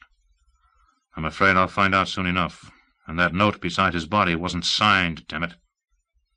Lot looked up at the passage to the listening post. Still open, still available to him. Well, I know a thing or two about booby traps. Once more, Lot braved the lonely pathway to his father's sanctum, and when he emerged this time he was smiling. Let Morey try to get in there now. Lot sealed the doors to the escalator and turned to survey the office. There was Morey. He stood in the entry doorway, obviously stopped by his fears. You'd be wise not to come any farther, Lot called. I found the key to safe passage, but I've changed it and added some of my own touches. You wouldn't survive 3 steps in here. This is my office now, Morey raged. Mother told me what Father wants. She knows what's in his will. This office belongs to whoever can take it and hold it, Lot shouted. Come on in if you think you can do that. But Father left something for me in the listening post. So come and get it. Mother and I aren't going to provide any more money for your silly projects, Morey said. The listening post will pay for what I need, Lot said. But he felt a sinking sensation. Morey wouldn't make such a boast if he felt unable to carry it out. And you're not going to marry that whore from Venus, Morey said. That's not what Mother wants. And Mother still gets everything she wants. That's what Father's will says. I still have enough on you to send you to prison, Lot shouted. Mother says she'll cut you off without a penny if you fight us. Then maybe we'd better compromise, Lot said. Never. You're out, Lot. Mother and I are running things now. I think you better leave before I get angry, Lot said. You plotted to kill me on Venus. If I ever needed an excuse to get rid of you, that's good enough. Lot, I'm coming in there if I have to get Hanson guards to make it safe for me. You might survive 3 steps. Our guards would not make it 2 steps, and they know it. But you're welcome to try. Lot touched the control on his father's cane, and the office door in front of Morey began to close, pushing Morey out. Before it closed, Lot shouted, You're the one who's out, Morey. As the door clicked shut, Morey squeaked, I'll get you for this, Lot. See if I don't. Lot, still carrying his father's cane, skirted the steps and went to the window, looking down on the MX complex and its bustling activities. Trains coming and going, cargoes being loaded and unloaded, people, busy people. From the window he went to the computer console, and the readouts indicating the company's activities across the solar system. Here was L.H.'s control center. Do I dare try to use it? Would I survive touching Father's computers? They're sure to be booby-trapped. Could there be a clue in the listening post? But that'd be booby-trapped, too. As he considered this, Lot noted a flashing orange light below a small screen at the lower right of the big board. The screen showed a familiar face in a familiar uniform. Major Captain of the Zone Patrol. Without thinking, Lot punched the key for audio, then drew in a sharp breath at his daring. But nothing exploded. Major Captain's voice was now audible, however, and she obviously saw him through a lens here in Father's office. There you are, Hanson. Where are you? That's none of your business. Why are you calling me? I was calling your father. My father's dead, and I'm running things now. Shit. Did they kill him, too? They? What are you talking about? Where are you, Hanson? Never mind that. What's going on? Why were you calling my father? Don't you know? If I knew, I wouldn't ask. There's been a commando attack on your family compound. We think it was the Foreign Legion. They killed at least 20 of your guards and hit your house. How did your father die? Why don't you ask his doctor? What do you mean commandos hit my house? They broke in and spirited someone away. Nishi. Who did they take? He demanded. We don't know, but we've sent in a full platoon to investigate. If it's really the Legion, you better send a battalion. Very funny, Hanson. Have you done something to bring the Legion down on you? Who would they take from your house? They may have kidnapped my fiancée. That woman you brought from Venus? When Lot did not respond, she asked, "And while we're on that, how'd you come back to Earth? You're not on any transport manifest." "We walked," he said. "What are conditions of the family compound?" "There's a hole in your fence, and your house needs some new doors. You might think of hiring better guards, too. Now, answer my question about how you returned. Don't make me drag you in here for another interrogation." "Osceola brought me back through her looking-glass," Lot said. "I'll have the truth out of you, Hanson, sooner or later. Don't make me do it the hard way." "But you enjoy doing it the hard way," he said, and he broke the connection. "What do I do now? If they've taken Nishi, serves her right for putting me off, but if they've taken her—" He experienced a lost and empty sensation. "Damn her! Ryle, what do I do now?" "You're asking my advice?" "I'd ask the devil himself if I thought it would help." "I compute it must be the Legion, and they have taken Nishi." "But why?" "You already know. You're just not facing it.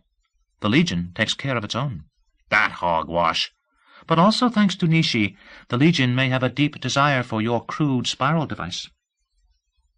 "You think she really sold them on it?" It is possible they believe an absolutely secure secret communication system would give them an advantage over the Chinese." "That was her pitch, all right. So what do I do?" "If Maury's threats are to be believed, you are not in a position to do anything." "I'll offer to bargain with them. Sam can be pulled off the work on my new Vought Traveler, and we'll make more of those—" "First, hadn't you better hear your father's will?" "But Nishi's—" "The Legion will not harm her. Besides, she won't satisfy your animal lusts unless you marry her." Damn her. Yeah, you're right about the will. I have to find out what the old man did. First things first. The company has shut off all funds for the Vought Traveler, and we've used up our draw on money paid for subscriptions to your Spiral News service. Aide Stewart says your special fund is empty. Our suppliers won't deliver unless we pay cash. What now? Sam R. Canned. Note to Lot Hansen, Jr. Habiba swayed back and forth on the saddle in her cupola, back and forth, back and forth. Shield-filtered morning sunlight cast grey shadows across her immense body as she moved. I should never have convened a ThoughtCon. With a second erasure ship, Common Knowledge, she saw many signs of storytelling sickness. Dreen's skin was smoothing. They lied to each other. Earth's erasure would create an epidemic. But what else could I do? How could I calm the elite? Below her, the elite sat in trance, but their debate went on mentally.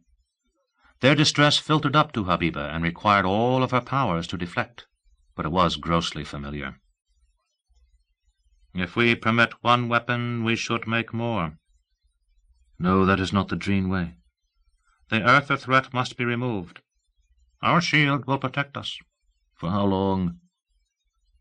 It had been inevitable that Mowgli's insight would spread throughout Dreener. Habiba felt the most profound dismay of her life that she had created this condition, as much by inaction as by action. How could I have overlooked the fact that an erasure ship is a weapon? Certainly Jungler had seen this. He had shown no surprise whatsoever when apprised of Mowgli's observation. Of course it's a weapon. What else could it be? For the first time since those almost mindless days when she had cultivated the child seed and prepared Dreener for its happy population, Habiba began to question her own origins and the inner purposes of her life. Why had she thought Dreener and Dreens infinite? When she consulted her innermost feelings, she still thought of infinity as the domain of Dreens. A calm acceptance of this permeated her. But what of Dreener? What was the special significance of ampleness, and why did Bazil remain a fearful mystery? These were the core of her dismay. The elite stirred restlessly below her, all of them on the edge of emergence from ThoughtCon trance. And they would awaken with no answers to their distress. What am I to do? How can I help them? Platitudes and calls for devotion to their supreme tax collector no longer produced the desired results. Even Jongleur responded, almost with a sneer, when she appealed to his love and reliability. Love doesn't work the way it once did. I must think about it every time now. Habiba felt she had been precipitated onto a slideway with no escape. Down, down, down she sped, and all of Dreener with her. The inevitability of this shocked her. She could think of no alternative to any of her decisions or actions. She had done what was right and acceptable. Was it what the earthers called kismet? Fate? From the moment Wempley imaged the first elements of earth, all of the present circumstances were predictable. By hindsight. What had blinded foresight? The only answer that came to her was unacceptable. Dreams, too, obey hidden laws. It was becoming more and more difficult to keep the elite in trance. She relaxed her grip on them slightly, and they began to awaken, Jongleur first, Mowgli. Then a wave of watchful alertness spread throughout the spiral ranks. Habiba held her thoughts to herself. What could she say to them? They awaited a grand pronouncement. It was what they had come to expect from ordinary thought-cons, and this time, under these pressures, the expectation was amplified to explosive dimensions. Our love of Dreener has blinded us to our destiny, she said. We will not make other weapons. Of what use would they be, except to subvert our basic nature? Then we will send the erasure ship? Mowgli asked. She heard the indrawn breath as they awaited her response. If it becomes necessary, she said. Is it not necessary right now? That came from far down in the ranks, a place that seldom originated spontaneous argument. Only I can determine if it is necessary, Habiba said, and that, she knew, was an elemental truth. Why do we delay? Mowgli asked. If we precipitate violence, the consequences will be cataclysmic to us, she said. Again she felt elemental truth emerge from her mouth. Failure to act could be just as cataclysmic, Mowgli objected. You have heard my decision, she snapped. I will accept no more objections. You may leave, all of you. They obeyed, but she sensed the reluctance and knew the thought-con had been a mistake. It had only increased their distress. From her secret hideaway on the Med, guarded by fanatical troopers of the French Foreign Legion, Nishi D'Amato spoke of her hard life on Venus and the fairy-tale beginnings of her relationship with Lut Hansen, Jr. Lorna Tsubiyama's exclusive interview with In D'Amato. Good riddance, Phoenicia said. Some day you'll be thankful she ran out on you. Why does she think Nishi ran away? Ryle asked. Lut ignored the mental interruption. Still reeling from the just-completed early morning reading of the will, he stood in the hall outside the attorney's office and glared at his mother. Always at her best in the morning, she showed no signs of fading today. She and Mori had it all. The will made his father's all an empty promise, and she dared suggest Nishi had run out. She did not run out on me. She was kidnapped. They think you'll pay ransom. Where would you get the money? Mori emerged from the office, folding a sheet of paper. They'll get the court order right away, Mori told Phoenicia. We will stand for no obstructions from you lot, Phoenicia said. How dare you forbid Mori access to his own father's office, especially now? Lut smiled at Mori. I didn't forbid it. You slammed the door on me, Mori said. But I invited you inside. Mori pointed a finger at Lut and looked at Phoenicia. He told me he rigged the office to kill me if I entered. Now, Mori, Lut said, relishing this small victory after the major defeat of L.H.'s will. Our own father set those traps. You know, I think he's still testing us the way he did when we were boys. If you survive, you win. You got through to the you-know, Mori accused. What's this you-know? Phoenicia demanded. Father made us swear a solemn oath we'd never reveal it, Lut said. I'm glad to see Mori still respects that oath. I'll talk to you later, Mori, Phoenicia said. Lut studied his mother with new appreciation. Now that she held the reins, there was no softness in her. Father had often bragged about her strength, but this was another Phoenicia, a whip-cracker. She smiled her new hard smile at Lot. "We must work together now that your father is gone. Surely you appreciate that?" Maury told me there'd be no compromises, Lot said. I'm out, and you two are in. "That was a bit harsh, Maury," she said. "But you told me, and the will says I'm chairman of the Hanson Industries Board." "A very bad choice," Lot said, "especially when you're under the thumb of organized criminals." "That's a lie!" Maury raged. "Earthers lie with such facility," Ryle commented. "Stay out of this. I'll fight my own fight." "No criminal organization can stand up to the Hanson Guards," Phoenicia said. "I don't care what Maury's done. That's the past. His father's will says he takes over, and that's the responsibility you always refused." She looked from Lot to Maury and back, noting Lot was now as tall as Maury. "Are you wearing elevator shoes?" she asked. Lot lifted a plain black Oxford for her to see, but his mind was on the unsigned message beside his father's body. No other person knew about it yet. He doubted its value. An attorney would have to be found, one Phoenicia and Maury did not own. Maury favored Lot with a malicious grin. "If you try to make out I'm a criminal, we'll have you declared insane. There's your wild babbling about an alien in your body, you know." "You heard the will," Phoenicia said. "You have the deed to your house, your spiral news service, and your newspaper. That's it."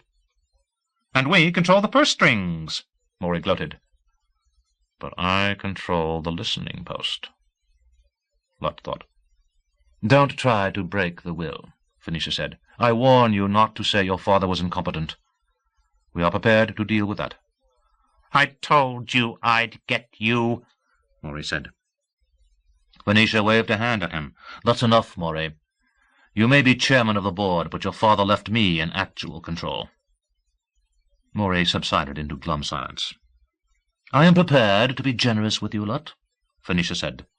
"And there is the question of what you're going to do with your life now that you have no effective part in the company." "Oh? You have things all planned out for me, do you?" "Don't take that tone with me," she snapped. "Listen to what I have to say. You may find my ideas pleasing, unless you try to thwart me." "He's going to fight us," Maury said. "I've always been able to read that expression on his face." "I warned you once to be still," Phoenicia said. She turned a bleak smile toward Lot.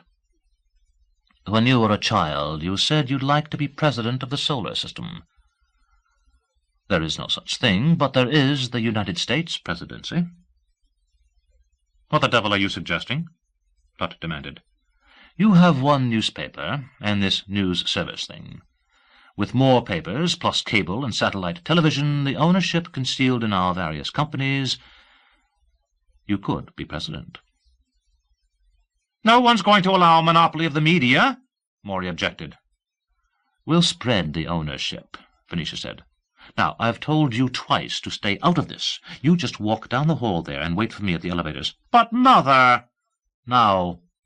She waited until he was out of earshot, then, "Maury needs a firm hand guiding him."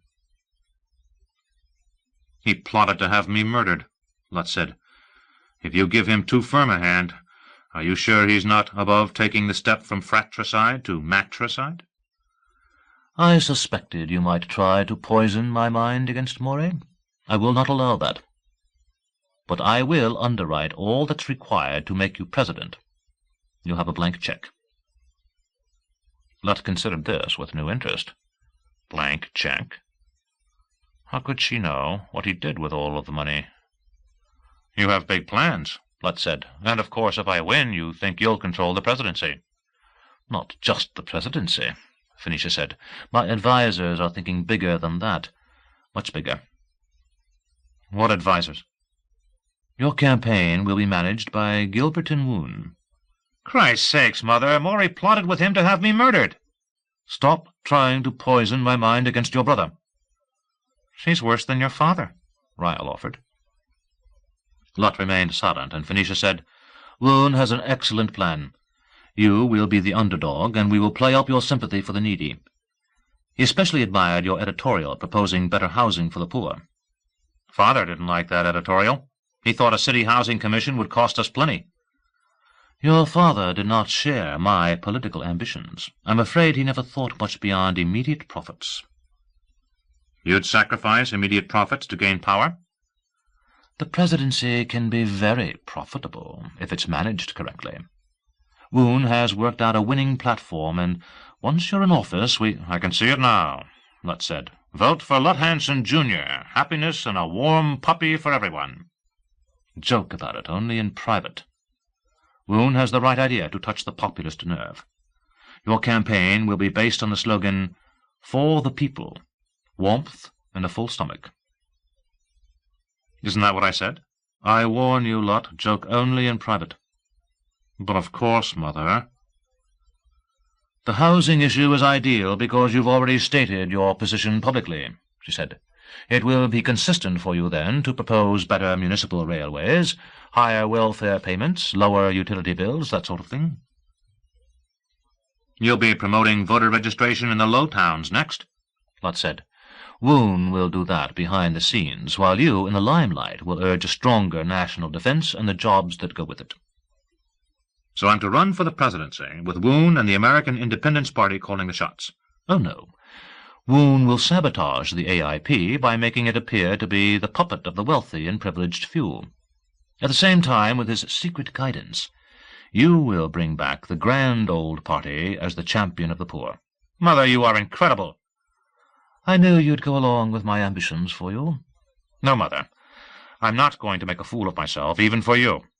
There's no way you can convince people the Hansens are the champions of the poor. You underestimate me, Lot. Wrong, Mother. I'll never do that again. The hard gleam remained in her eyes, but she spoke softly. In some ways, Lot, you're brighter than Moray. I'm going to trust your intelligence. We have the perfect issue to guarantee you will be president. Empty the head and fill the gut. Bread in circuses and a good lay every Saturday. You are worst when you're uncouth. Be still and pay attention. No one else knows it, but we captured one of the attackers at our compound, and we have that attacker hidden away under guard. You captured a commando of the Foreign Legion? A commando, but not of the Legion. Disguised as a legionnaire, but actually an alien, an invader from space. Did they capture a Dreen agent? Ryle asked. Find out. Stop distracting me. I have to learn what she's plotting. She's more devious than LH. How the hell does a captured alien guarantee my election? He asked. The alien will be produced at the proper moment. He is involved in a plot to destroy Earth and admits it. He will say so publicly. There is a terrible ship out there in space, prepared to erase us. You will be elected on a platform to repel this invasion and, of course, provide many defense jobs in the process. It's a Dreen, Ryle intruded. Has to be. I've changed my mind, Mother, Lutz said. I'm going along with you, but not for the reasons you think. Just as long as your reasons don't confuse matters, son. This is a real threat, Mother. I have my own reasons to believe those aliens intend to do away with us. I'll run on a platform of meeting the threat, but it's not going to be treated as a phony issue. Of course not. Sincerity wins votes, but if the alien we captured is any example, their bumbling incompetence, we'll have no trouble defeating them. I want to meet this alien right now. It has to be a Dreen, Ryle intruded. I will talk to him. You will be silent unless I permit you to speak. It's a good idea for you to meet the alien, Phoenicia said. But first, we install Moray at the company's offices. Later, Mother, Father left the place full of death traps. You survived them. I'm brighter than Moray, remember? You'll have to instruct him in how to use the office. If it suits me. But that's my only hold card, Mother. I'm not going to give it up unless I see an advantage. Your father said you'd be a hard bargainer. That's good, but don't carry it too far with me.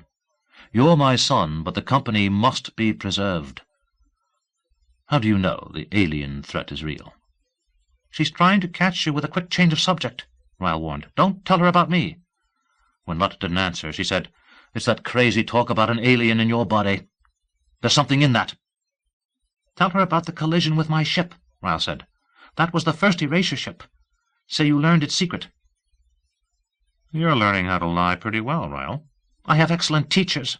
Besides, what I'm suggesting is the truth. But not the whole truth. I'm beginning to see that truth is the best form of lying. Are you really, Lot? Phoenicia asked. You've been so strange since your accident. And you're taller. I'm your son, Mother. The accident goosed my hormones. She shuddered. At least tell me how you know these dreams are a real threat. Lot followed Ryle's suggestion, and when he finished his recital, she nodded sagely. Why did you keep it secret? I thought there were advantages. I even discussed it with Father. He lied. Strange. He never told me. You know how secretive Father was. But just look at how much he increased our holdings in defense industries during these last months. Of course. And it all fits into my plans. Our profits will be very big. So, let's see the alien. I'll tell you then how I'll go along with your political ambitions for me. Very well. I'll call Gilwoon and we'll— No, just the two of us. The guards and the alien. Not even Maury. I want to know how much the alien will help us. Grand Old Party, GOP, formerly Republican Party. A near-defunct political entity with 1 seat in the Senate and 2 in the House during the current session. The GOP has not offered a presidential candidate in 80 years, has not elected a governor in 50. Dreesen's Political Digest, 37th edition. Nishi stood in the portico of her prison villa, admiring the evening sun-glow on the Mediterranean's green waters. She heard Lorna at work upstairs, and Lou in the kitchen helping the chef. He was good in that role, Nishi thought, but his basil-heavy dishes would have to be corrected. And he had no tolerance for liquor. She had seen him in a drunken stupor too often. Lorna seemed not to mind, a tolerant mother with a wayward child. The abduction Nishi had found bizarre, almost amusing. During the flight over the Pole, she had told squad leader O'Hara she had gone voluntarily with Lot and planned to marry him. This had surprised O'Hara, and he'd complained about a broken contract, the spiral communicator Lot had promised to provide the Legion. "I must get further instructions," O'Hara had said. A Legion guard, Nishi saw, was coming up the stone path from the jetty with a dumpy woman in a long black dress. A new servant? The Legion was most accommodating to her needs. But their questions about the spiral communicator told Nishi she had a strong bargaining chip. Excellent. Nishi's father had taught her to bargain from a position of power. "They need me. When Tsubiyama has told enough of our story, we will call on the Hansens and get what the Legion requires. I must remember my family's duty to the Legion." Nishi heaved a deep sigh. She felt oddly relieved to be at a distance from the Hansen family. "I need time to examine my feelings. I miss Lot, but still—" The Legion guard and the woman made the final turn before climbing to the villa's terrazzo porch. The woman looked up, and Nishi recognized her. "Mrs. Eby? Have the Hansens sent an emissary?" The guard was Captain O'Hara, a dashing fellow with wavy black hair and great self-esteem. He fancied himself irresistible, but Nishi had been forced to fend him off only once. O'Hara was Legion to the core. He stopped a pace away from the foot of the steps leading up to Nishi and restrained Mrs. Eby. "This one says she has valuable information she will reveal only to you, mademoiselle," O'Hara said. "It's quite all right, Captain," Nishi said. "Mrs. Eby is known to me." "She has no weapons," O'Hara said. "What would I be doing with weapons?" Mrs. Eby protested. "You may leave us alone, Captain," Nishi said. O'Hara left them, but only after favoring Nishi with a lingering look of admiration. When he was gone, Nishi asked, "Well, what do the Hansens want of me?" "To the devil with the Hansens and everything they desire," Mrs. Eby said. "I don't understand," Nishi said. When I last saw you, didn't you say you were rich because of L.H.'s death? Lies! All lies! Not a word of me in his will. Then why are you here? What is the information fit only for my ears? The Hansons fired me, but some of the gods and servants still talk to me, Miss Nishi. The Hansons have big plans. They'll marry off Master Lot to some brainless socialite and run him for President of the United States. That's what I've learned. In the name of all the saints, how could they expect to elect Lot? It's true they'll try, and they have a captive they say will make it sure for him. A captive? What captive? They say it's one of the Legion who abducted you. But the Legion lost no one. I'm told there was confusion, perhaps a few volunteer intruders on the mission, but all of the original cadre came out safely. I don't know about that, Miss Nishi. Besides, they did not abduct me. They thought of it as a rescue. We're discussing their mistake, but I'm sure they lost no one in the operation. It's only rumors about the captive, but there's no doubt they'll run Master Lot for president, and the wedding is a certainty. Madame Phoenicia herself was heard to say it. Why do you bring this information to me, Mrs. Eby? I was hoping you'd give me employment, Miss Nishi. I've used the last of my little savings to come here, and I'm destitute. How do I know you're not a Hanson spy? Nishi asked.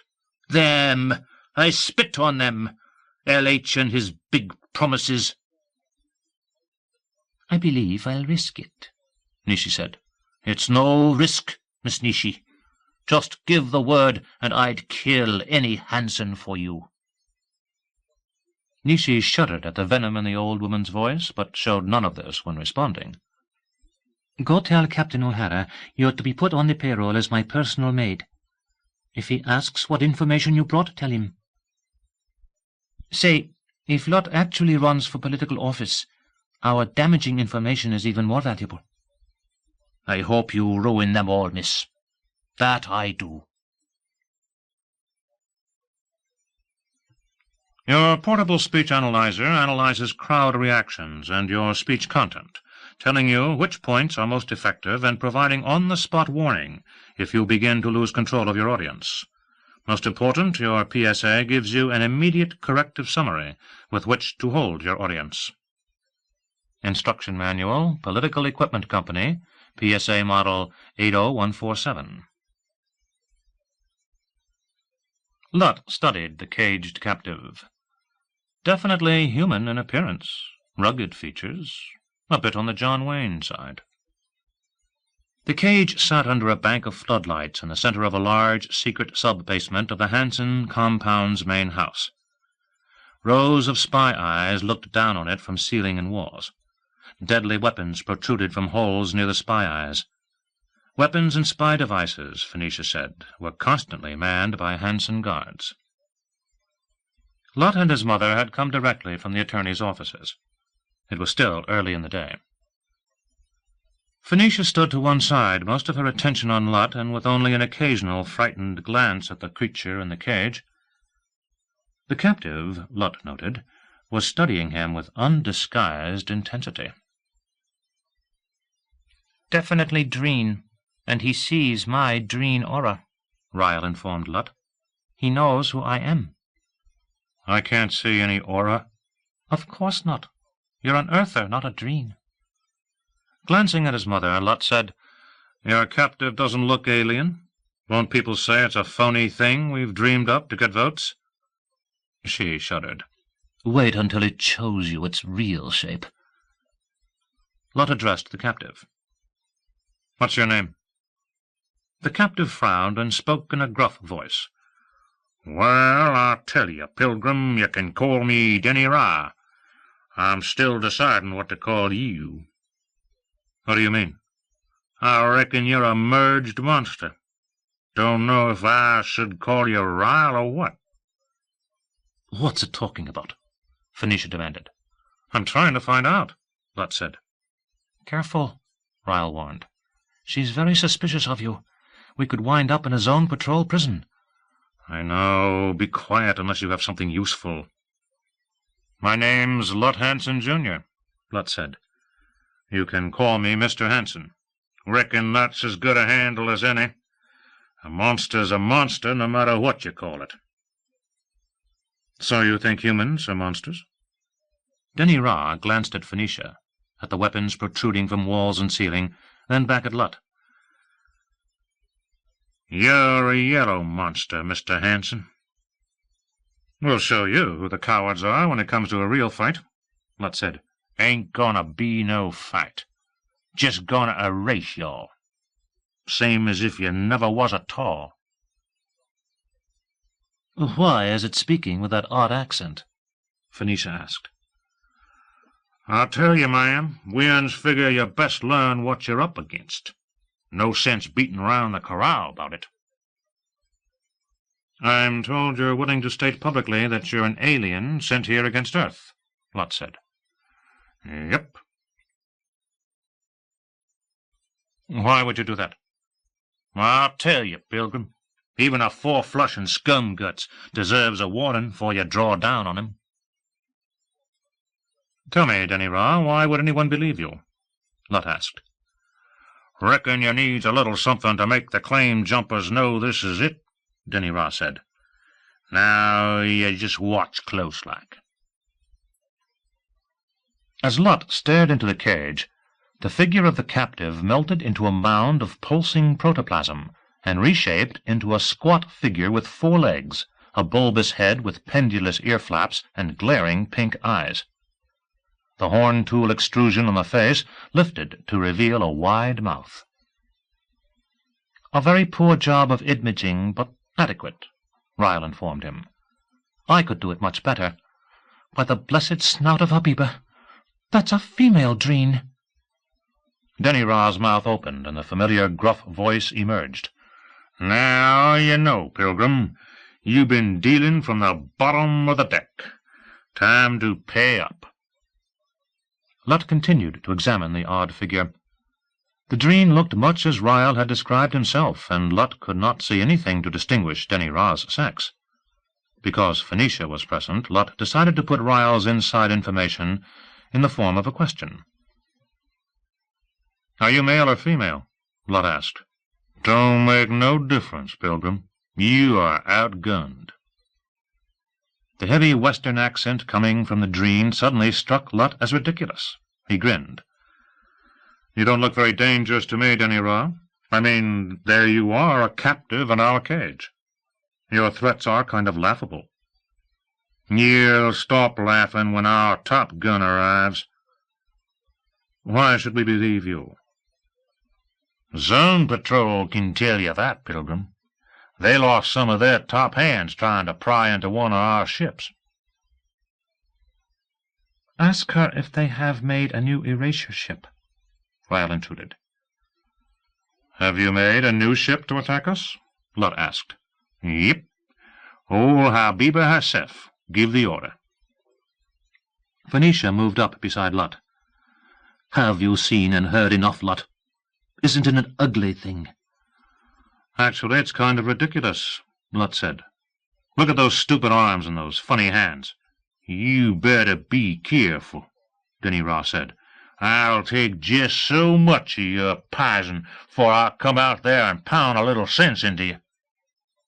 Lot began to chuckle. Look at it, Mother. This thing will get laughs. Nothing else. Don't provoke her, Lot, Ryle warned. This is an adult dreen, very dangerous. Reckon I'll have to show you, Denny Ra said mournfully. Once more she melted into a mound of protoplasm, but when she reformed, it was into a glistening green and black cobra. The head lifted and poised itself level with Lot's eyes. The snake mouth opened, and again the gruff voice emerged. You think this year Hooska'll hold me if an hour wants out? Phoenicia backstepped to the wall, but Lot held his ground. Lot, be careful, Phoenicia said. You'd be blasted to bits before you got 2 centimeters out of that cage, he said. And I'd just reform myself, the snake said. You'd run out of ammo, for I run out of bodies. Then why are you still a captive? Lutt demanded. "Someone's gotta tell you nesters your fences are a-comin' down," Denny Ross said.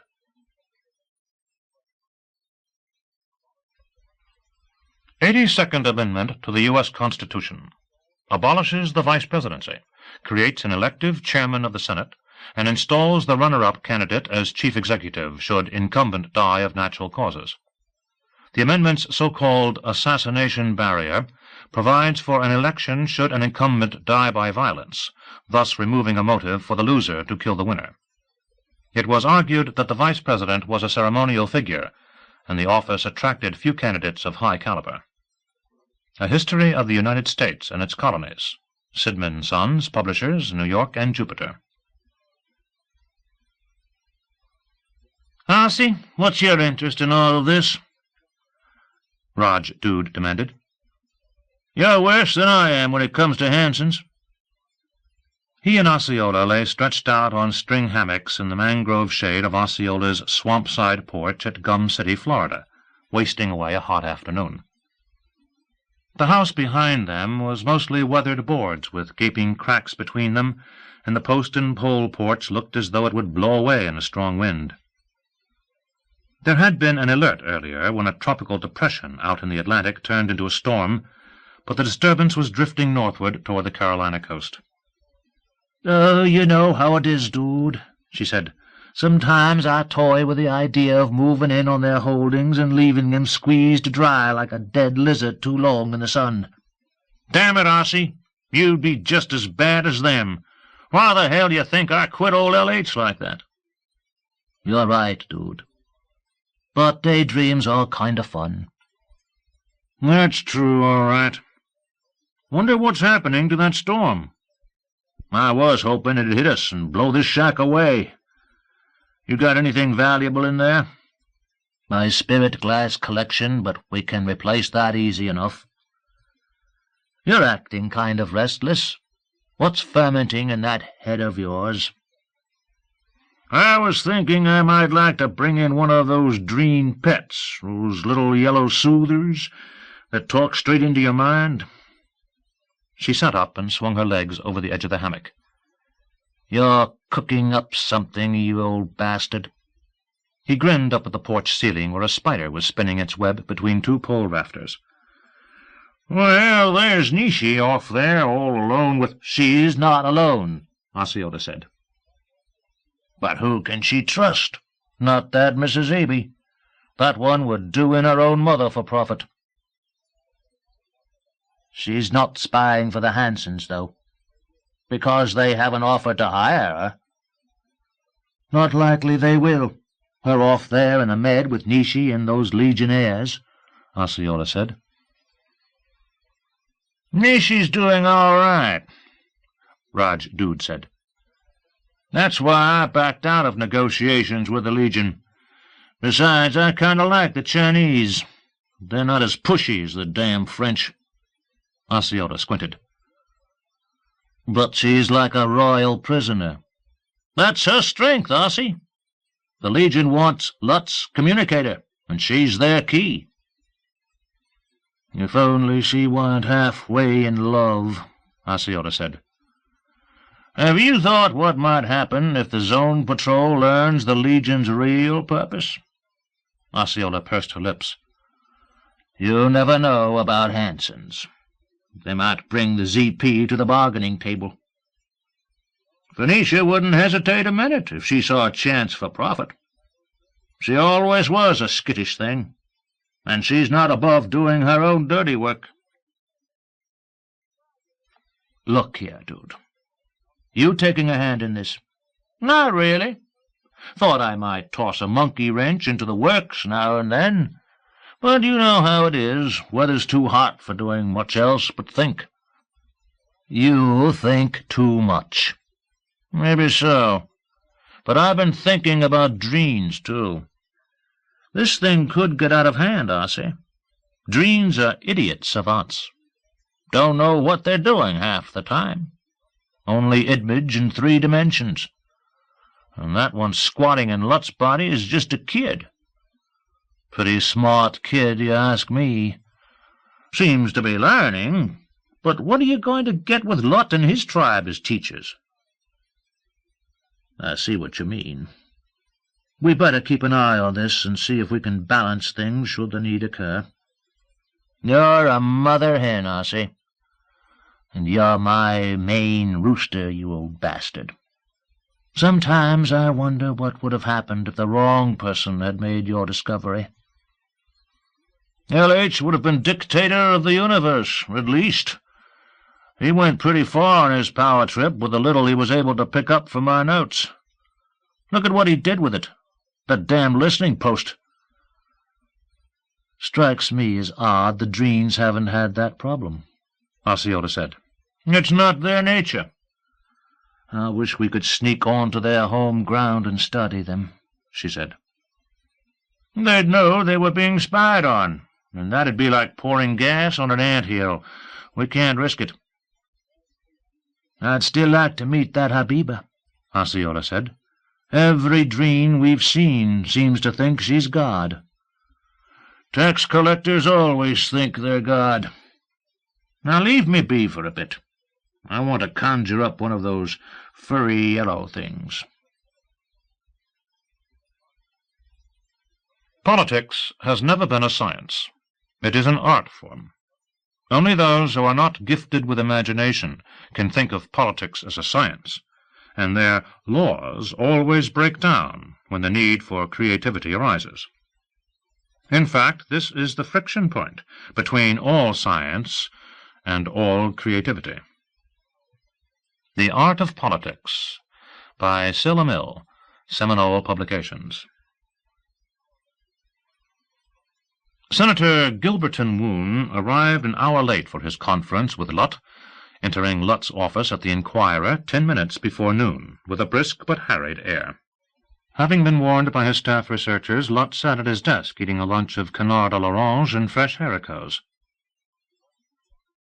One of Woon's standard ploys, the researchers said, was to arrive this way and prolong the conversation to keep his host hungry, Woon having eaten a full meal just before the meeting.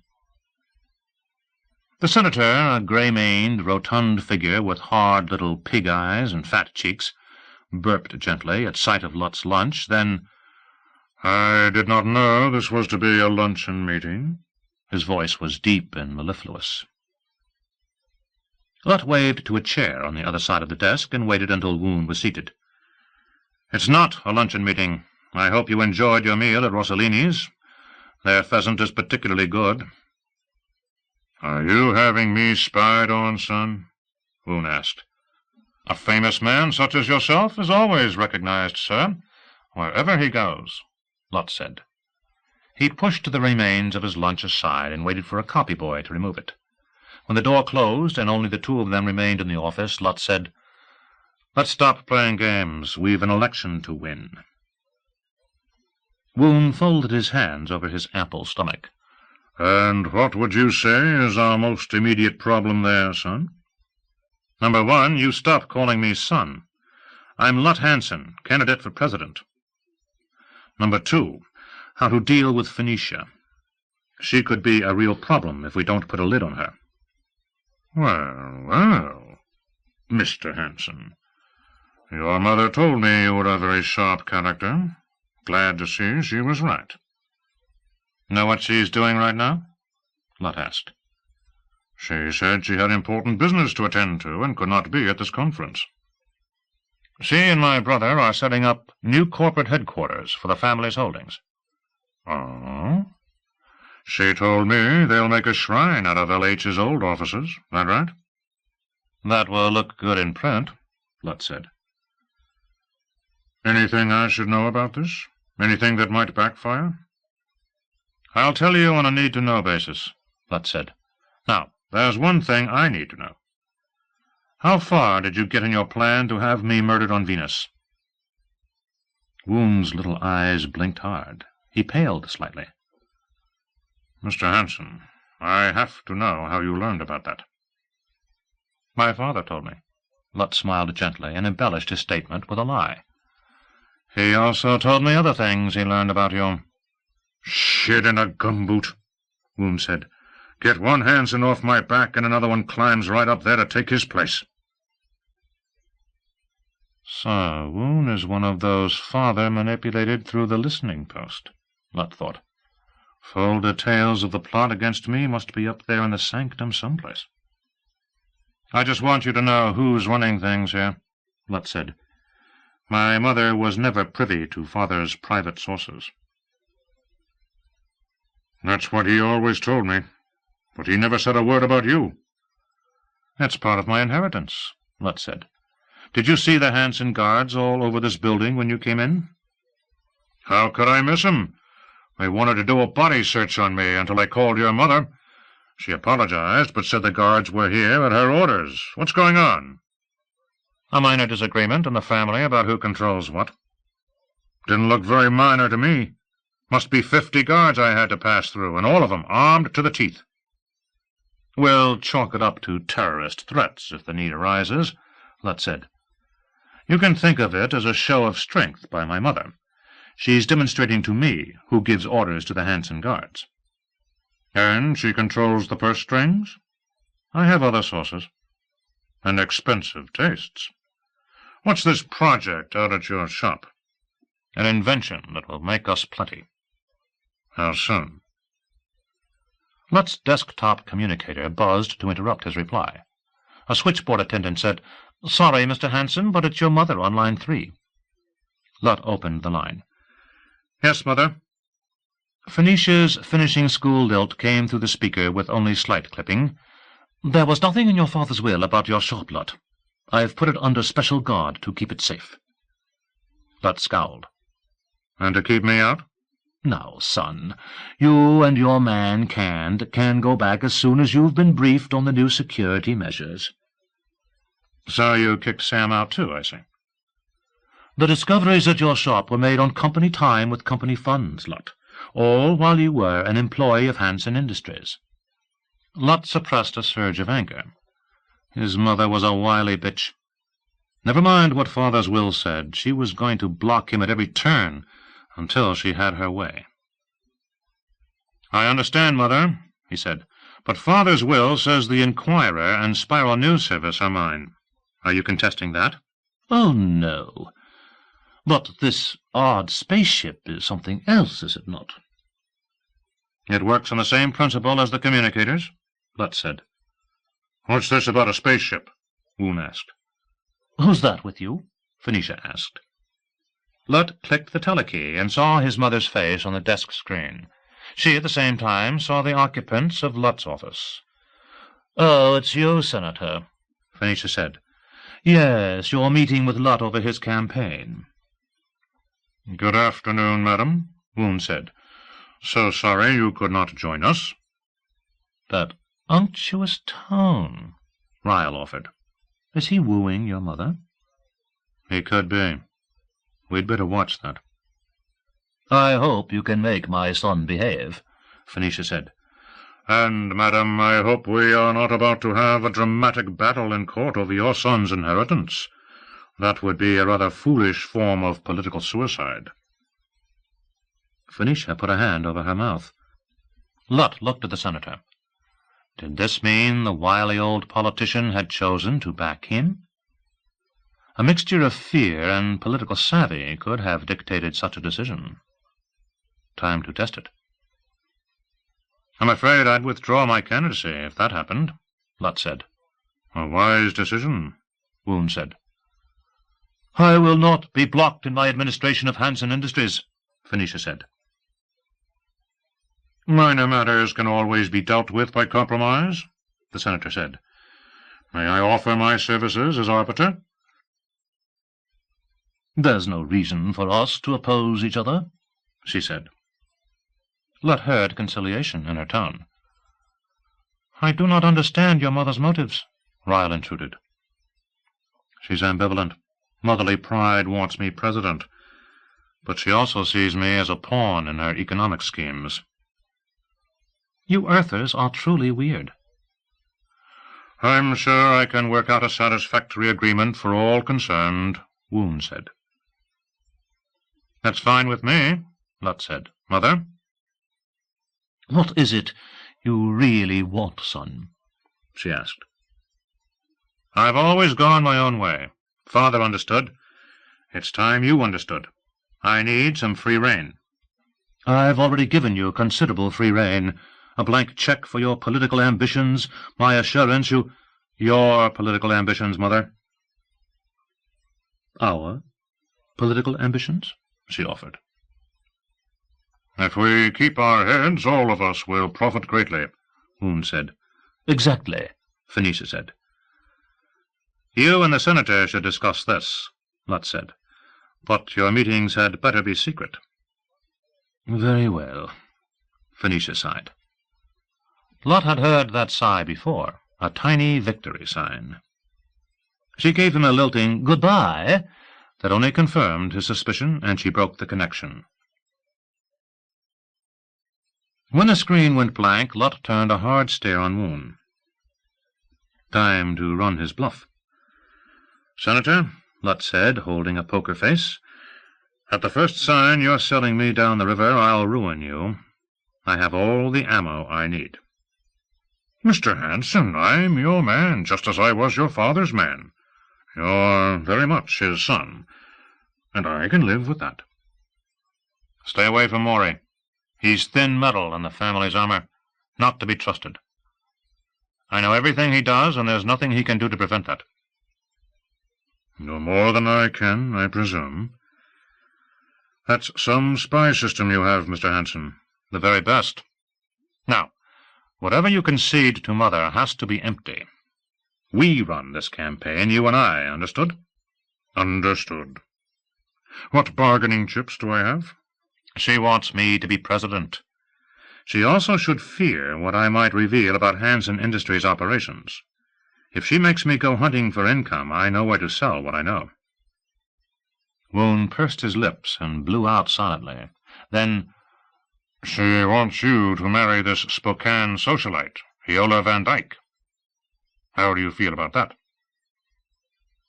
Lot leaned back. Marry Viola? He thought of Nishi off there half the globe away. Not one word from her. Another bitch. His father had been right. Never trust women. If that's the bargaining chip we need to bring her around, use it, he said. What about LH's old offices in the MX complex? They belong to me, no compromise. She'd remodel the place into something Father would never have entered. She seemed pretty upset about something you're doing there, Woon said. I couldn't make out just what it was. I'm keeping her and my brother out of there. Woon's lips vibrated with a slight humming sound. And what if she cuts off the purse strings? We have other resources depend on it. The contributions and contributors might surprise you. Woon heaved his bulk out of the chair. I thought so. He looked down at Lot. You know, Mr. Hanson, you're a lot bigger than I remembered. You still growing? My accident. I'm sure you've read about it. I was immersed in a chemical that reset my growth hormones. Nothing to worry about. I'm in great physical shape. I saw your last report from the House of Delights, Woon said, and he smiled. I'm not the only one with information sources, eh? Lot asked. I'd better make sure that one is plugged. That's why I told you, Mr. Hanson. And rest easy. Your growth is a good thing. In all the history of United States presidential elections, the tallest man invariably wins. There is reason to believe your mother may have changed your father's medication without his knowing. I don't know whether you would want to use this, but the case could be made that she hastened his end. Investigators report, eyes only, for L.H. Jr. Nishi, wearing a blue terry cloth robe, paced back and forth in the moon-shadowed darkness of the villa's living room, not knowing what had brought her to this wakeful vigil. She wore no watch, but she knew it must be past midnight. When she passed a window, she could see a brilliant path of silvery moon-glow on the sea, and shadows of potted palms along the balustrade. long black witch shapes on the terrazzo of the porch. Lorna Tsubiyama's snores were a distant rumble, and Nishi could both hear and feel the surf rolling against the rocks below the villa. The floor trembled with an ancient heartbeat. What do we do now that Lorna's articles have run their course? What do you want to do? The question lay poised in her awareness, and she wondered at its source. Her mind was playing tricks on her tonight, she thought. What do I want to do? That is question. She put a knuckle into her mouth and chewed it. Something stirred in the corner of the room. One of the housekeeper's cats, Nishi thought. Not the cat. Wire thing hurt. Nishi gasped and stopped pacing to stare at the corner where she had heard the sound. Abruptly she strode to the doorway and flicked a light switch. Pale glowing from wall sconces lighted the room, and she saw a furry yellow shape in a corner tangled in the cord from a floor lamp. She could see no head, tail, or paws, but shape and color suggested a cat curled into a protective ball. Wire thing hurt. There it was. A definite thought projected into her mind.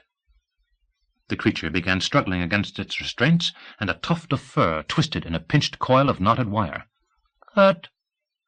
With instinctive sympathy, Nishi rushed to the corner and loosened the knot, carefully pulling back the wire and freeing the creature. She still saw no head, tail, or paws. What are you? She asked, stroking the silky fur. Dreen, friend.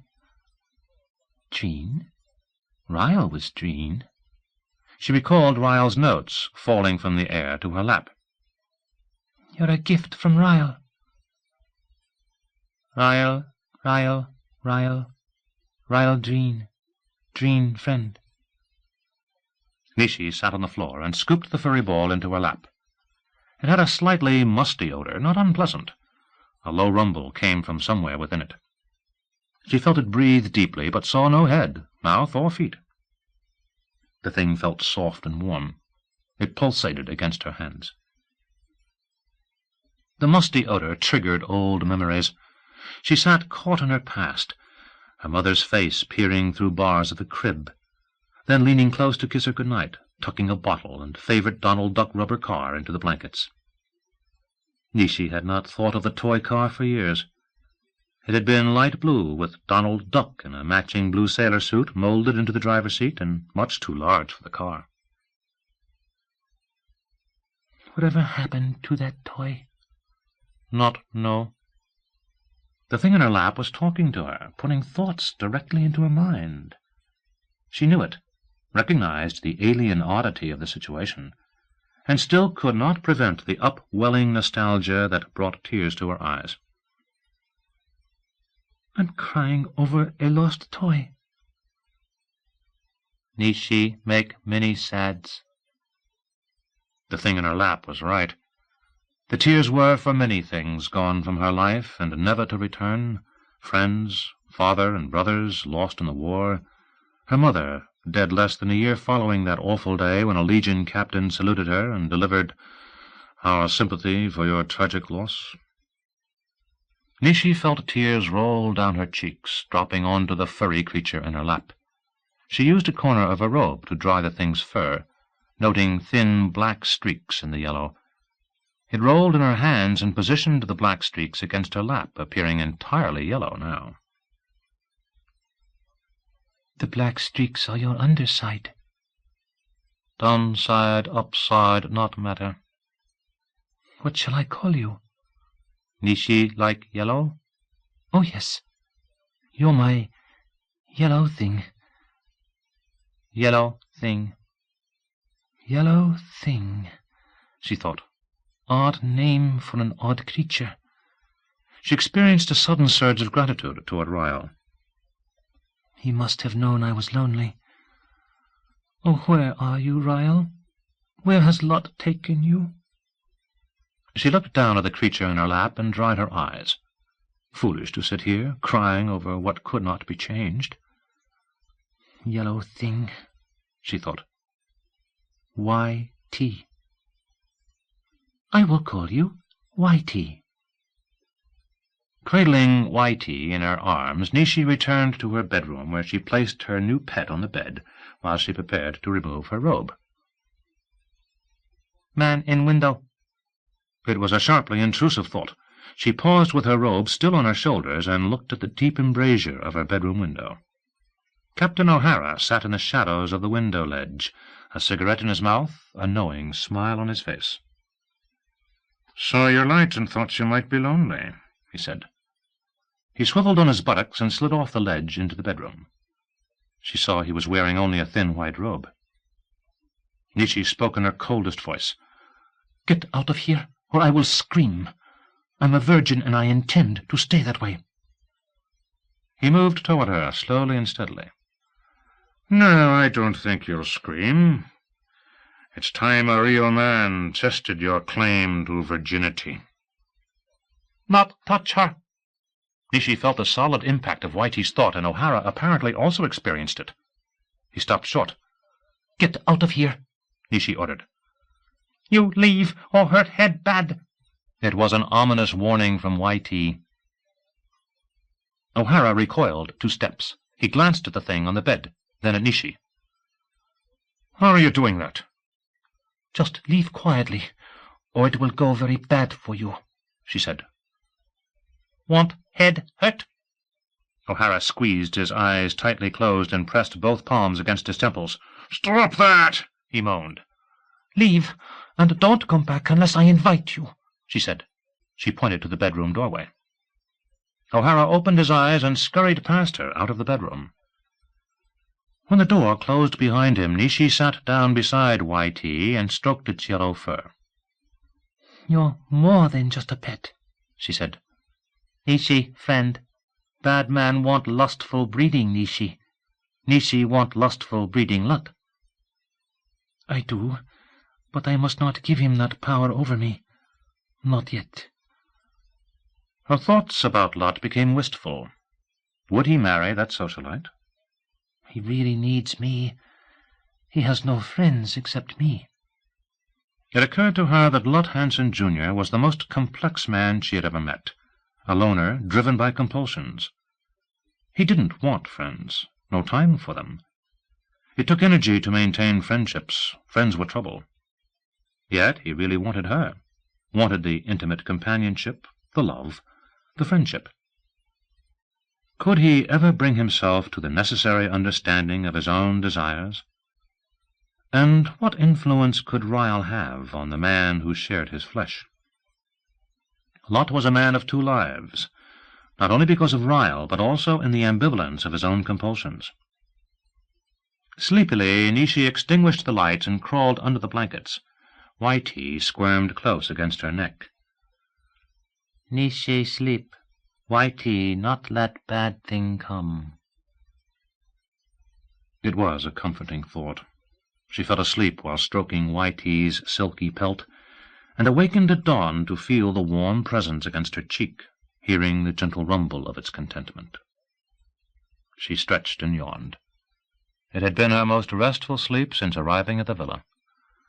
Thank you, Whitey. Lady friend come. A knock at the bedroom door was followed by Tsubiyama's low voice. You awake, Nishi? What is it, Lorna? Tsubiyama entered, a great mound of pink bathrobe with her hair wound into a red towel turban. We've struck pay dirt, honey. Message through the Legion from my office. Phoenicia Hansen herself wants to see you. See me? A confab, honey. Wanna bet she'll try to buy you off? Nishi sat up in bed and groped for her robe, slipping it over her shoulders. She tried that once, and got the answer she deserved. The bed sagged as Tsubiyama sat on the foot of it. Sure, honey. But think of this as good copy. Lot's mother tries to buy you off, as seen and reported by yours truly. I don't think she'll try to buy me off again. It's something different this time, and devious. You can count on it. One way to find out, honey. Shall I tell your Legion buddies to send her along? Why not? Nishi rolled out of bed and slipped her arms into the robe. Where is Mrs. Eby? Making us some coffee. Subiyama looked at the furry yellow ball on Nishi's pillow. A man's a lot more fun to sleep with than a cat, honey. And that Captain O'Hara sure has the hots for you. But I do not want him. You still think you can land Hanson, eh? Well, why not? A billionaire probably has more staying power than a damn Legion captain. She turned and went out the door. See you later, honey. Think maybe I'll give Lou's staying power another test. When she was gone, Whitey stirred. Then, big lady want lustful breeding dream. She's no dream, Whitey. She's a human just like me. Big lady human want lustful breeding dream, Whitey insisted. Nishi chuckled. I think she's lustful for a human, too. Big lady want lustful breed many humans. Big lady make lustful thinks bad man O'Hara. I'm sure you're right, Whitey. Lona's what we call very oversexed. Mrs. Eby appeared in the doorway with a steaming cup of coffee. Who are you talking to, Miss Nishi? Talking to myself, Mrs. Eby. Put the coffee on my nightstand. You want me to lay out your clothes? I'll take care of it. You get your breakfast, and I'll talk to you later about Phoenicia Hanson. I want you to tell me everything you know about her.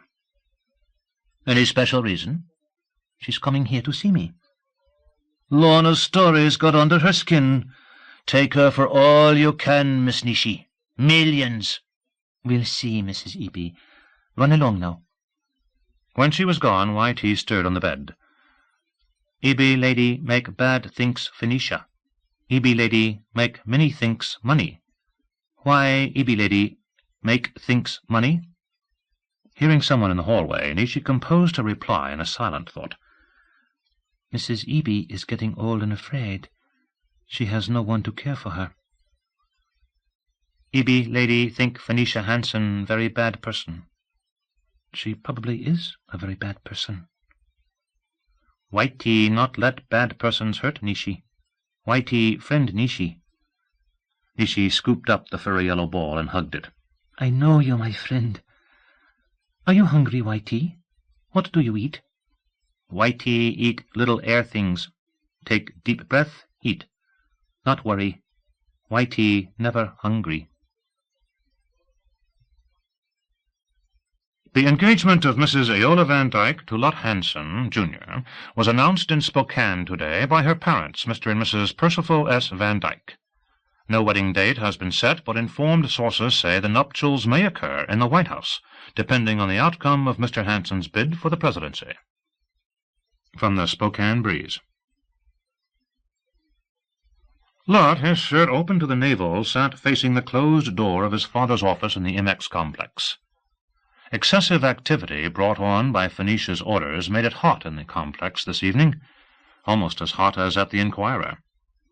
Following his editorial policy on conservation, the newspaper's air conditioning had been shut off.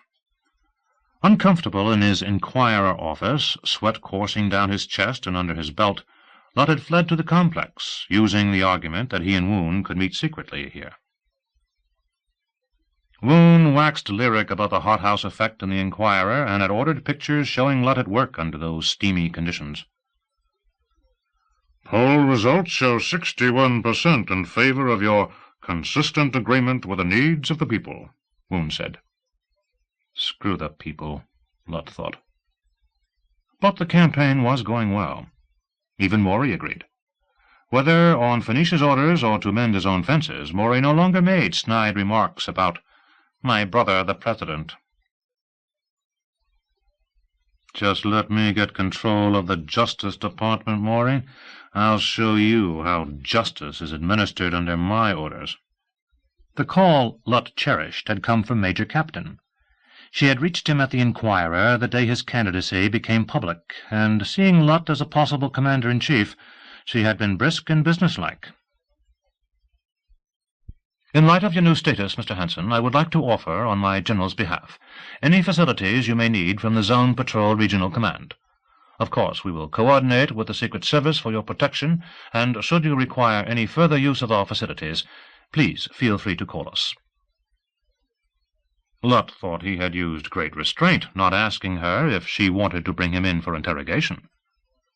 She must also have nurtured thoughts about their previous meetings, because she said, "If I have caused any offence in the past, please blame zealous obedience to my oath of allegiance." "Should I win this election, Major Captain, you may be sure the ZP will be the first to benefit." He had thought that reply quite statesmanlike, and Woon had praised it. "You're beginning to sound like a president, by God! Now let's whip a few asses over there and get you a proper official entourage." The immediate result was 3 ZP squads, one in the Inquirer, one at the family compound, and one mobile to accompany him on campaign trips. Hanson guards and his mother objected, but Lutt had been all sweetness in response. "It's their duty to guard me. You can't be suggesting I ask these brave people to forsake their duty." Lutt found it amusing to see guards and ZP tripping over one another, each trying to be first and each spying on him. The ZP, Lutt supposed, reported to Woon. Guards reported to Mother. "And I report only to Father's listening post." Lutt looked around him at the office, all of it much as he had found it the night of his father's death. He thought he had uncovered most of the traps, but the listening post upstairs still daunted him. There was a pattern to the traps, Lutt thought, but he could not put it into words. Still, there was satisfaction in the fact. Neither Maury nor his mother dared join him here, even though Hanson guards waited outside right now with his mobile ZP squad. The guards flatly refused to enter L.H.'s premises. "I believe I'm beginning to think like the old man, and that may be just the fatal mistake he expected." The main computers still pulsed and reported from the tentacles of Hanson Industries, even though Phoenicia and Maury had tried to cut this office's connections to the company. But Lutt dared not put his own orders online. When his mother complained to Woon, the senator played a delaying game, asking for more time. From the first, Lutt had used this office as a retreat, leaving the impression with Maury and Woon that he was following their every move from here, just as his father had. They would test him, though, and the sham could be exposed. "Damn," Lutt thought as he looked up at the entrance to the escalator and the listening post. Ryle, silent observer to most of Lutt's recent activities, saw the direction of his fleshmate's thoughts and protested. "No, Lutt, it's too dangerous." "If I can't use the listening post, I'm done for. I'll be another of Phoenicia's puppets, or even worse, Woon's puppet." Lutt lifted himself from the chair and felt it shift beneath him. Instinctively he dove to the floor. A barrage of darts hissed across him, spraying the area he had just vacated. He watched them slam into an armor-glass window and shatter. Broken pieces of darts fell to the floor. A servobot sped from a nearby wall slot and scooped up the pieces. "Would it have scooped up the pieces of me, too?" "Your father was a wild animal," Ryle protested. "Stay out of his listening post." "Not on your life, Ryle, baby. It's him or me now. No dead man's going to defeat me." Taking his father's control cane, Lutt crossed the narrow lane to the escalator and set it running. Up the steps with their grisly warning he went, attention on the walls around him, the landing, the narrow passage to the post itself. "The old man could have set other traps like that chair that didn't go off the first time." "Lutt, please, go back," Ryle pleaded. "Just as dangerous to go back as to go ahead. Maybe even more dangerous to go back without solving this place. Stop distracting me. That itself could kill us." Lutt paused outside the listening post and examined the door jamb. No apparent traps in it, but there had been nothing to reveal the chair's secret either. He touched a key on the cane and stepped aside, but the door opened without incident. Slowly, leaning on the cane the way his father had, Lutt crossed the threshold. Here it was, the innermost key to his father's soul. And the dome holding the final words for Maury remained intact, the folder visible inside. Lot stared at the wall modules, their oddly configured graphics and LEDs all around him. He recalled his father working on a module during that last visit here. Yes, there was the unit. Lot remembered counting up from the floor and out from the nearest corner to mark the thing's placement. Why did I do that? Had it been something about his father's actions that day? Was there a clue in what his father had done? Maybe he was trying to show me something, testing me to see if I would notice. Lot looked at the transparent dome where his final words had reposed. The dome lay tipped back on its hinges, and for the first time Lot noticed an almost microscopic red wire under the seal. He leaned close and inspected it, following it around and down the supporting stand. Into a grout line of the tiled floor it went, across the floor, up the modular wall, and, yes, into the unit his father had removed and replaced. Was the red wire what it seemed to be? Lot pondered this. The listening post is now yours, all yours and yours alone. His father's final words. No, Lot, Ryle pleaded as he read the thought forming in Lot's mind. Your father was devious and treacherous. He was also dying, and he knew it. You can't trust him. It's too much of a gamble. Lot did not reply. He put a hand on the module his father had replaced. With one swift pull, he removed the unit from the wall and looked at it. Reversible. He rotated the module and plugged it back into the wall. Up here, Lot. His father's voice. Lot looked up. The ceiling had become a screen, and there was his father, seated at the main computers in the outer office. Pretty good recording, eh? The seated figure asked. Answer if you want, but I'm not really here for one of our old conversations. Those were pretty boring anyway. The figure looked directly down at him from the screen, the prosthetic eyes like antennae protruding from his head. That took guts to trust me. But I presume you saw the red wire and recognized it as one of my simple go-no-go breaker links. You still couldn't be certain, though. Laughter shook the figure in the screen. You old bastard, Lot said. You're dead and still playing your games with me. No sense cussing me out, the recorded figure said. Oh, I know you pretty well, son. I've studied you a long time. You won't let Maury or your mother into these offices, but they've tried to disconnect my control and communication systems. Typical. Again, laughter shook the figure in the screen. What game are you playing this time? Lot muttered. The only one who can break these connections is probably your Uncle Dudley, L.H. said. I don't think he'd do that, but you shouldn't count on it. Dud always was unpredictable.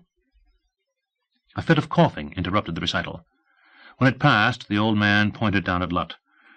This post is yours, son, but it's not going to do you a damn bit of good, unless you use it the way it ought to be used. You gotta be ruthless. Still testing me, Lot whispered. The listening post's controls are beneath where I put my final words for you, L.H. said. Once you got my note, all the little traps except the one under my final note to Maury were disarmed. He's the only one can get his words, but you'll never let him do that. You'll worry about what I said to him, though, and you'll cuss me every time you think about it. That's a sharp spine I've stuck in your side, so's you'll never forget my advice. Be as ruthless as I was, son. That's the way to win. Again coughing interrupted the old voice. L.H. spoke weakly when he resumed, but Lot did not trust the appearance. I think your mother's done something to my medicine. No matter. I could not have lasted much longer anyway. But she always was impatient. That's why I married her. Never liked her fancy ways, but she's tough. I thought she'd give me tough children. A bony old hand came up and waved at Lot. Bye-bye, Lot. I'm gone for good now. Think you can live up to my expectations?" The ceiling screen went blank. Lot touched the stand where his note had been. Cold. He pressed the flat surface. Nothing. The red wire? He slipped a fingernail under it and pulled. The stand opened like a shell, and there lay a familiar array of CRT's screen and keyboard, another screen and VidCom under them. Lot's fingers danced over the search circuit keys, spelling out Maury's name, voice only. Maury's faceless voice came from the speaker under the CRT. "I tell you, Gil, I think he's bluffing. I don't think he can spy on us at all." "You may be right, but what if you're wrong?" A recording or something happening right now? Lot lifted the VidCom handset and keyed Maury's name. Lights blinked on the walls as the listening post circuits searched out his brother's location. A buzzing sounded. "Wonder who that is?" Maury asked. There was a click. "I thought I said we were not to be interrupted." "I'll interrupt you any time I want," Lot said. There was a gasp from the speaker. "Where are you? I'm getting no picture."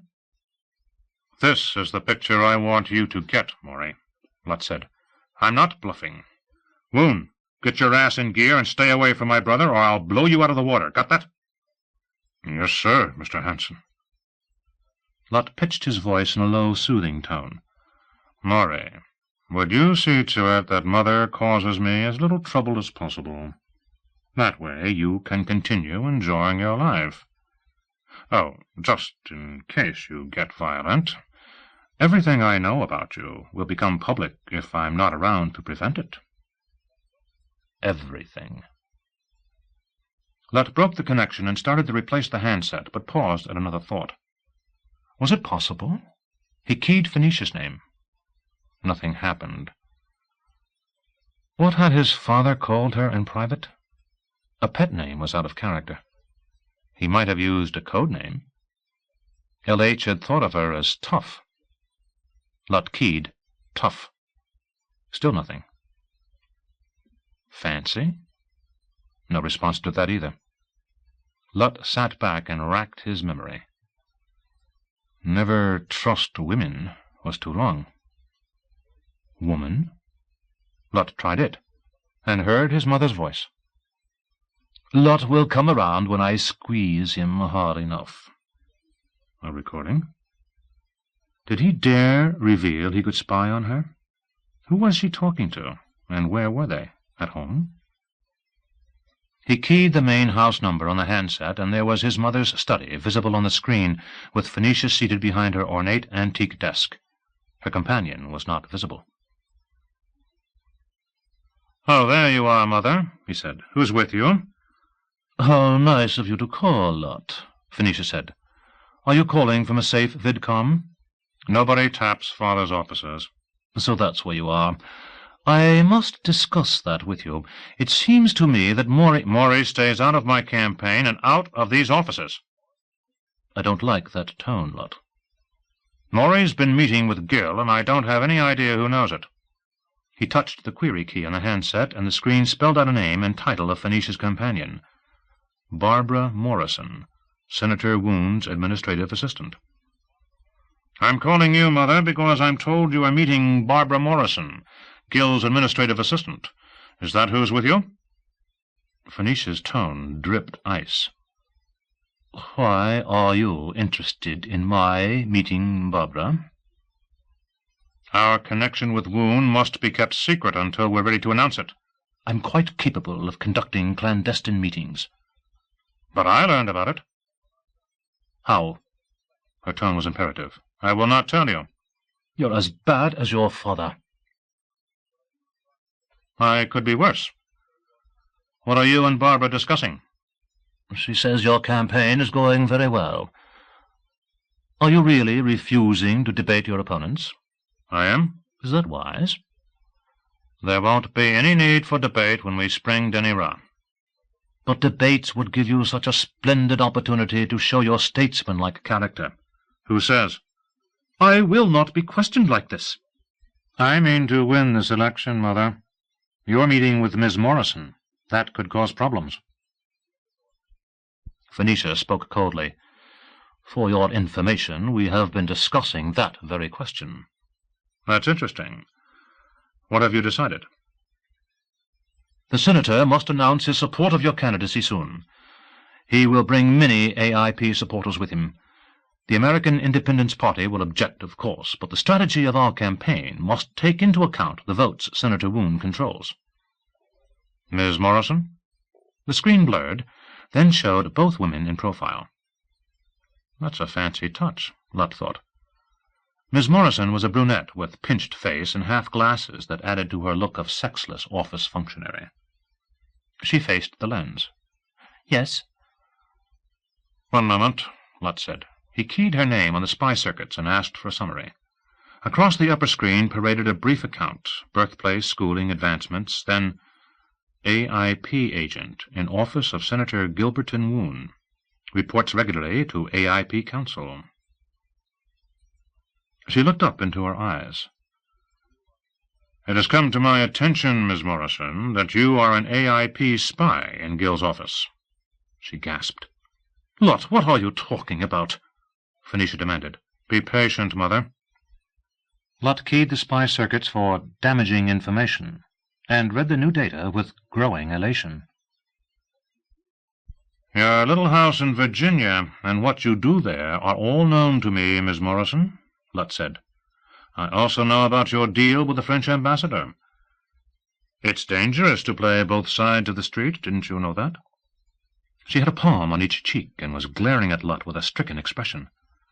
Now here's what you'll do, Miss Morrison, Lutt said. You will tell the AIP Council Gil has had a change of heart. He intends to betray me. You can do that, can't you? She nodded without taking her hands from her cheeks. You will say the stories about an alien captive have proved untrue. There is no such captive, got that? Again she nodded. And you will report to me daily for instructions on what to tell the AIP Council and the French ambassador. Understood? Her voice was barely a whisper. Yes. Now leave my mother's house and make sure you're not seen. Just a minute, Phoenicia objected. Barbara Morrison wavered. Get out, Lutt ordered. The administrative assistant fled. Lutt looked at his mother. Your political naivete has almost ruined my campaign, Mother. She was going to set me up at a debate, make me look ridiculous. Lutt, I swear I didn't know. Of course you didn't know. So from now on you make no political decisions at all without consulting me. She bridled. I do have some intelligence, Lutt, and I am still your mother.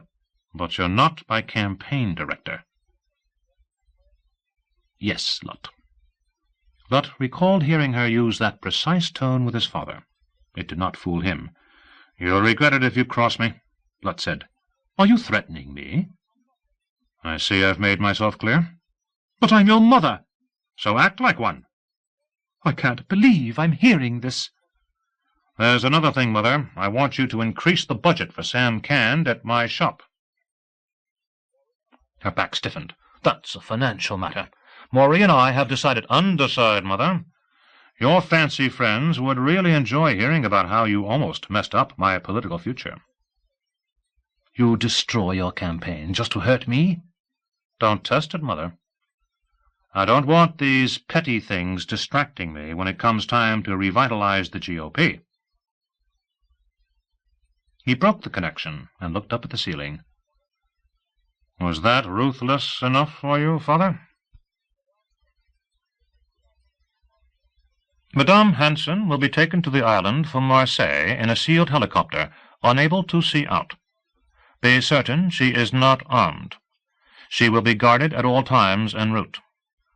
If the meetings with Mademoiselle D'Amato are private, all conversations between the two must be recorded secretly.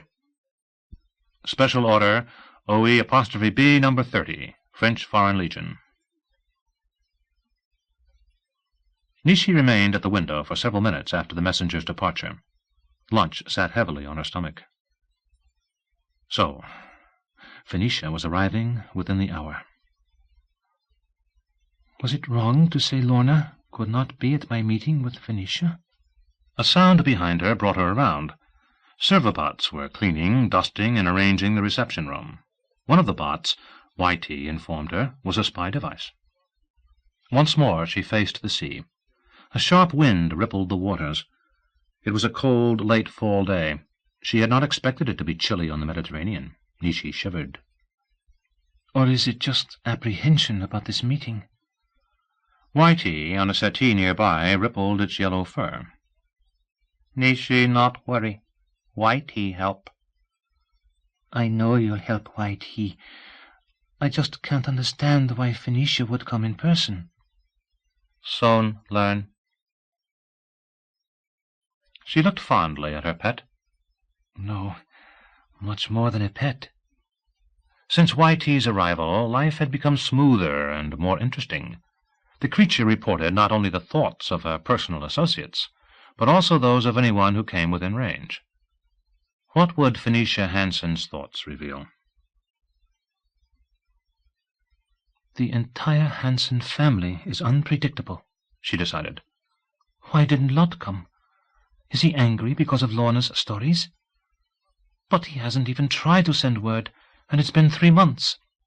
Of course, there's his political campaign, but all those stories about his plans to marry Eola Van Dyke, surely he won't go through with it. Nishi not worry. She felt a wash of soothing sympathy from Whitey and tried to relax. Lot, my man of 2 worlds, dreen and human, private and political. Why is he seeking such exalted office? Nishi learn soon, Whitey offered. And what is happening to poor Ryle? Ryle dreen. Dreen friend, Whitey responded. From her window she could see 2 of the Legion's gun batteries, turreted grey mounds with long barrels protruding, all framed against a background of evergreens. Weapons everywhere. Even Lorna had brought a weapon, an antique she called my equalizer. The Legion thought it a joke. Nishi sighed. The 90-day wonder of Lorna's articles had passed, and the publishers clamored for new revelations. They even wanted a book. Lorna spoke of very large offers. They'll pay millions, honey. Phoenicia comes because she fears a book's revelations. What will she do if I say Lot breaches the promise to me? That had been Lorna's idea, one eagerly taken up by Mrs. Eby. Trust Mrs. Eby to focus on the money. Well, why not? What else do I have? And my life is my own concern. Lot certainly appears to have no worries about me. Nishi thus budget, Whitey quipped. Whitey had dredged the term from someone's mind, and used it now whenever she needed joking out of her apprehensions. Nishi smiled, then frowned. The mystery of Whitey did not concern her deeply, but she occasionally wondered if the creature might be having a secret influence on her. There were oddities. Everyone thought Whitey was a cat. Even O'Hara had come to that idea and apologized to her for unseemly behavior, blaming too much of the drink. But no one investigated her pet. Did Whitey prevent curiosity? Whitey Nishi friend, Whitey offered. She felt a soothing wash of the creature's concern, and shook her head. Worries did her no good. Her gaze went to the horizon. Was that far-away dot the chopper bringing Phoenicia Hansen? The dot grew larger with alarming rapidity, and resolved into a Legion copter. She heard the engine and rotors. Is it the one? Sometimes other choppers came, some with officials to tell her about conditions on Venus and urge actions to gain Lot's communicators. Because of Whitey, she knew it was not just communicators the Legion desired. They sought bigger game. The Legion wanted Lot's spiral technology with its space travel advantages. But 3 months now, and she was losing patience with both Legion and Lot. And where was Raj Dood's promised help? I should never have pledged my honor not to escape. The Legion's regional prefect was almost reason enough to defy her code of honor. An oily fat man with a black toupee, he spoke only in unctuous tones. "We must not arouse the curiosity of the enemy. You are a woman wronged, and have a natural interest in this man Hansen." The prefect's lack of candour angered her. "Do the Chinese not see reports of Monsieur Hansen's news service?" she asked. "Naturally, but they show no dangerous curiosity." And the prefect said not one word about the wires she had sent to Lot, all of them unanswered. What more should she do? Go crawling to Lot on her knees? Not even for the Legion. She wanted no more of the prefect's platitudes. "The Yankees always try to get the most out of us," he said. "Squeeze these Hansens, little one. Our agents say the stories of Madame Tsubiyama bring the perspiration to his brow." So the Legion used blackmail instead of money. Where was the honor in that? It was inexcusable, even if things were bad in Paris and very bad on Venus. And was it honorable for them to play this game while their little one rotted in a stupid villa? "I have done enough," she thought. "I no longer am content to be a prisoner, even of the Legion." The arriving helicopter swung wide over the villa and came down on the small field north of her where, according to local stories, the Roman Emperor Trajan once had practiced his horsemanship. It gave her an odd link with history, Nishi thought. She and Lorna used the place for target practice with the antique pistol that had belonged to Tsubiyama's grandfather. Although the Legion thought the ancient gun amusing and not very dangerous, they made Tsubiyama take it out only under supervision. Nishi watched a woman in a well-fitted grey suit emerge from the chopper and dodge under the rotors. The woman glanced at the villa, and Nishi recognized Phoenicia Hansen. An officer accompanying her held her arm and brought her to a stop outside the danger zone. They conversed there, the words unintelligible in the chopper's noise. The officer gesticulated and said something vehement, but Phoenicia shook her head. "Nishi." It was Whitey, with something urgent. "What is it, Whitey?" "Phoenicia lady brings poison thing to kill you." Nishi shot a glance at Whitey, then out the window where Phoenicia still argued with a Legion officer. "Are you sure?" "Whitey sure." "But how could she do it and not be caught?" "Poison take 3 days. Make no noise. You not feel poison thing.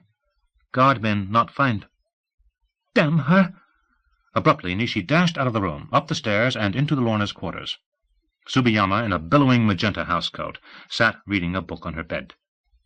Nishi was not fooled by this apparent agreement with her orders to stay away from Phoenicia. Tsubiyama intended to sneak downstairs and spy on the meeting the minute Nishi was involved in the reception room. "You changed your mind," Tsubiyama said. "You want me there when the Hansen dame talks to you." "No.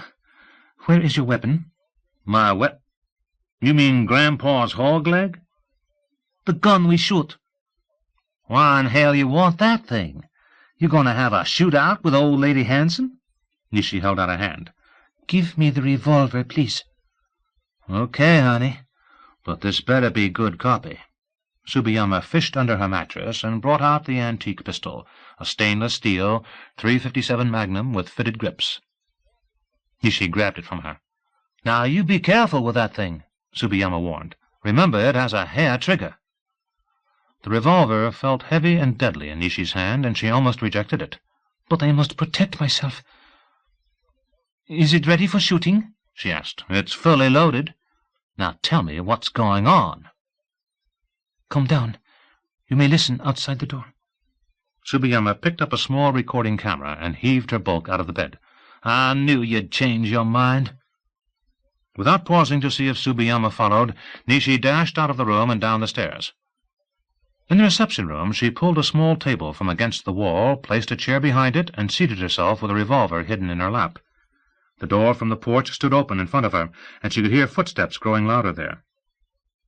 Whitey remained a curled-up ball of yellow on the nearby settee.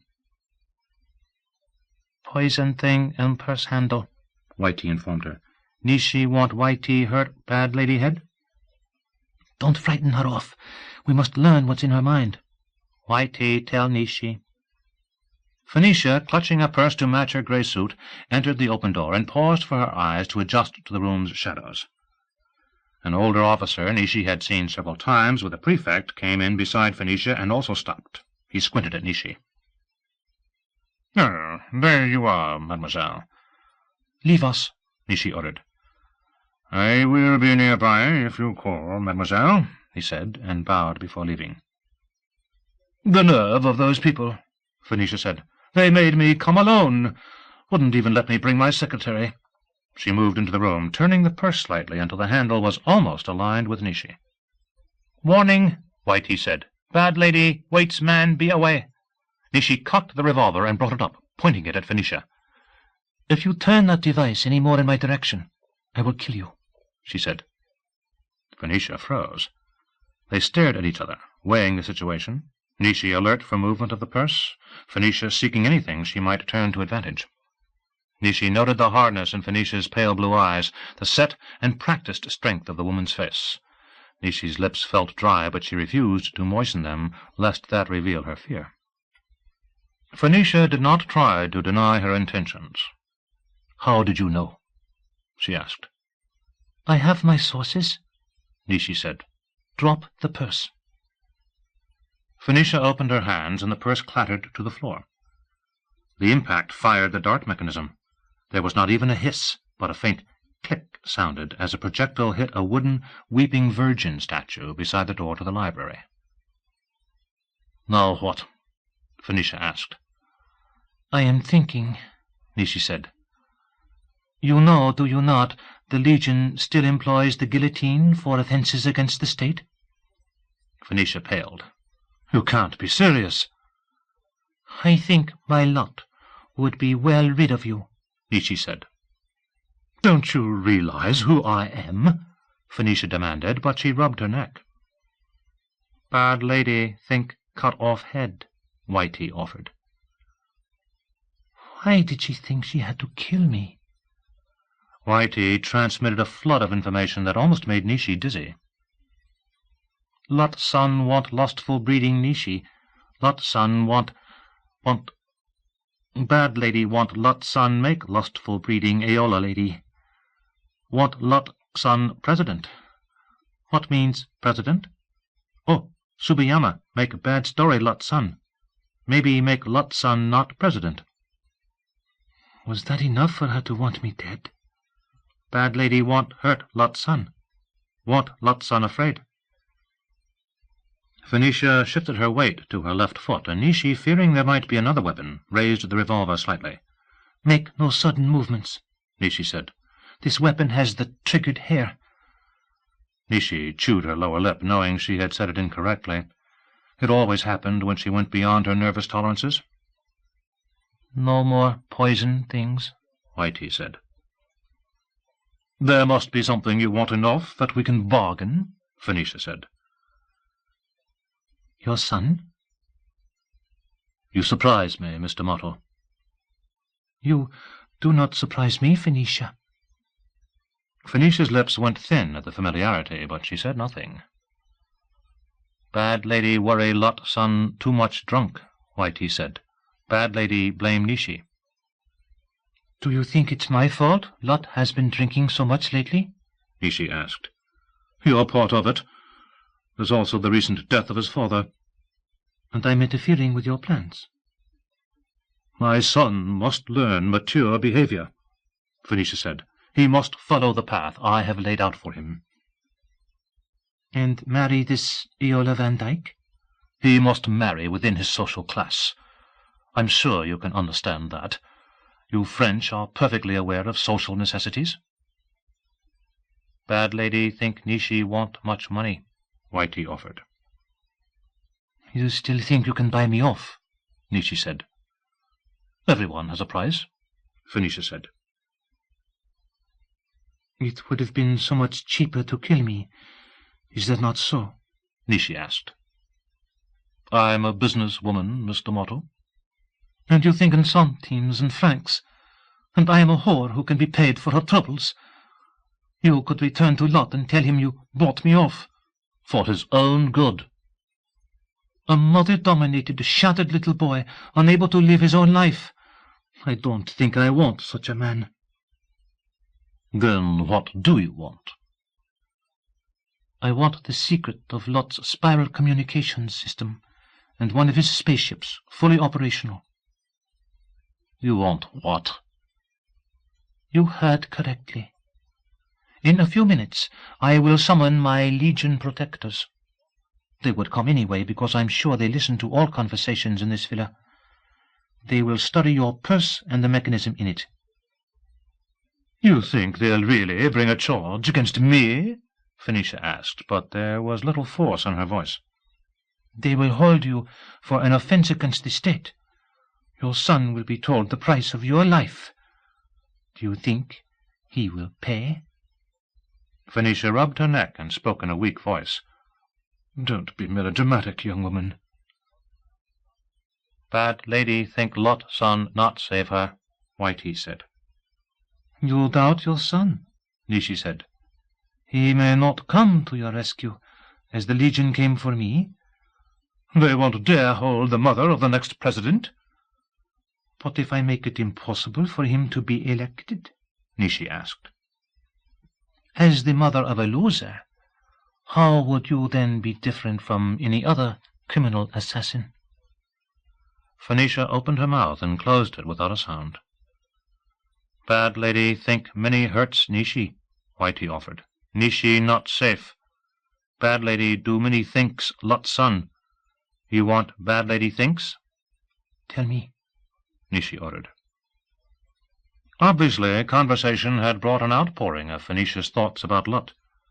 Whitey, with limited vocabulary, was almost at a loss conveying them to Nishi. Bad lady make hates dead father. Now make hates Lot son. He make hurts her. Maybe he cause head cut off. Lot son tell bad lady she not do politics. He make lustful breeding many womans. He not tell truths. Lot son make hurts Mori brother. Lot son bad man. Enough, Nishi ordered. She took a deep, shuddering breath. She had suspected the extent of evil Lot had absorbed from his awful family, but there was no doubting it in the face of Whitey's revelations. I know Lot, she said. His threats are to be believed. A red flush spread from Phoenicia's neck to her face. Nishi pointed the revolver to the right and touched the trigger. The roar of the shot filled the room, and the bullet smashed into the stucco wall, dropping plaster onto the tiles. The officer who had brought Phoenicia was in the room before Nishi could count 2. He was followed immediately by a squad of her regular guards under Captain O'Hara. Phoenicia cowered with both hands over her mouth. Nishi gestured with a revolver. There's the purse with the device she intended to kill me. The poisoned dart went into the statue of the Virgin over there. I wish to see the regional prefect. As soon as he can be brought, mademoiselle, O'Hara said. He took a firm grip on Phoenicia's right arm. You were very astute, Mademoiselle D'Amato, to take advantage of the situation. I'm sure we will get everything we require now. I'm not sure of it, Nishi said. Lot may let you kill her if you don't handle this correctly. Tsubiyama lumbered up beside Nishi, holding the tiny camera. She gave a low whistle. Got it all, honey. You thinking what I'm thinking? Lot will never lose if he can prevent it, Nishi said. We must make no mistakes about what he will do to win. And she wondered how much pressure she could put on him. Reveal that a Dreen shared his body? No, that would put Ryle in jeopardy. She knew she could not do that, especially since the Raj dude had charged her with protecting the Dreen. But Lot need not know her reservations. Ryle, Dreen, Whitey offered. Help, Dreen. If you have the queen bee, you have him, Tsubiyama said. Nishi sighed. So even Tsubiyama did not understand Lot. His mother a common assassin? Tsubiyama crowed. Oh, no, he can't let that come out. It would kill his election. He must be made to see the full picture, Nietzsche said. "Where is Mrs. Eby? I wish her to carry an ultimatum to my former fiancé." "You're giving up on him?" Tsubiyama asked. "I do not wish to ally myself with such a family," Nietzsche said.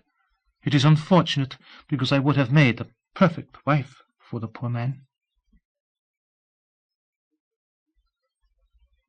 It is with extreme regret that I sever my long relationship with the American Independence Party. At the same time, I consider myself fortunate, and I must say I am proud, to declare my support for Lot Hansen, Jr. in the platform of the Grand Old Party. Recent developments have left me no choice. The AIP, once the strong guardian of human rights, has become a callous tool of the rich. We are fortunate that the GOP is here to pick up the sacred torch. Gilbert and Woon, formal announcement. "I won't let you threaten Dreener," Ryle insisted. "If your warlike stance were only a political trick, I'd tolerate it. But when you suggest mounting an attack on my sacred homeland—" "Drop it, you Dreen idiot. I'll fight the French or the Dreens. I'll do any damn thing I want, and you can't stop me." Lutt stood near the windows of his father's old offices in the MX complex, a wet wad of basil in his left hand.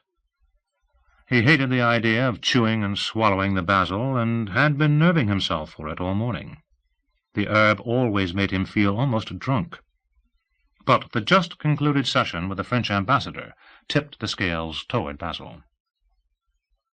"This is my lunch, Ryle baby," he gloated, hefting the herb. Ryle contemplated the Basile with loathing and longing. How pleasant to drift in a Basile haze, no worries, no arguments with his fleshmate. But Lutt tolerated the dreadful drug, even though he became belligerent and his mind lost its sharp edge.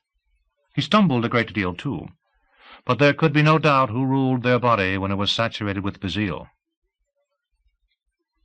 "You need me alert and able to advise you," Ryle argued as Lutt lifted the Basile toward their mouth. "Advise me about what, Ryle baby?" Lutt bit off a mouthful of the herb and swallowed. "You make many mistakes," Ryle pleaded.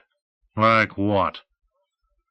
"The ZP plays its own game when it keeps your secret about Denny Ra. It was an error allowing your brother to arrange this, and your decision to abandon your mother is wrong." "Mother made her own bed. And Maury, I want to scare the shit out of him." Already there was a slight blurring of Lutt's mind, but elation drove him. "You know what'll scare him most? The idea of me as president." "But the ZP and Denny Ra are dangerous, I tell you." Ryle felt his mind blurring faster than Lutt's. "Maury can't plot anything with anybody without me knowing. My listening post catches everything. Besides, Denny Ra's guards will tell me what they talk about." "Woon's coming, and he'll think you're drunk." "So what?" Desperate, Ryle tried once more what no other Dreen had ever done, to image block the Basile. As usual, he failed. Lutt, sensing the attempt and Ryle's fading mental strength, began to laugh. The laughter enraged Ryle. He felt himself withdrawing into Basile ecstasy. Through a drug-induced mist he saw Woon enter the office and come up the stairs to Lutt's level. "My level." It was a useless thought. In a Basile hallucination, the senator appeared to expand like a balloon and contract into a miniature figure. Ryle thought this funny, and tried to share the joke. Lutt ignored the intrusion and took a seat near the windows where he concentrated on the visitor. Their conversation came to Ryle filtered with Basile distortions, sometimes low, then echoing, now loud, remote, near, clear, fuzzed. But Ryle was unable to block it out and retreat into private thoughts. "The AIP is offering that whore, Taloma, big bucks to speak out against you. Is it true you had a fight with her?" Woon, first loud and then whispering. "I got drunk and had a crying jag. The bitch had the nerve to say I was supposed to be bawling, not bawling." That was Lutt.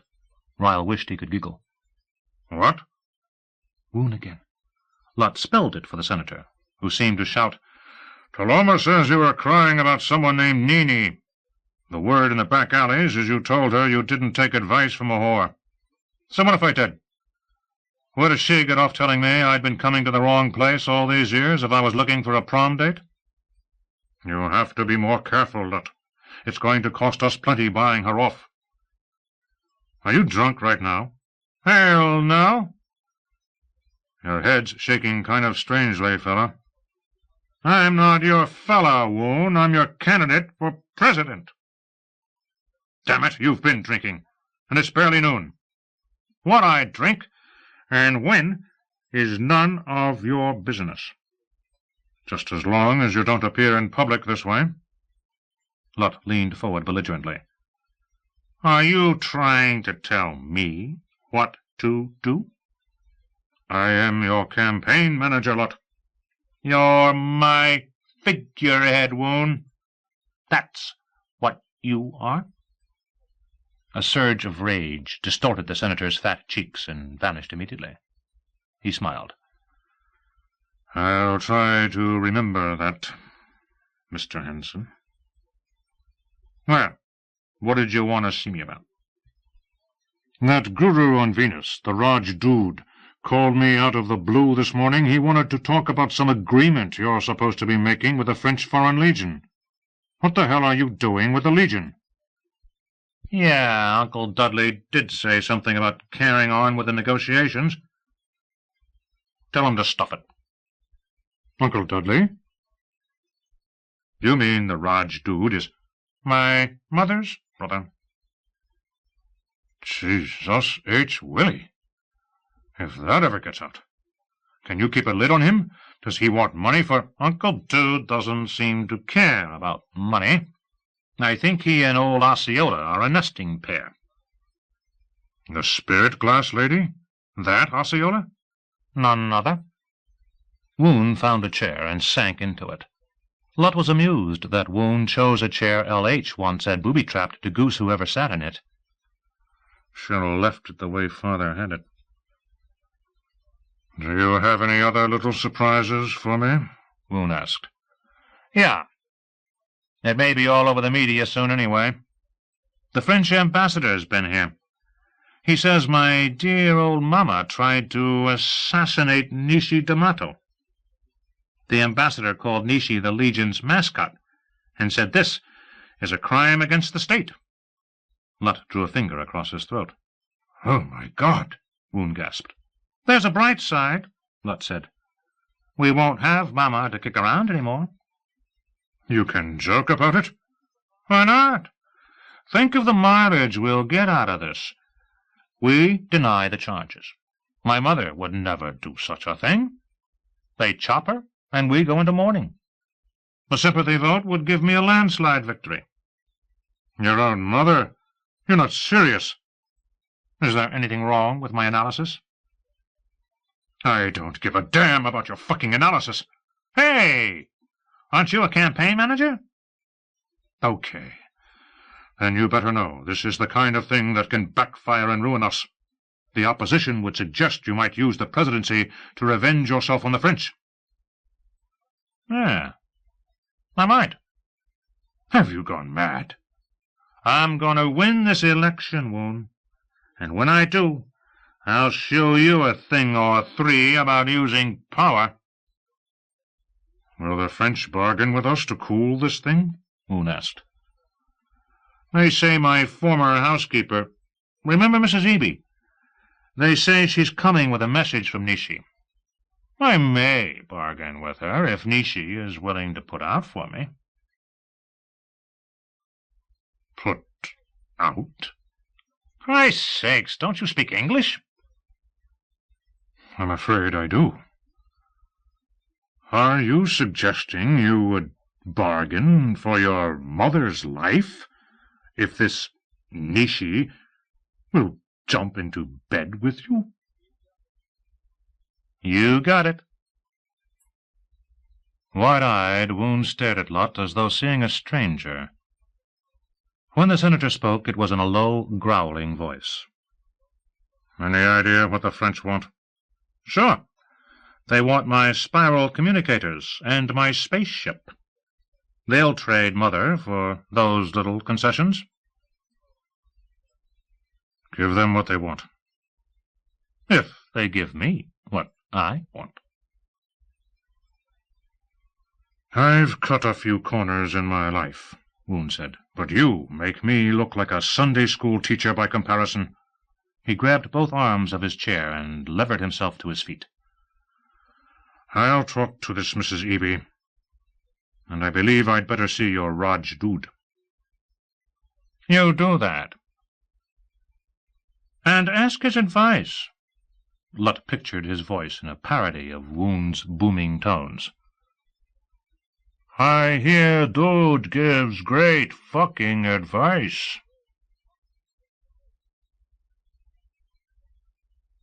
"I wish Wempley the Voyager had lived. I'd like to send him searching for the bottom of the sea of all things." Mutterings of Habiba. "I am not the Habiba of old, nor will I ever be again." The thought drifted through Habiba's mind and was gone. She stared out of her cupola at the grey morning shadows of her beloved Dreener. Amplified vision revealed a crowd of her most responsible taxables lurching along a pathway near the horizon, all obviously far gone on Bazille. She did not have the heart to reprimand them, nor prohibit the drug. It was being grown quite openly now in many homes. Jongleur had just departed after delivering an account of Denny Ra's captivity. "Mowgli says Denny Ra may be a latent," Jongleur said. Latents, capable of wildly unpredictable imaging, were a periodic problem among Dreens, but they had always been managed with soother therapy. It did not seem possible in the present circumstances that they could get a soother to Denny Ra. Of late, Habiba had entertained the suspicion that Wempley might have been a latent. That would explain many things, but the suspicion came far too late. "We will waste no more of our people on that accursed planet," Habiba ordered. "Does this mean you will not send the Erasure ship?" Jongleur quavered. "It means only what I say it means." Jongleur, recoiling as a wave of Habiba's rage scent swept over him, fled into the morning without her dismissal. "Send Mowgli," she bellowed after him. Mowgli appeared presently, but stood at the base of the cupola's spiral ramp. Did he think distance protected him from her probing stare? "If I ordered an immediate thought-con, what would I learn from you?" she asked. Mowgli, with no time to image a memory block, looked around him in fear and trembling. No other elites shared the cupola. He had never heard of a thought-con with a single elite. Was that possible? "I know what I would find," Habiba said. "Did my imaged memory block fail?" "I have never needed a thought-con to read the hearts of my taxables," Habiba said. "You have conspired against me, Mowgli." "Blessed Habiba! I have always acted only for the good of Dreener." "Don't give me that blessed Habiba crap. You're the most prideful Dreen I've ever known. You planned from the first to be the captain of that Erasure ship." Mowgli drew himself up stiffly on all four legs. "I am willing to sacrifice myself for the good of my people." "They are not your people. And what do you know about the good of Dreendom? You have infected us all with an illness for which there may be no cure." "Habiba!" "Erase Earth, and the consequences will be catastrophic," she said. "The accursed planet and its life forms are woven all through our legends and lore.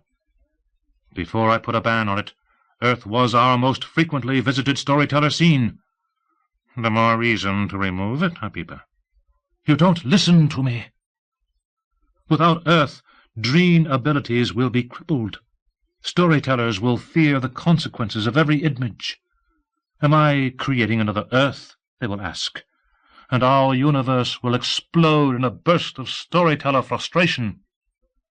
"But the flaw of Earth is known to us. free will and its evolution have pride. That is the flaw.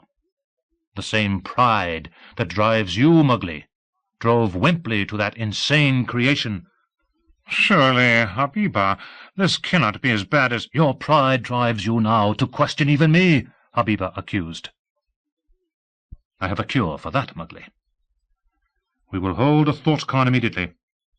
It will place you on trial. You are the shame of dreamdom. Your evil will be known to all. Mowgli's horn-tool nose quivered. Abruptly he lurched into motion and began climbing the ramp. Habiba watched him approach, curious at his behavior. She had not asked him to come closer. What was he doing? 2 paces below Habiba, Mowgli paused. The odor of his rage was unmistakable. She saw his eyes swivel inward for imaging. A length of the ramp vanished to supply imaging material, and a long staff appeared in his hands. When his eyes swiveled outward, he lunged at her with the staff. A spear! She recognized it from stories of earther violence. The smell of anesthetic poison on the blade chilled her. Mowgli intended murder. Habiba jerked aside as the spear gashed her left arm. She reacted in pain and dismay. I need a defensive weapon. From the depths of her survival instincts and with superior imaging, she sealed her wound and created a weapon. A Tommy gun materialized in her hands as Mowgli drew back for another thrust. Without conscious volition, Habiba squeezed the trigger. A chattering roar deafened her as bullets drew a line of yellow holes across Mowgli's chest. The impacts threw him off the ramp, and he fell far down to the floor with a sodden thump. Feeling coldly remote, she leaned over to stare down at him. Was he conscious? Could he image repairs to his damaged flesh? But the fall had rendered him unconscious. She saw his yellow blood oozing onto the floor. He lay there, unmoving, as life drained from him. Habiba felt the moment of Mowgli's death, and a dreadful stillness permeated her, draining her maternal spirit. The skin tightened across her forehead, removing storyteller wrinkles. She looked down at the Tommy gun in her hands and ground it out of existence with a shudder of revulsion. What have I done? She tried to rationalize the awful occurrence. Mowgli would have killed me. I defended myself for the good of all dreams. That carried the suspicious ring of Mowgli's arguments. Am I the most prideful dream? It was a shuddering thought. Could Mowgli have been right about Earth? No. Her arguments about the consequences had skirted something far deeper in her awareness. Somewhere within her lay the certainty that Dreener would end if they erased Earth. Premeditated annihilation of all that life. I cannot bring myself to order it. But I killed Mowgli. Slowly she descended the ramp and stood over Mowgli's body. It looked pitiful. A wave of anguish swept through her. She picked up the body, pausing to grind away the evidences of disaster on the floor. Once again, deadly stillness drained her. The ancient familiarity of the feeling set her trembling. My taxables must not learn what I have done. Carrying Mowgli, she descended a private passage to the red mud-brick dwelling, her first home on Dreener. There she imaged a deep hole in the floor and buried Mowgli. When the floor was restored, she squatted and contemplated her problem. I am but one person. I cannot hold all creation together by myself. But what is the difference between defending myself from Mowgli and defending Dreendom by erasing Earth? Consequences. The consequences of defensive actions always had to be weighed. Mowgli was gone, and his absence certainly would involve her in elaborately fanciful storytelling fabrications. But am I not the supreme storyteller? This thought vibrated an odd chord of memory deep within her. She could not quite place it, but someone once had called her that. You are the supreme storyteller. The task is yours. She could almost hear the voice. It was someone she could not identify. Someone who no longer existed. How could there be someone such as that? Did she not know every dream? She squatted there, trembling with the things hidden in her, unaware for several heartbeats that Jongleur had returned, and stood in the doorway from the lower hall. "Habiba," he ventured, "what was that loud noise? Many heard it, but I did not summon you," she said. "Love brings me, Habiba. What is wrong?" "Thus the fabrication begins," she thought, and said, "I have had to send Mowgli on a difficult mission." "Mowgli? I did not see him leave. What mission, Habiba? Not the erasure ship." "A mission even more difficult than that," she said. Medical records available to us show candidate Hansen has grown several centimeters taller and gained at least 7 kilos of weight in the past few months. How does he explain this? Does he suffer a dangerous hormone imbalance? The public deserves a full clarification of this oddity. An opposition news release. Ladies and gentlemen, in 2 days we will elect the next President of the United States. The announcer, Utley Trask, a familiar, benign, grey-haired figure chosen especially for this moment, paused and smiled as cheers, whistles, and shouts erupted from the crowd packing the floor of the convention hall below him. Lot, seated to Trask's left with Iola Van Dyke Hansen at his side, thought they had done pretty well filling the hall at 9 a.m. He glanced at Iola, seeing the glitter of her new wedding ring. She produced her finishing-school smile for the cheering people. Although he had purposely avoided subduing Ryle with Basil, Lot felt a surge of belligerence.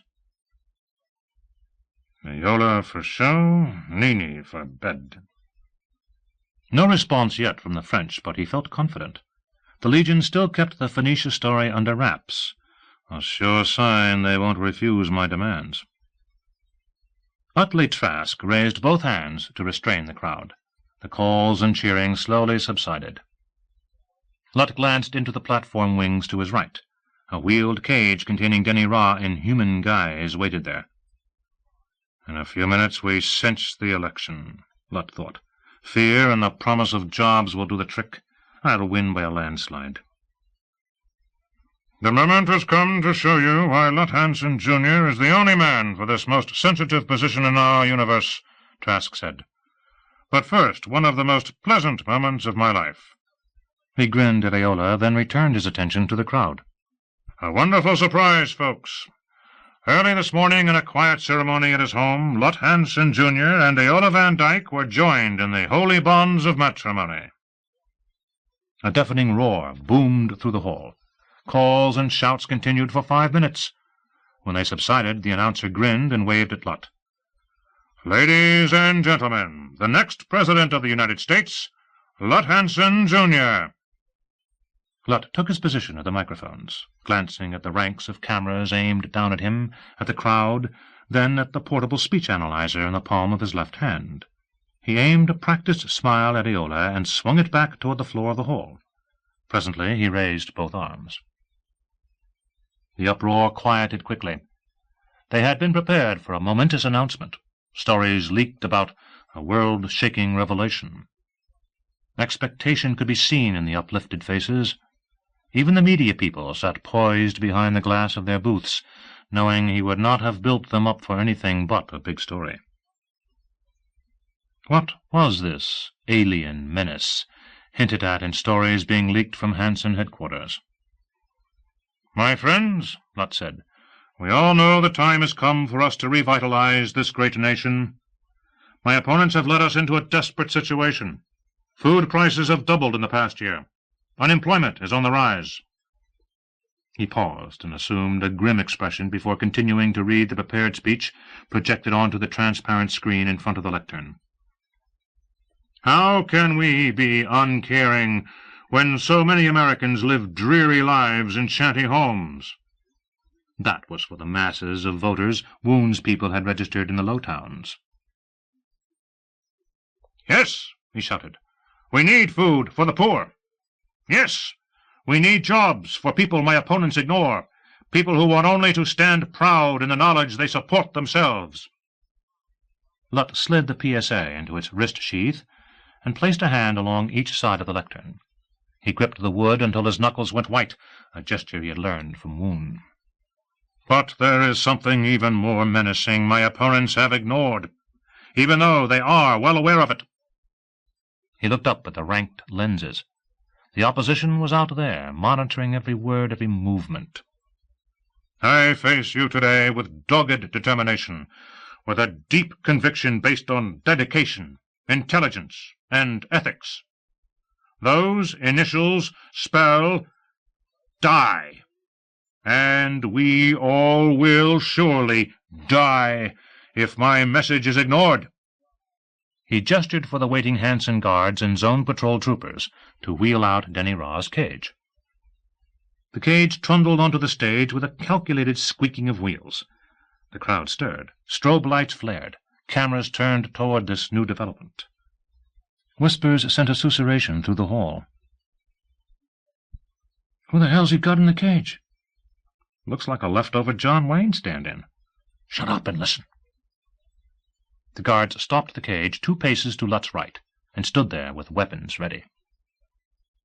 Denny Raw clutched the bars and glared truculently at the crowd. Lutt pointed at the caged Dreen. "Creatures such as this walk among us," he shouted. "You might never give one of them a second glance. They look just as human as any of us. But they are not. They are alien. They intend to destroy us."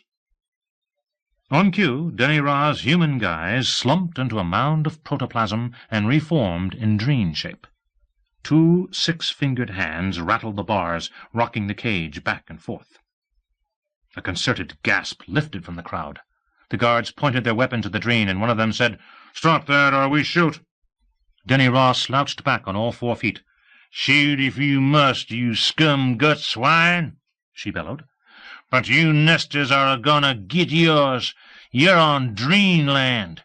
One day soon you'll have till sundown to get off." Still pointing at Denny Raw, Lutt shouted, "Your so-called leaders have left us defenseless in the face of this menace.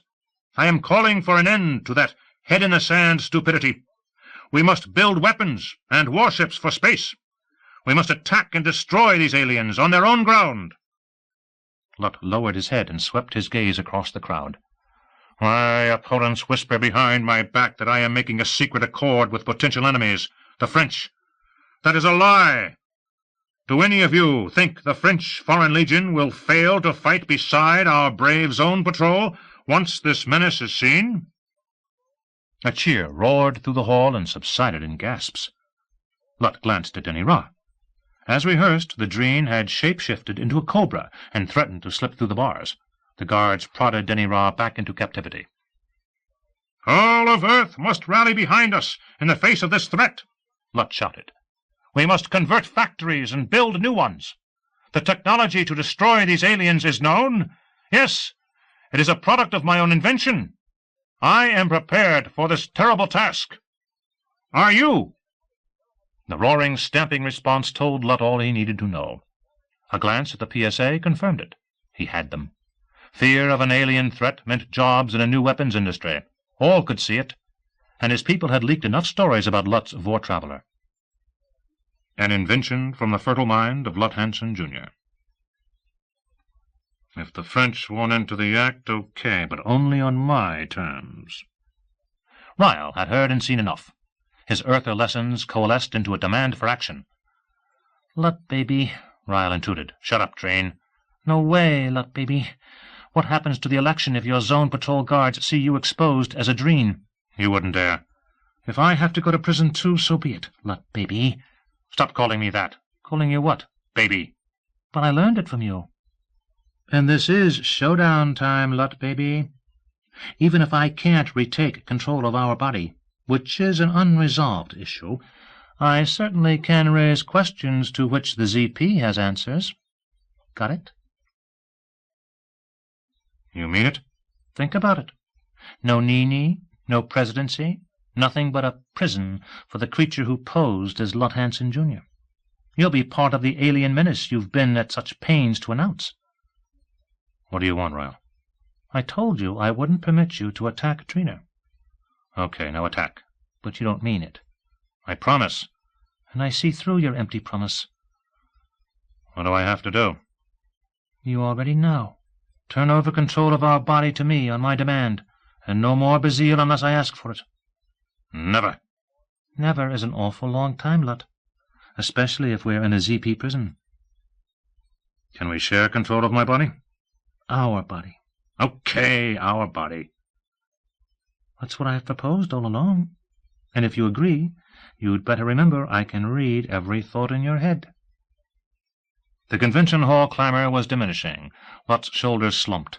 The portable speech analyzer immediately prompted him. Straighten up, look firm and sincere.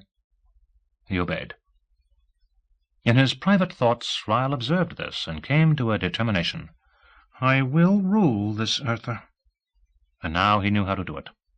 It was a basic truth he had come to recognize through observation of Lot.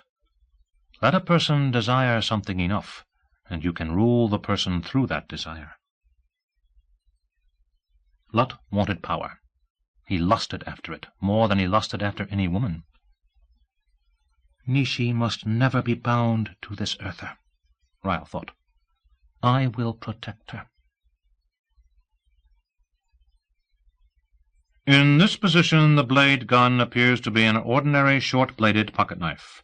Give the handle a half-turn as shown, press the raised decoration, number 3 on the diagram, and the blade shoots where it is aimed, deadly within 8 meters. The BG's automatic rearm instantly puts another projectile in place for 7 more shots. Poison or anesthetic injector blades are available. Blades, sold in cartons of 24, and the knife handle are high-impact plastic. They will not trip a metal detector. A brochure privately circulated to officials. Nishi paced across a suite at the Madison Hotel in Washington, D.C., admiring the antique French decor and the sepia engravings of Napoleonic Paris. Even the vidcom was concealed in a graceful vase. Draperies hid the streets and muted the morning sunlight. She could almost imagine she had been moved back in time to those less frenetic days pictured on the walls. Whitey was a ball of yellow fur on an empire chair, its thought-spying range defensively reduced because of many bad things here. So much evil in this nation's capital overwhelmed Whitey's native naivete, Nishi reasoned. Mrs. Eby was next door. Lorna and Lou Subiyama occupied connecting rooms, and her prefect protector, with Legion guards in mufti, had adjoining quarters beyond the Subiyamas. She glanced at her watch.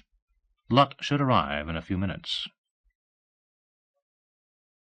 President Lot Hansen, Jr.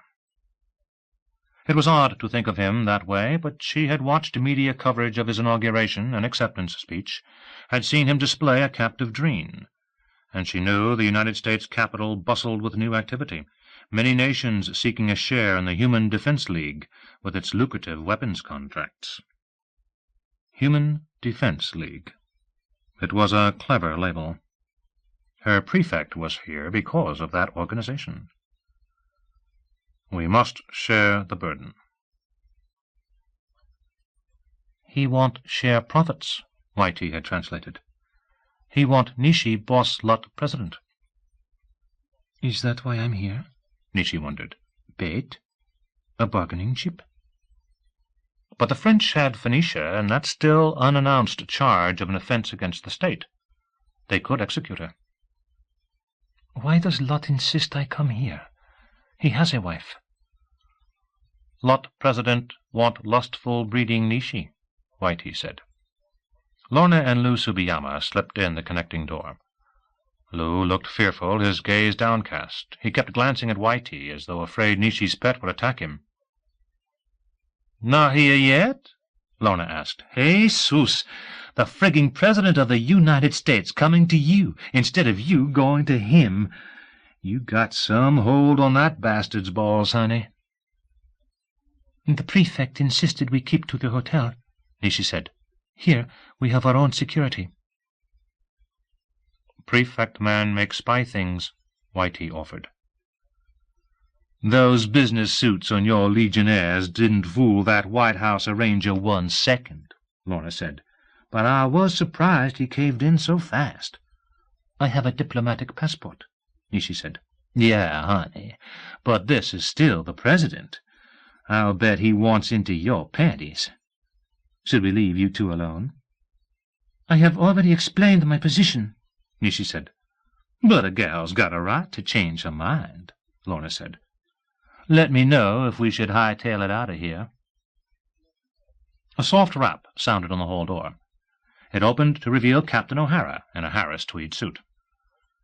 "Your guest is coming up the elevator, mademoiselle," he said. "Secret Service men are here, and we have cleared the hallway." Very good, monsieur, Nishi said. "Lou, go hold the door," Lorna ordered. Lou scuttled to obey and took the door handle from O'Hara, who went out of view.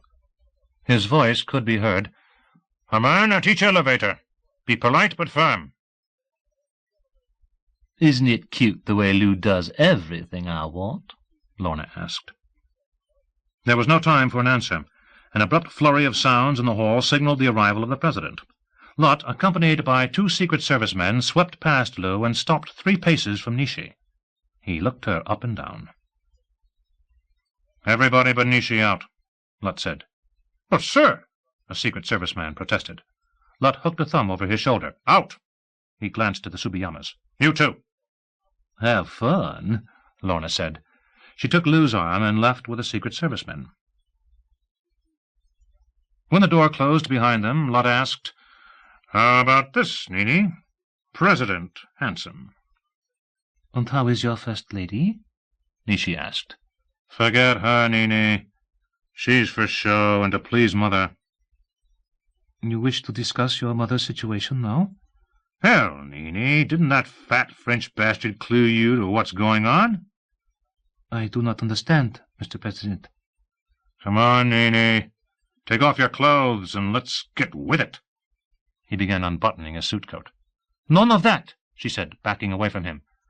Whitey, help me, Whitey. Whitey, help. Lot suddenly moaned and put both hands to his head. Jesus, what's happening? He staggered to his left. You doing this, Ryle, you son of a bitch? I will speak to Ryle, Nishi said. As he had done fruitlessly several times in the past week, Ryle demanded control of their body. You made a solemn promise, Lot, and I know you meant it. If you go back on your word, I will carry out my threat. To hell with you. I see it all now, Ryle said. You have learned to play at being sincere. You really mean to attack Dreener. Lot twisted his head and groaned. You lying Dreen, son of a bitch! I warned you I would not permit an attack on my people. You're killing me, Lot moaned. Please stop. It is not I who causes you pain, Ryle offered. It is that yellow creature on the chair. It's you. Just when things are going great, you mess it up. I assure you it is the soother. I do not know how Nishi acquired it. They are reserved for latents and other aberrated types. Lot staggered to an Empire couch and collapsed onto it. Enough, Whitey, Nishi ordered. Lot took a deep breath and slowly lowered his hands. Nishi saw the fight for transition to Ryle as a flickering of movement in face and eyes, the slight sagging of jaws, a brighter gleam in the eyes that faded and returned. Ryle remained on the couch. I am happy to find you well, Nishi, he said. These are times to try one's soul. Why has he brought me here? She asked. Lot tried to interfere and regain control. The shared face grimaced, lips moved, grunts issued from the mouth. Whitey? Nishi prompted. Once more Lot clutched his head. Okay, Lot gasped. She waited for Whitey to relax the pain, then... Ryle? Again Ryle's voice issued from the familiar mouth. He wishes only disgusting, lustful things with you, Nishi. I thought so. The French envoy said Lot must make his own repellent way with you. Lot was led to believe you agreed. The prefect? He said nothing of this to me, Nishi protested. So I surmised. This is awful, Nishi said. Has the Legion abandoned me? Ryle looked at Whitey. An idea occurs to me. He returned his attention to Nishi. Could you part with your soother? My what? Ryle pointed at Whitey. Your soother. Whitey? What could you want with Whitey? Ah, yes, you named your soother. I've been told that is customary. He fell silent, with head cocked to one side. Presently he imaged a note to Nishi. She plucked it from the air as it drifted past her eyes. With a soother's help, I might control this body and not reveal our extraordinary situation, the note read. Do you understand what he means, Whitey? Whitey say spy things here. But what does he mean that he needs you? Lot President sick. Nishi not sick. Would you go with Ryle? Nishi say Whitey go lot Ryle? Yes. Whitey go. I will be sorry to lose you, Whitey. Whitey friend Nishi. Whitey friend Dreen. Whitey help sick peoples. Lot President need Whitey. Ryle need Whitey. Nishi looked at the man on the couch and nodded agreement. Ryle stood, and once more Lot sought control, but a spasm of agony caused him to withdraw immediately. That is a small taste of what you will get if you interfere, Ryle promised. He scooped up the soother and bundled the creature beneath his suit coat. What of our negotiations? Nishi asked. I'll let the French share the secrets of spiral technology. And Ryle thought, but I will misdirect them. You got that, Lot? I told you I wouldn't let anyone attack Trina. Ryle turned toward the door and paused as a musical bell sounded from a vase on a table to his left. The vase opened along a vertical seam to reveal a vidcom. Nishi crossed to the instrument and pressed the answer key. Major Captain's face appeared on the screen. "There you are, sir," she said, addressing the figure she thought was the President. "What is it?" Ryle asked. "We have a first-class snafu on our hands, Mr. President." She looked pointedly at Nishi. "You may speak in front of Mademoiselle D'Amato," Ryle said. "I don't know, sir. This is pretty sensitive. I think you'd better call in the Secret Service with your communications box. This should be scrambled." "Very well." Ryle went to the door and signaled one of the Secret Service men waiting in the hall. Presently Ryle sat with a scrambler hood over his head. Once more he looked at Major Captain. "Sir, your brother has gone berserk," she said. "He used a pass signed by you to enter the security area where Denny Ra is held, and before anyone could stop him, he killed the Dreen." "Maury? Maury killed Denny Ra?" "It's a mess. Yellow blood all over the place. A god-awful stench. Even I threw up, and I'm a doctor." "But how could he do this? What weapon?" "One of those damn blade guns. An anesthetic poison on it. We don't know whether it was the blades, the poison, or what killed the Dreen. Some of our experts are coming in for the autopsy, but we may not produce answers. The question now is, what do we do about your brother?" "Hold him under protective detention." "And what do we say if it leaks out?" "What makes you think it'll leak out?" "Your White House is a sieve, sir." "Say my brother struck a blow in the war against the alien menace, but don't release him." Ryle broke the connection and returned the scrambler to a Secret Service man. "Lot, why did your brother do that?" There was no response from his fleshmate. "I insist on an answer, Lot. Do you want more head pain?" "Maury's just conducted an experiment, I think. He's learned how to kill a Dreen." "Why would he want to do that?" "He remembers us raving about an alien in our body. Maury plans to assassinate us." "How can he do that if he's a prisoner?" "Don't be stupid, Ryle. He uses accomplices."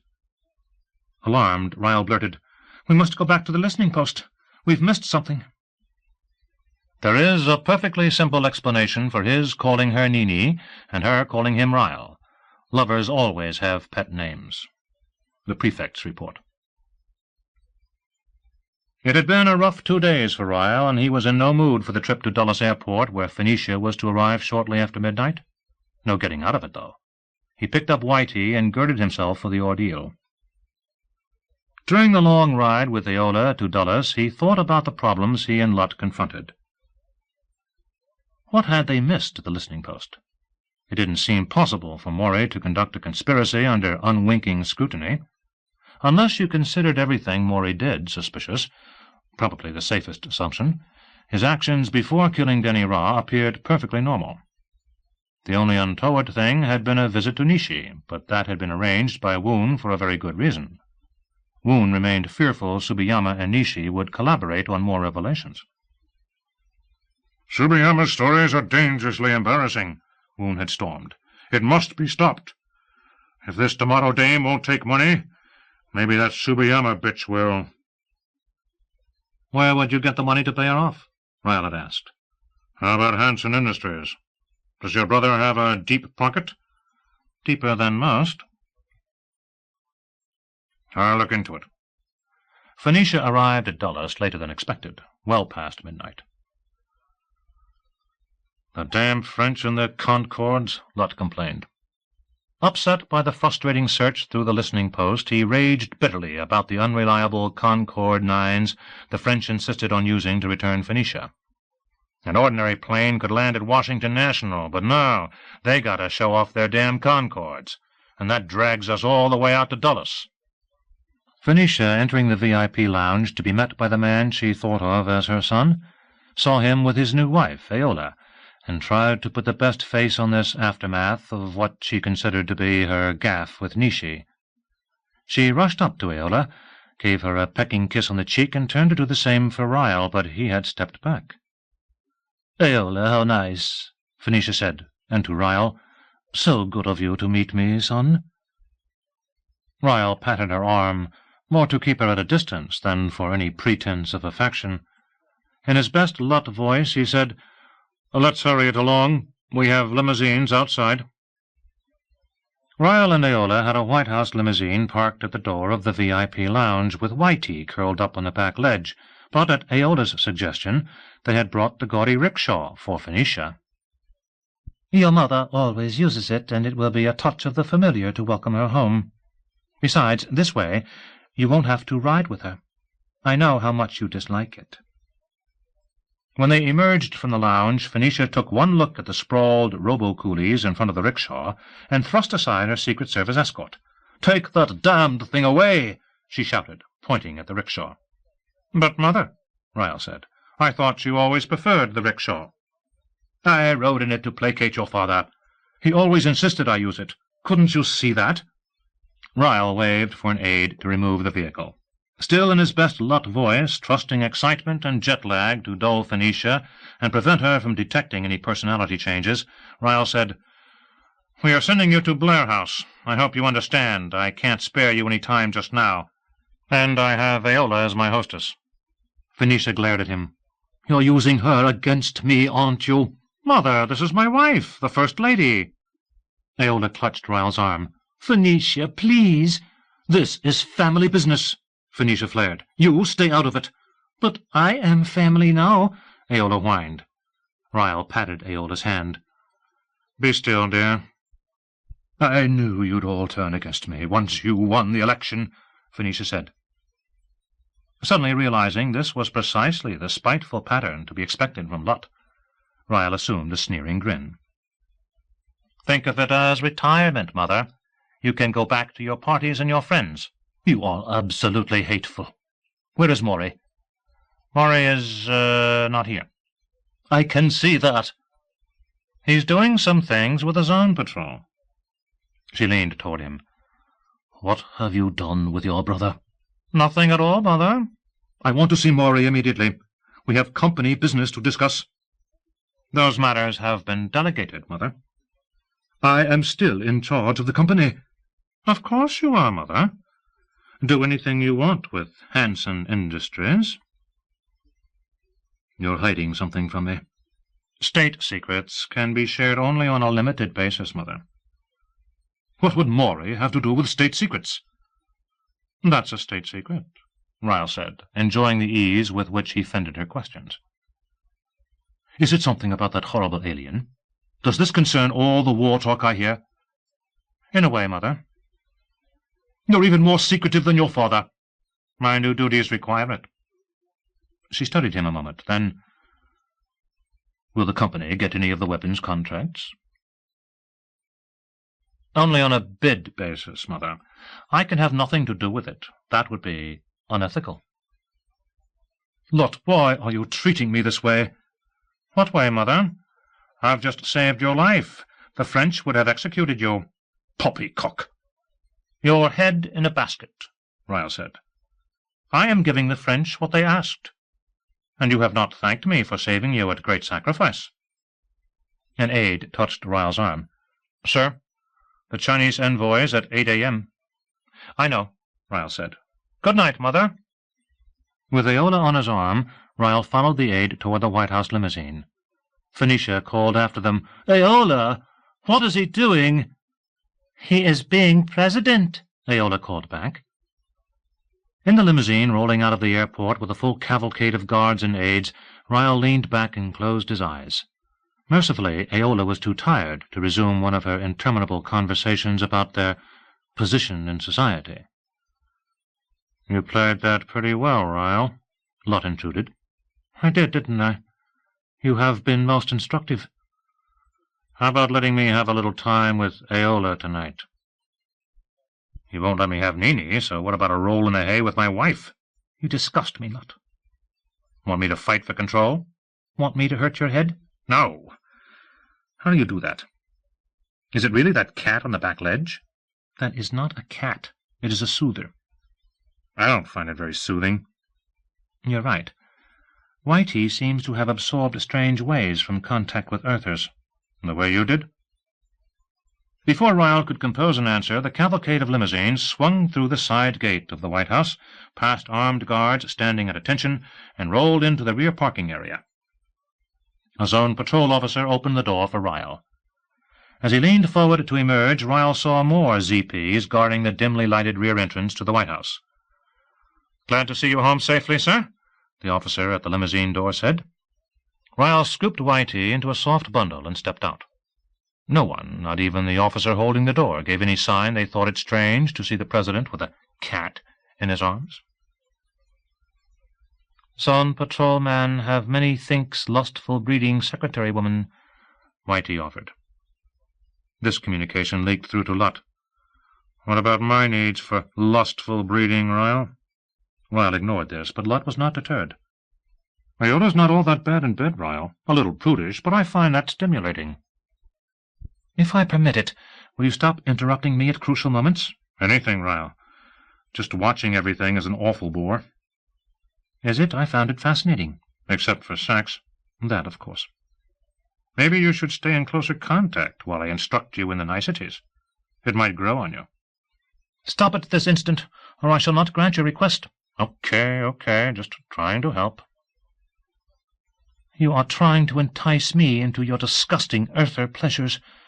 You think you can control me that way. You seem to like Basil. No Basile. You understand me, Lot. Basile is over for good. Anything you say, Ryle. I mean it. I see that. Just let me have Aola tonight. She's beginning to wonder why you're not humping her regularly. Very well, but I shall hurt your head if you try any tricks. I'll be good. That is an impossibility for you, Lot.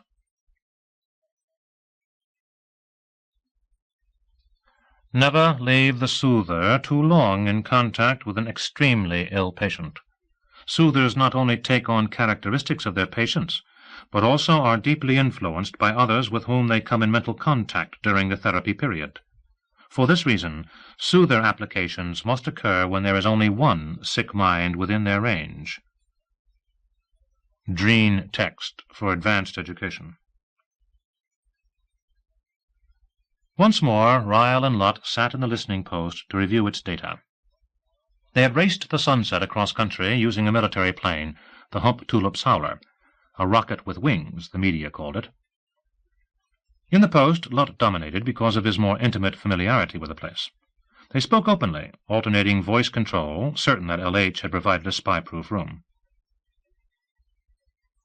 If you're right about a conspiracy to assassinate us, which I will go along with but not concede, The most suspicious events are those visits to Nishi, Ryle said. You saying she's in on it? Ryle managed a superb tone of earther outrage. Nishi? Never. Then what are you driving at? Woon is Moray's logical accomplice. After all, he conspired in your brother's plan to have us murdered on Venus. That fat boy senator knows what'll happen to him if I'm not around to prevent it. Perhaps an insufficient deterrent. What do you mean? He may believe he could weather a spate of bad publicity if you are the focus of national animus. Make you look bad, and he looks good by comparison. But he and Moray haven't met. There's only that one VidCom call, and Woon merely asked Moray to go to the Madison with plenty of money. Which Nishi rejected. Let's look at the 2 visits once more, Ryle insisted. This is the last time. Lutt punched the listening post controls, and a screen came alive with what was now a boringly familiar sequence. Woon entering Nishi's suite at the Madison. So he comes in and gives his hat and coat to Evie, Lutt said. Perfectly normal. It's winter, you know. He's not even carrying a briefcase. Ryle agreed. So what do they talk about? Just what Woon told me. No more Tsubiyama revelations. And Nishi says she'll be mum, and Woon says Moray'll be along to recompense Tsubiyama. Could Tsubiyama be the accomplice? Ryle asked. Huh? Nuts. That dame reports stories. She doesn't create 'em. Besides, there's no direct contact with Tsubiyama. Could there be more than one accomplice? Who? We know everything they've said. Look, Woon leaves and later Moray appears, Lutt said. Roll that one, Ryle said. Lutt obeyed. Nishi must have talked to Tsubiyama in the meantime, Lutt said. She's all ready with her answer. But Moray has a briefcase full of money. Which she never even opens. And out Moray goes, Ryle said. He looks happy about something, though. Moray always enjoys looking at beautiful women. Nishi gave him no encouragement. She's suffering symptoms of withdrawal from me. You've never... But I want another go at my Nini, Ryle. As long as she's still in the capital, why not? I will not permit it. Look here, Ryle. We have to be partners. You have your pleasures, and I have mine. I can read what you're thinking, Lutt. So you know what I want. What's wrong with that? You will hurt Nishi, and I am determined to protect her. Christ, you are the world's biggest prude. Shall we look at more of the Post's data? Ryle asked. What's to see? Woon running campaign headquarters? Moray using his blade gun on that stupid Denny Ra? Do you now think you were wrong about a conspiracy? Maybe. Let's still be cautious. No visits from Moray, not that he'll try. I've never wanted him close, and he knows it. And we keep Woon at a distance. How long do we hold Moray in durance vile? I hope it's vile. And we keep him as long as we can. The ZP appears amenable, but your mother is becoming importunate. Let her import all she wants. It's good for her. I shall resume control now, Ryle said. Let us call the Guardians and return to Washington. You know, Lutt said, I like being able to talk like this. With a little practice, we could shift back and forth easily. Might be helpful, because sometimes you're not so good at imitating me. Good enough to fool your mother. But what if she gets suspicious? You may have noticed, Lutt, that I am improving with practice. You like being boss, don't you? I like the practical application of knowledge. Well, let's keep this in mind if we need it. Your new spirit of cooperation is gratifying, Lutt. Would it make you more willing to grant me a few pleasures? Since I see the pleasures you desire, we will judge each request on its merits. Whitey stirred in the special pocket and blasted forth a thought that filled the minds of both Ryle and Lutt. Pleasure make cure sick man's. Ryle was a moment recovering from the force of the projection. When he gathered his wits, he protested. Whitey, you promised Nishi you would help me. Who, you? I'm Ryle, the Dreen. A long pause, then... Ryle, Lutt, mix. Cure Ryle, cure Lutt. I don't need curing. You're supposed to help me control Lutt. Otherwise he will attack Dreener. Lutt not hurt Dreens. Whitey hurt him's head. Yes, Whitey, that's what you're supposed to do. Whitey hurt many head, they not make nice thought. Again the force of Whitey's thought stunned Ryle. Lot took over their voice and spoke weakly. What the hell's happening? It's Whitey, Ryle whispered. I don't know what's wrong with him. Whitey not sick. Lot sick. Ryle sick. Whitey fix. Please, Whitey, Ryle pleaded. I can't think when you do that. You Ryle? You go big White House now. You call Nishi. You tell Nishi see you. Whitey, we can't do... Ryle broke off, clutching his head in a flash of agony. Whitey say you go Nishi now.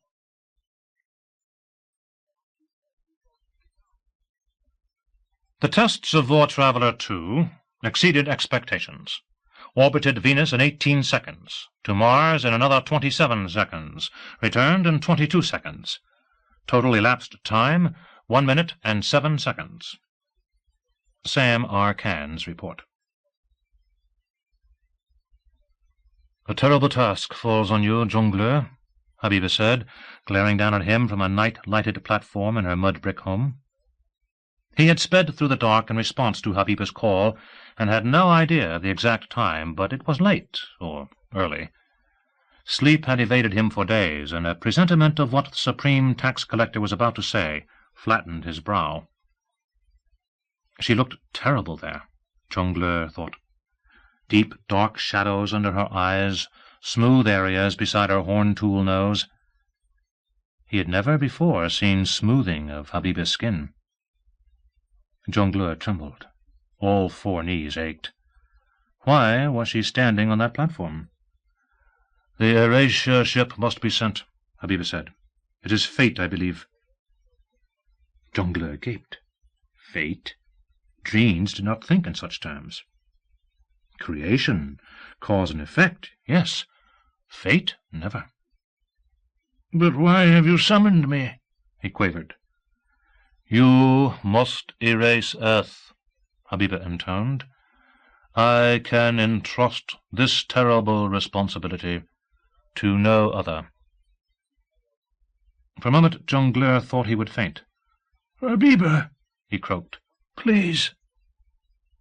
The task is yours, Jongleur, she said.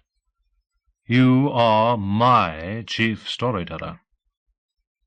Her words filled him with painful pride. Habiba's chief storyteller. But the consequences... Could we not wait for Mowgli's return? He pleaded. This whole thing was his idea. I fear Mowgli will not return, she said. Shock upon shock. Mowgli? Not returning? What perilous task had Habiba given him? Are you sure, Habiba? I am sure. But Mowgli's helpers are still... I mean, there's Luhan. He could... Luhan? This is no time for jests. I was not... That's worse. I give you a direct order.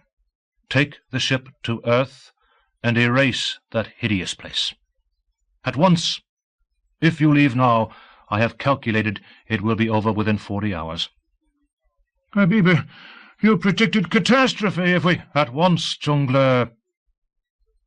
Will I, too, not return?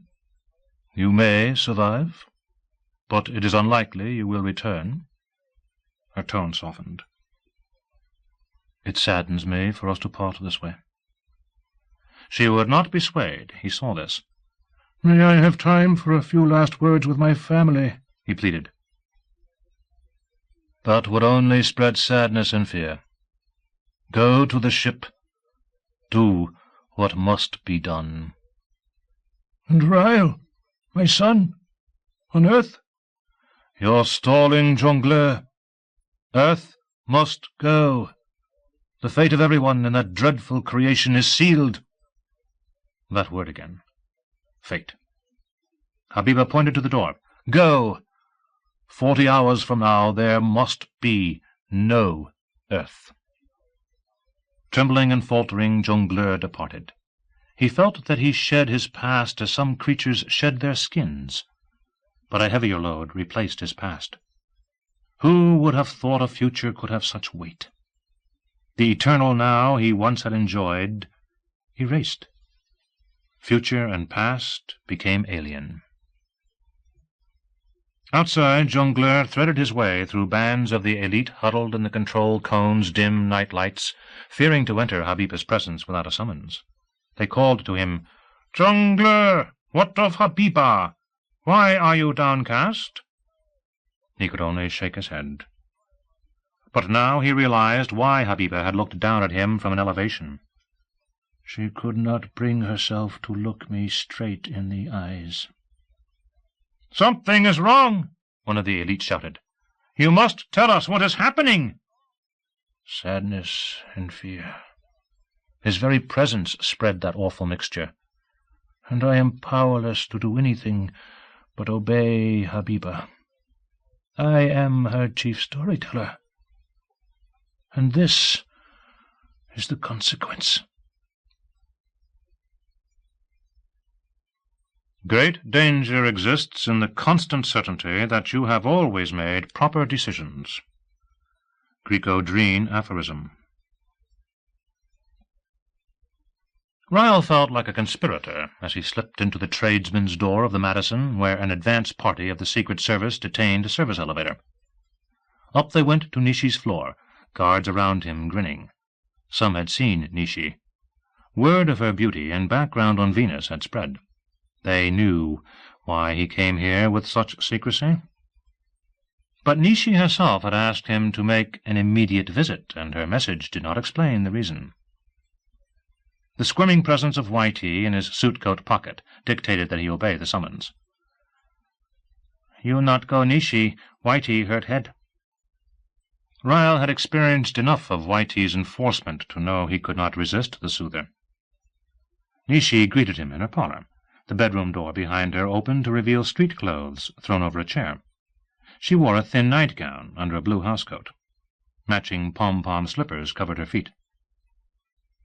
"Is it Ryle or Lot?" she greeted him. "Ryle," he said. "What do you—" "I am doing this for Mrs. Eby.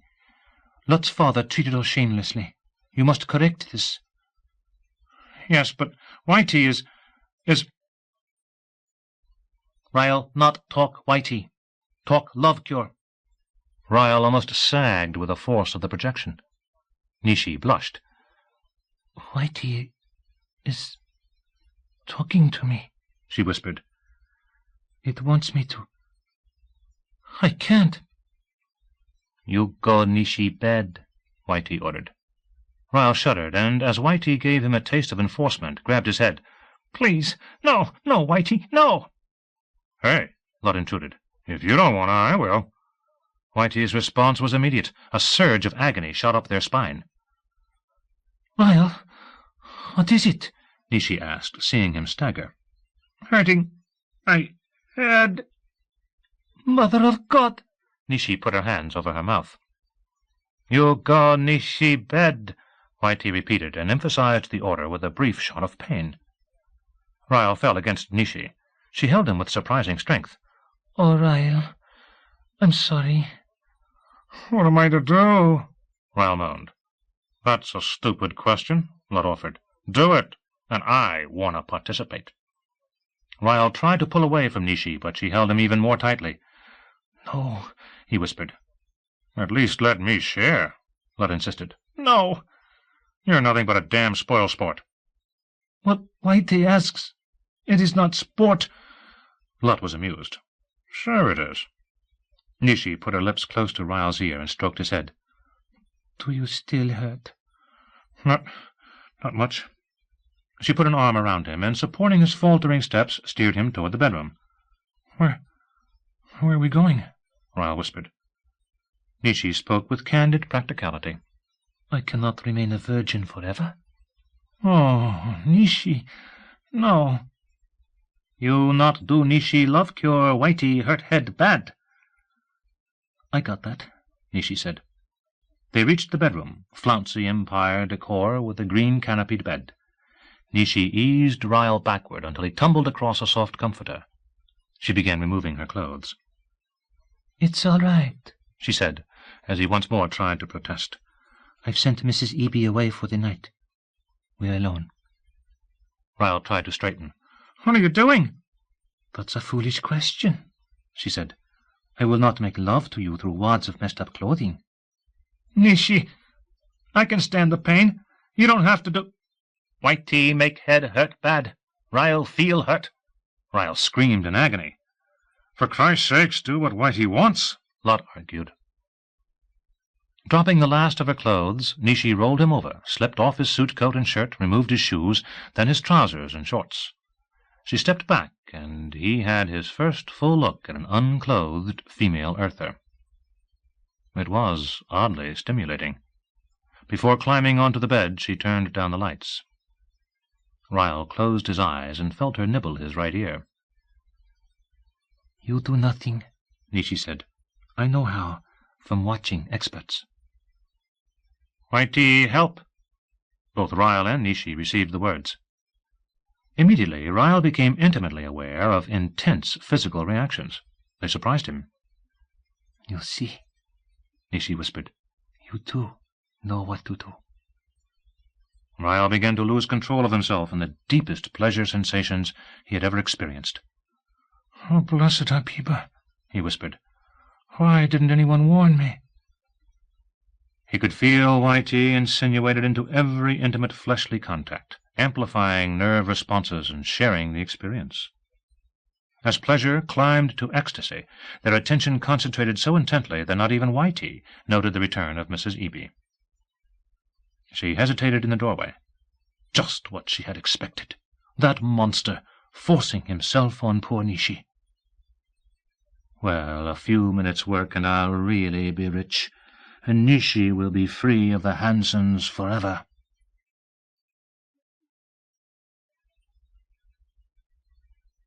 Adult males, captives 59, Basel addicts 53. Adult females, captives 46, Basel addicts 37. Male children, captives 0, Basel addicts 0. Female children, captives 0, Basel addicts 0. Totals, captives 105, Basel addicts 90. Dreams in Captivity, a Zone Patrol Report. A strong southwest wind, spreading rain across southern Florida, drenched the mangrove swamp behind Osceola's hideaway shack for most of the day. She and Dude were kept busy for a time, creating barriers to close gaping cracks in the windward walls. By dusk, the rain stopped and the wind eased, though it recurred in occasional gusts that rattled loose boards. Raj Dude, resting naked on Osceola's bed after his labors, watched her at work in a corner of the room, preparing a freshly caught pompano for baking in the hot ashes of a fire-pit sheltered under the shack's eaves. She wore a brilliant orange dress with tie-dyed splotches of purple like squashed insects. "You know, Ossie," he said, "it sure takes a lot out of you to create even little things like those wind deflectors. I wonder how dreams do so much of it and don't collapse." "They're probably bred for it," she said, tying leaves around the fish and hefting the bundle. "About 6 pounds. Going to be hungry by the time this is ready to eat." "How can dreams be so much better at it than we are, and yet so limited?" he asked. "Said it yourself. Idiot savants. Don't know about other dimensions. Just concentrate on what they have. Probably answers your other question. Limit themselves to what they know." She went outside with the fish. When she returned, she found him sitting up on the bed, eyes open and with the glassy look of creative concentration. "Thought you were wore out," she muttered, reclining beside him on the bed. He did not respond. Osceola sighed. Sometimes she wished her lover had never made his weird discoveries. Then again, she would not have developed spirit glass, nor ways of scooting around the universe. She liked seeing new places, but the boredom of long trips took the fun out of it. This way they had the best of everything. Dude could play his games on Venus and spend his spare time here, and she could go where she wished, within reason. "Wonder what the old fool's making now." She stared at him, squinting to tune in on what he was doing. The expected creative surge did not occur. He radiated a random smear of thoughts. What the devil's he doing? She began to worry. It was not like Dude to take this long at his creative labors. She shook his shoulder. Slowly, a somnambulist waking, he began to focus his eyes. He turned a frown toward Osceola. "Sure hope I did the right thing," he muttered. "What were you doing?" "Making an illusion." "Everything's illusion, you old fool. See, the Dreens are sending a ship to wipe out Earth." She snapped upright. "Wipe us out? What do you mean?" "They'll erase us just as though we'd never been. Everything associated with us will vanish." "We gotta do something." "Did. Just hope it's enough." "What have you done?" "I've set a sort of dimensional tripwire to flip their ship out of the spirals in between directly over an illusory Earth." "What do you mean, illusory?" "It looks like Earth, but it doesn't really exist, except as a projection from another dimension." "What's that supposed to do?" "Dreens are peculiar animals, Arcee. Ones we've studied all have that blind spot. Act like they don't know about other dimensions. But they must come from another dimension." "What good's it do us knowing that?" "They're compulsive pacifists, until something they've created threatens them. And that's us." "We ain't threatening them." "I'm afraid we are. Humans find it hard to share space with other animals. We've got this them or us nature. If we can't cage or control it some way, we want to kill it. Dreens know that. Hell, Arcee, they made this world." "That's what you keep saying, but It's true, Arcee." "What's that have to do with this ship you say is—" "That's it, don't you see? To stop us, they have to go against a basic instinct and eliminate something they've made. Violence." "So what happens when they blow up your illusion?" "I'm not sure, but this gives us time to think about a more permanent solution. As long as they don't latch on to other dimensions, I can keep faking them out." "How do you know?" "That Habiba talks to herself a lot, and she keeps a journal and a diary." "You been spying on them, you old fool. I thought we agreed that was dangerous." "They're kind of distracted right now, Arcee. Not as alert as they were." "You went there?" "No, just sort of looked through the keyhole like we did when we stumbled onto them. Damnedest thing. They've got this kind of crude illusion built up around Dreener, a false Dreener, to make the place look uninhabitable. That's what gave me the idea how to divert them." "Just that one look was enough for me," she said. "They give me the creepy willies." "Dreener sure is one strange place. Not rightly a planet. Got roots into infinity. They call that ampleness. Thinking about infinity seems to give them a pain." "Gives me a pain, too." "But you're mortal, and know it. They've always thought they were sort of immortal, except for accidents." "This one of your little jokes, Dude." "I swear, Arcee, I had this bad presentiment, and went looking for the cause. You know how I am." "Yeah, you'd stick your nose in a cotton gin if you thought there was something worth seeing there. You sure your illusion will stop the Dreens?" "I keep strangers out of our swamp, don't I?" "But Dreens ain't human." "They still believe in what they see. No different from a hunter thinking he sees a swamp full of rampaging boar gators, or believing he stumbled into a zillion cottonmouths." "But if you're wrong, we'll have a worse problem than explaining to some stranger how we come to live away out here. Trust me, Arcee. Dreens may be better at making some things than I am, but they've no understanding at all about how to set up a con game from another dimension." "Sometimes you make my skin crawl, Dude." "I tell you what, Arcee, while we're waiting for that fish to cook, why don't we get into some heavy skin crawling? Here, let me help you out of that dress." Life is full of decisions, and there is no absolutely safe course. Reason and logic often create only the illusion of safety. Earther Aphorism, a Dream Collection. Having seen what she expected, that awful Hansen monster having his way with poor Nishi, Mrs. Eby lifted the blade gun she had purchased in obedience to the note crumpled in Senator Woon's hat. As the note had said, a mind-stunning amount of money was passed to her later in Maury's hat with a promise of even greater riches if she did as she was told. She lifted the weapon, twisted the handle as instructed, aimed it, and depressed the trigger. The blade gun performed exactly according to its accompanying manual, only a soft slap as the poisoned anesthetic dart struck its target. Ryle, still gripped by the highest pleasure sensation of his life, felt a brief sting and clutched his buttock.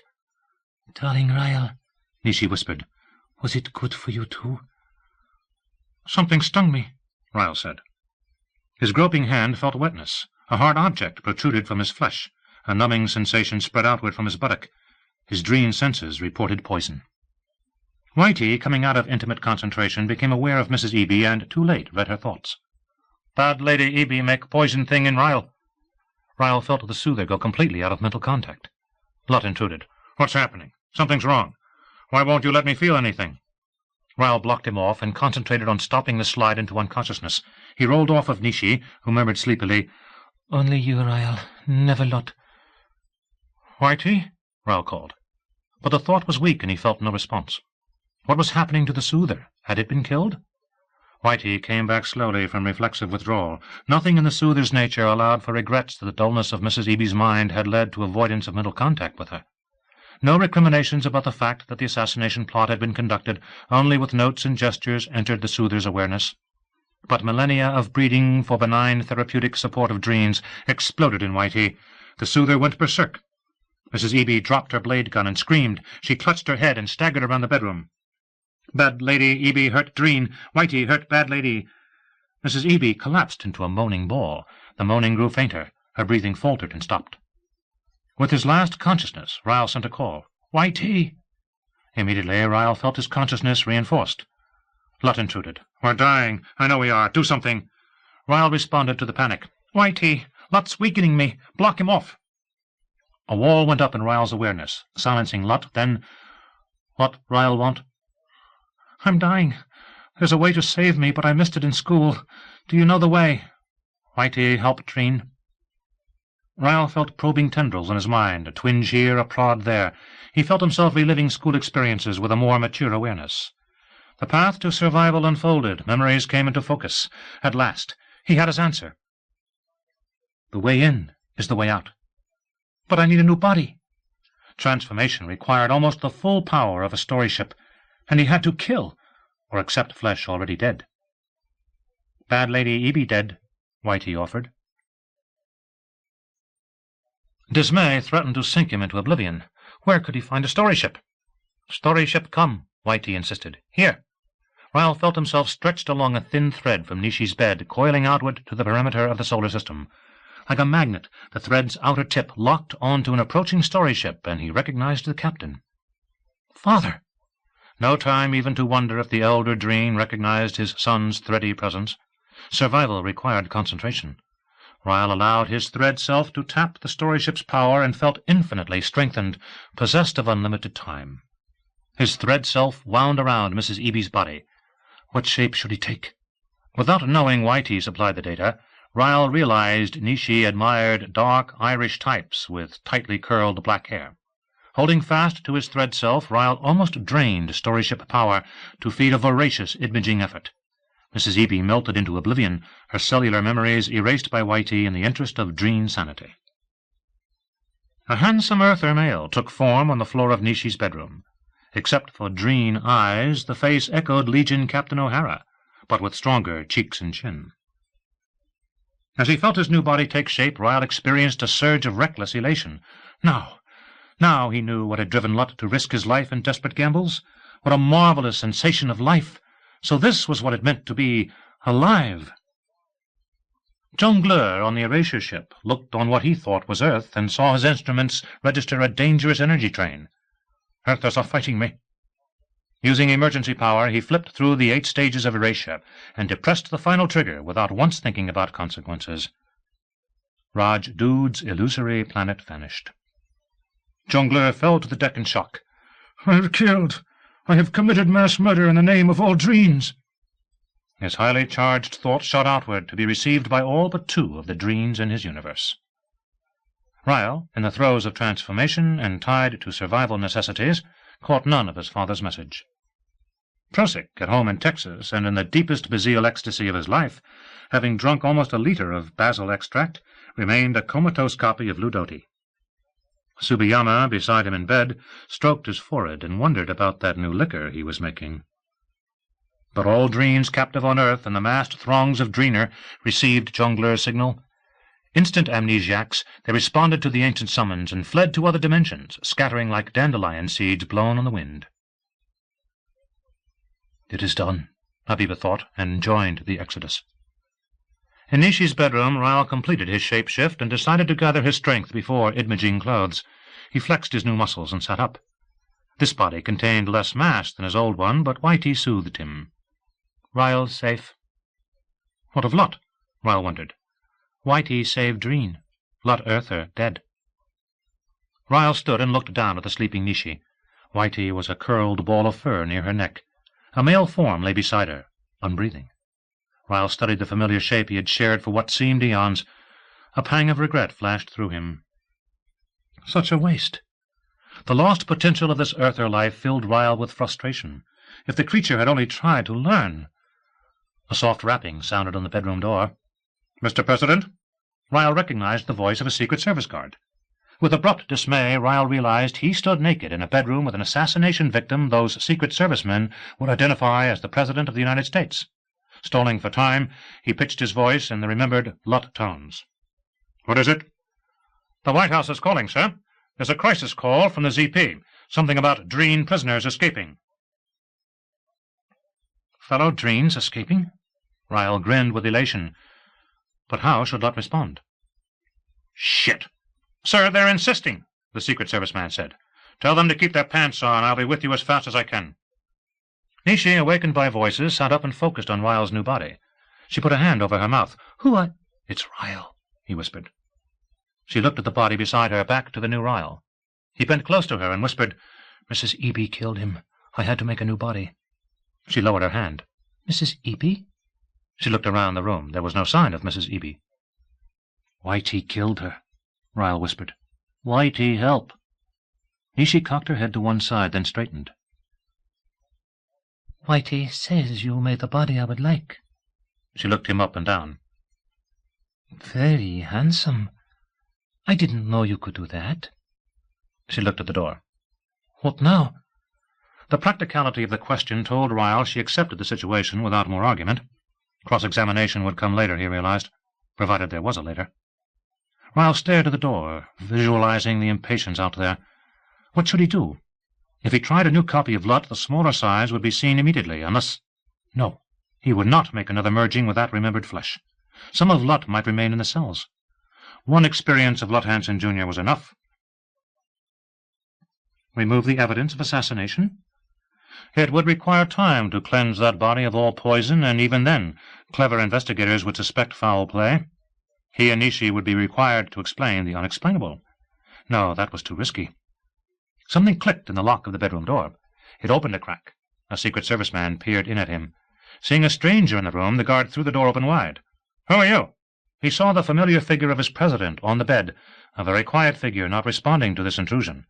The guard's hand darted into his jacket and emerged with a deadly stunner. Whitey, reading new danger to a precious Dreen, attacked. The Secret Service man dropped his weapon, clutched his head, and fell to the floor. He was dead before Ryle could reach him. Ryle took only a moment to make sure the soother had killed for a second time, so the soother learned quick violence. "Whitey, you must not kill people. Not let bad peoples hurt Dreen." Ryle stood. "Get dressed, Nishi. We have to run." She glanced at the door, eyebrows raised. "Whitey, please, just hurt their heads a little," Ryle pleaded. The soother did not respond. Hoping the order would be obeyed, Ryle said, "Whitey will help us." She accepted this and began dressing, taking the clothes she had left over a chair. Ryle imaged a tweed suit with black shoes, white shirt, and a dark grey tie. He looked at himself in a bedroom mirror, seeing Nishi behind him already dressed. "Mad in the fan," she said, looking at the body on the bed. "Hey, what's taking so—" Another Secret Service man stood in the bedroom doorway.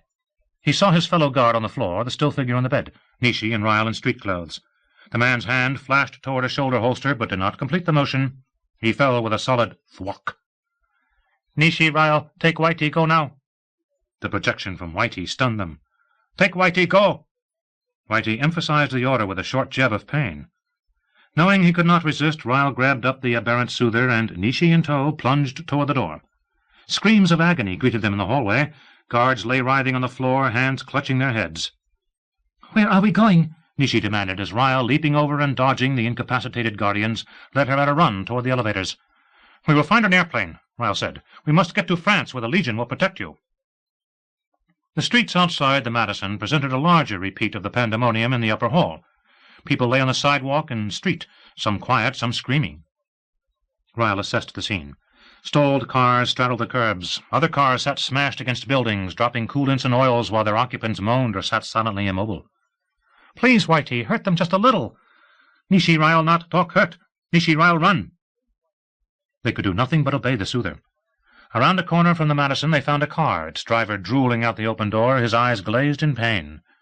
With Nishi's help, Ryle eased the man onto the sidewalk and appropriated his car. As they sped toward the National Airport, cars ahead of them swerved aside, clearing a path. The extent of Whitey's power over Earthers astonished Ryle, who urged moderation, but the soother would not respond until they were in the terminal. "Go big flying thing, Gate 6. Nishi saw the gate sign and led the way. They found an Air France Boeing Rocketeer at Gate 6, prepared for final boarding, but everyone in the plane, including crew, unconscious. Ryle stared at the interior of the plane in outrage. Now what, Whitey? Ryle not make flying thing go? How am I supposed to do that? Ryle know how lot fly plane thing? This is no war traveler. Whitey help. And Whitey proceeded to fill his mind with knowledge appropriated from the unconscious crew. Saying a silent prayer to Habiba, Ryle closed the plane's doors, cleared the cockpit of its unconscious crew, and made sure the dormant people were strapped into seats. Taking his place in the pilot's seat, he looked at the instruments and controls. Nishi slipped into the co-pilot's position. "Ryle, Nishi, do what Whitey say." "What else can we do, Whitey?" The irony of the question was lost on the soother, who concentrated on getting them to safety. "We go, France Legion make happy love cure place." As the plane lifted from the ground, Ryle felt himself blushing, but he dared hope Whitey's promise would be kept. The extraordinary phenomena occurring around President Hansen's assassination have been traced to an alien attack on Earth.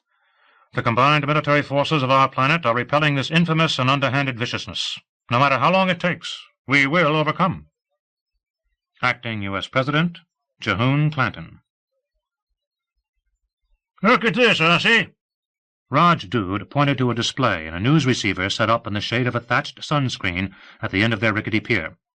The inlet and nearby hideaway shack baked in noon glare.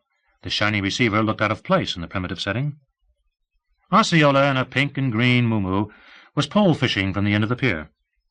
She concentrated on a red float bobbing suggestively in the sparkling water. "Not now," she said. "Think I got a bite. But this is interesting. They say fashion news was made today by Nishi D'Amato, the hottest couturier in Paris, when she unveiled her new Venus Flame line. Calls herself D'Amato in her profession," he added. "But privately she's Mrs. Ryle. That was the Dreen's name, remember?" "So that's what she did after she offed your nephew." Osceola jerked the tip of her pole skyward, but brought up a bare hook. "Damn, got my bait." "How many times do I have to tell you it was that damn soother killed him?" "And you couldn't save him?" Raj Dood shook his head sadly. "I don't think anyone could have saved him after what old L.H. did to him." "So the soother killed him? But who told it to kill?" "Nobody needed to tell it. What else could it learn there in Washington?" Osceola spoke while rebaiting her hook. "You should have studied that critter more before you threw it away." "Hell and damnation, you are the most contrary female I ever met. I had to send it into another dimension fast as I could. The thing was wild crazy." She reset the line below her bobber and lowered it gently into the water. "So we still got two Dreens on Earth. That one married to this D'Amato and the one they call the Basil King of Texas. Should you do anything about 'em?" "They're harmless, I tell you." "But Dreens can get soothers, and soothers can kill." "Only if they're shown the example. Soothers are sensitive to any madness around them. Can't cure more than one person at a time, so when they can't function, they go nuts. Yeah, well, I was you. I wouldn't allow any more of those things on Earth. And I'd keep an eye on our two dreens, especially old Basil King. He may be the biggest grower-shipper of that stuff, but he gets high on it, too. No telling what he might do when he's high. Raj Dood abruptly leaned closer to the story unfolding on his display. "Galloping gurus," he muttered. "Know what those dreens are planning next?" "You're talking so much you're scaring the fish," Osceola complained. "I'm trying to catch our dinner." He ignored her. "It says here these old friends, the Subiyamas and the Ryals, are planning a daring hang-glider vacation in the Himalayas." Osceola set her pole in a wire holder and joined him under the sunshade. She looked at the display over his shoulder. "Damn it all! I told you those dreens were dangerous," she said. "If we're right about 'em, anything happens to those last two, this whole Earth and everything about it vanishes in a puff of smoke." Raj Dood turned off his receiver. "We'd better get some warm clothing," he said. "Looks like we're going to spend our vacation in the Himalayas this year. Hey!" He pointed at the fishpole, which was bobbing violently in its hanger. "You got something?" "I got a pain in the ass for a lover," she said. "But I guess you're the best available." She strolled into the sunlight, lifted her pole, and admired the way it arched and jerked under the weight of a heavy fish. But when you got 'em hooked, you got 'em. End of Man of Two Worlds by Frank Herbert and Brian Herbert. Narrated by Roy Avers in the studios of the American Printing House for the Blind, Louisville, Kentucky, for the Library of Congress, January 1987. For special distribution as authorized by Act of Congress under Public Law 89-522, with the permission of the copyright holder and the publisher, G.P. Putnam's Sons, 200 Madison Avenue, New York, 10016. End of book.